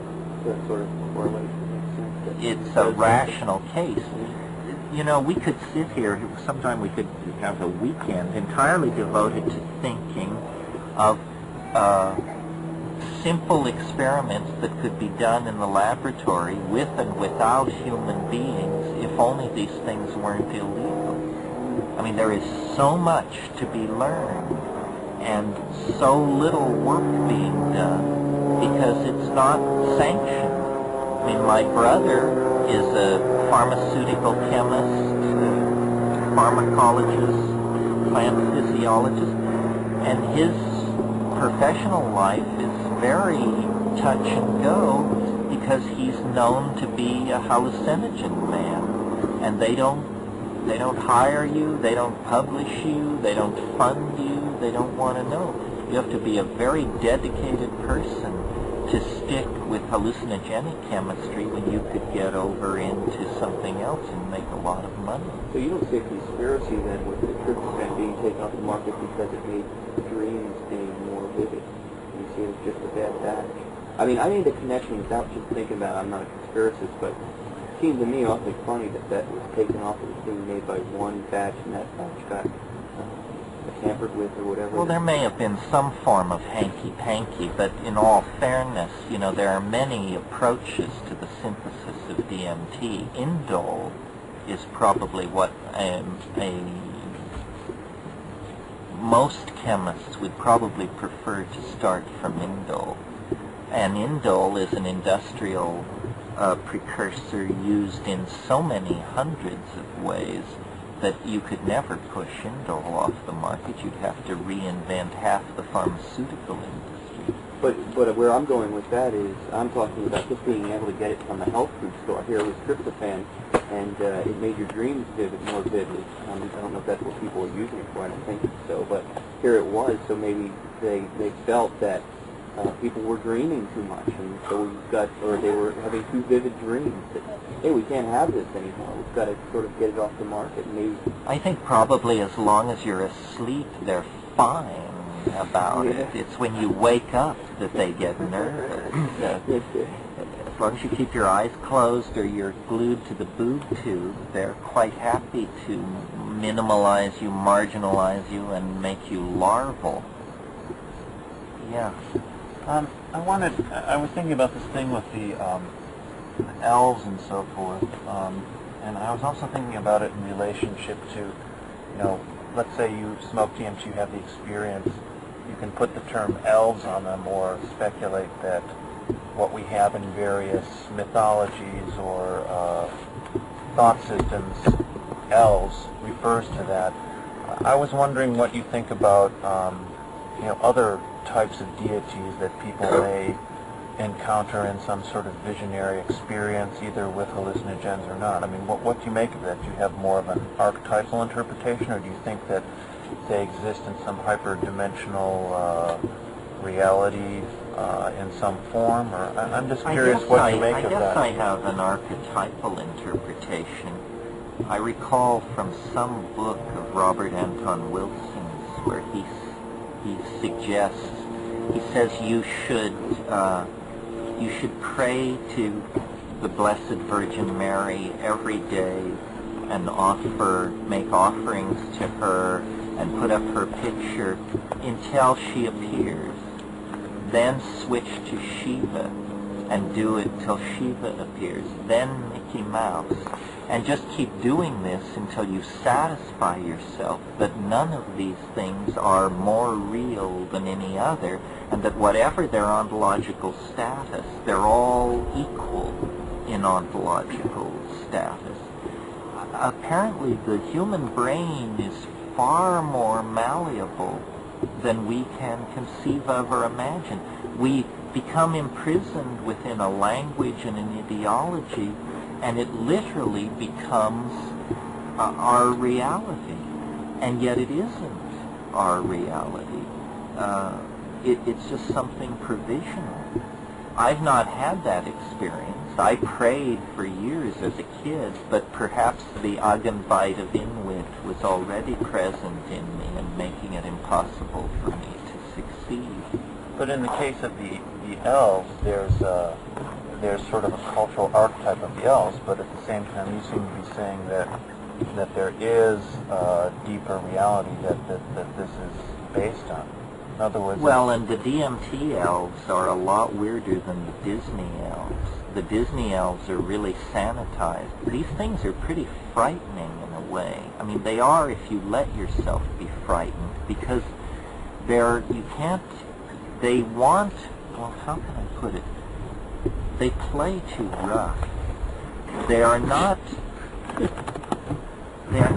mean, but they're not careful either. It's like hanging out with a gang, you know? As long as you're their friend, you really feel, aren't I cool? Look who I'm hanging out with. But then you realize if you said the wrong word or made the wrong move, everybody would turn and look at you. And just I recently wrote the introduction for a new edition of Evans Vent's book, The Fairy Faith in Celtic Countries. And if you're interested in elves, this is the book to read. You all know who Evans Vance was. He was the great Tibetologist who, but as a student at Cambridge in 1913, before he went to Tibet, he did his doctoral thesis. 1913 this was. And he went around to Brittany and Wales and Ireland, to the old people. I don't think he talked to anybody under 80. And he said, tell me stories about fairies. And he collected the most amazing stories about fairies and fairy encounters. And I learned from rereading that book that, you know, the Christian notion of purgatory, which is a place where you go that is neither heaven or hell, where you do time for minor infractions and then you get moved on to heaven. This idea was created, I always assumed that it was dreamed up by some bishops of Rome, some synod or something. It was dreamed up by St. Patrick to convert the pagan Irish, to convince them that fairyland was part of the Christian map.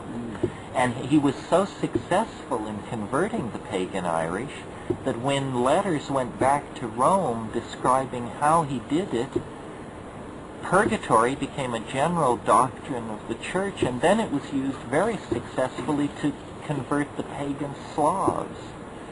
So purgatory is fairyland dressed up in Christian terminology. And what is the idea of fairyland? It's the idea that the dead live all around us, linger among us as disincarnate souls, and the fairies that Evans Vance was describing were very ambiguous morally. I mean, sometimes they would only sour the milk, but, you know, their favorite concern of fairies is, UFO freaks pay attention, stealing babies. That's what fairies like to do. I don't know about surgically ripping off fetuses. That seems to be a modern touch. But in Ireland, people in the countryside do not leave babies, small babies, unattended in their cribs for fear of fairy theft. And the fairies substitute. They don't just leave an empty crib. They leave a withered, strange little creature that is supposed to fool the human beings. And whenever there is a child born who is wasting and old-looking and undersized, there's always the assumption that there was a healthy baby there, but now there's been a fairy switch. Fairies respond to riddlery. This has to do with this thing about language and the strange relationship of the Irish to intoxication, fairies, and language suggests that here we might have a restricted gene pool that has somehow indemnified itself in the direction of these peculiar concerns. Present company accepted. What was the name of that book again? The Fairy Faith in Celtic Countries by Evans Vance. Mention at least a couple of final points, which is, you know, what is this all good for? I think what it's good for, I think the mystery that we're making our way toward, much more of which will be revealed later as we live into the next 20 years, is that we have lost connection to a very important part of reality, which I call the Gaian mind, but which I think is more popularly understood as the goddess consciousness. But the goddess is not as envisioned at Ephesus, you know, a woman studded with breasts. The goddess is the living earth. It is not to be anthropomorphosed into some kind of human or quasi-human form. And when we were taking mushrooms on the plains of Africa, before the invention of agriculture, as nomads, we were rocked in the cradle of the goddess. And the differences between men and women, between parents and children, between those who had much, if anybody had much, and those who had little, and between human beings and the animal and vegetable kingdom were minimal, because everything operated in the light of this reference experience, boundary dissolution, and a sense of the intelligence of the earth. Now we are so alienated from the intelligence of the earth that when we encounter it, we assume it came from halfway across the galaxy to rescue us. It isn't from across interstellar space. It's something that is partially in ourselves and partially in the world around us. And if we could but clear the prejudices of materialism from our approach to the world, most especially from our language, which by its subject-object bias, by its linear syntax, and by God knows what else that's built into it, hopelessly precludes us from contacting this reality. If we could clear all that away, we would discover, a dimension of immense support and affection for human beings and for our enterprises. But as long as we pursue the destruction of the earth and the elaboration of materialist ideology and the suppression of psychedelic states and the suppression of the feminine, we are going to be alienated, feel abandoned, and operate in an ambiance of rampant pathology. So, to my mind, the hallucinogens are a call to return to the archaic style, to recapture the tools, techniques, languages, and attitudes that existed and flourished on this planet, before AD 10,000. And we must do this.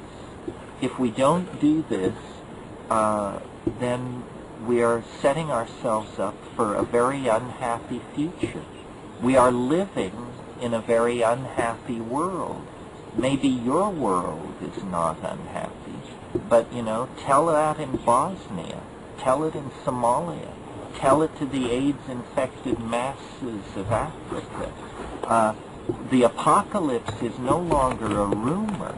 It's arrived in many parts of the world.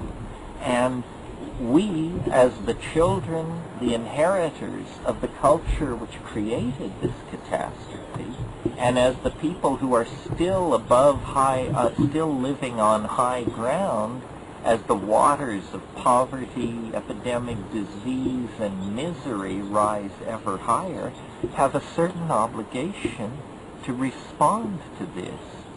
Moral decency demands it, and we can no longer tolerate the evolution of consciousness, the exploration of our relationships to each other, and the source of meaning itself to be regulated, stigmatized, and degraded by the most frightened, the least educated, the least balanced, and the least caring among us.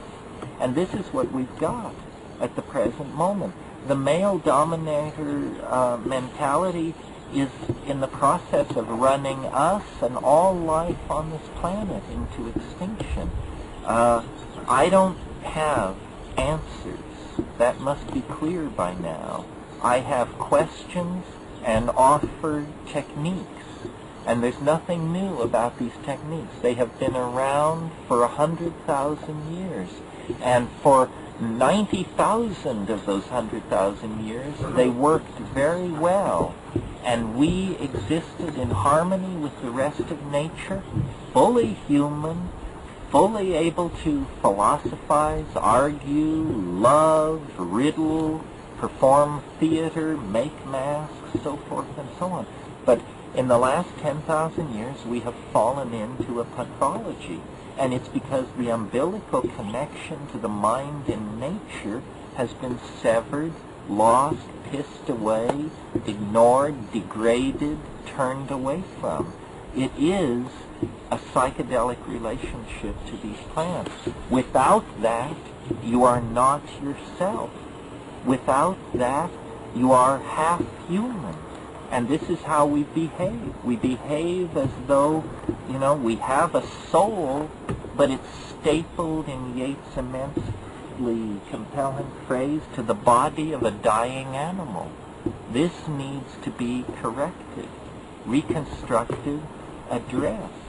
Otherwise, we are going to go into the books, if there are books, and into the cosmic record, which there surely is a cosmic record, as jerks, lame, didn't get it, couldn't put it together. And this would be a terrible legacy, because we are not going into these crises in a state of total anesthesia. We have the answers. We have the political machinery to do something about this. We have the sense of crisis. We have the goodwill and affection for each other. But we are somehow unable to put all this together in a configuration that would allow us to change our minds, admit that history was a bad idea, that science betrayed us, that it's a tale told by an idiot, and to strike out in a new direction. We're like the frog in the proverbial pot who never moves as the temperature climbs toward the boiling point. Sooner or later, you have to just get up on your hind legs and say, enough already. Now, maybe this is beginning to happen, and maybe it isn't. But it's not for us to judge as spectators at a hockey game. It's for us to get in and roll up our sleeves and participate in. Do what you think is right. Think about what you think is right. And once you've thought about it, then do it. And it doesn't have to fit in with my program or my agenda. I have a deep and abiding faith that Mother Nature will sort out the options, and from the offerings of all of us, select those that will be salvational and salutary for all the rest of us. But if you don't act, you didn't participate. I mean, this is not a road show, It's your life, your planet, your world, and the tools to reclaim it are present at hand. You've heard this now. Now you have to ask yourself, what are you going to do about it? That's really all I have to say, and we're finished. Right. So thank you very much.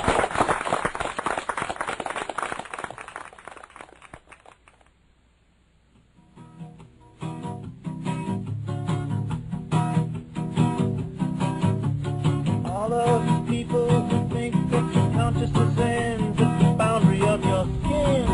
Got some news for you about the reality of the universe you're living in. There ain't no line separating you from everything that you see. Just release your mind in the big design, and the truth will set you free. I said inner and outer space are exactly the same. Yeah, you know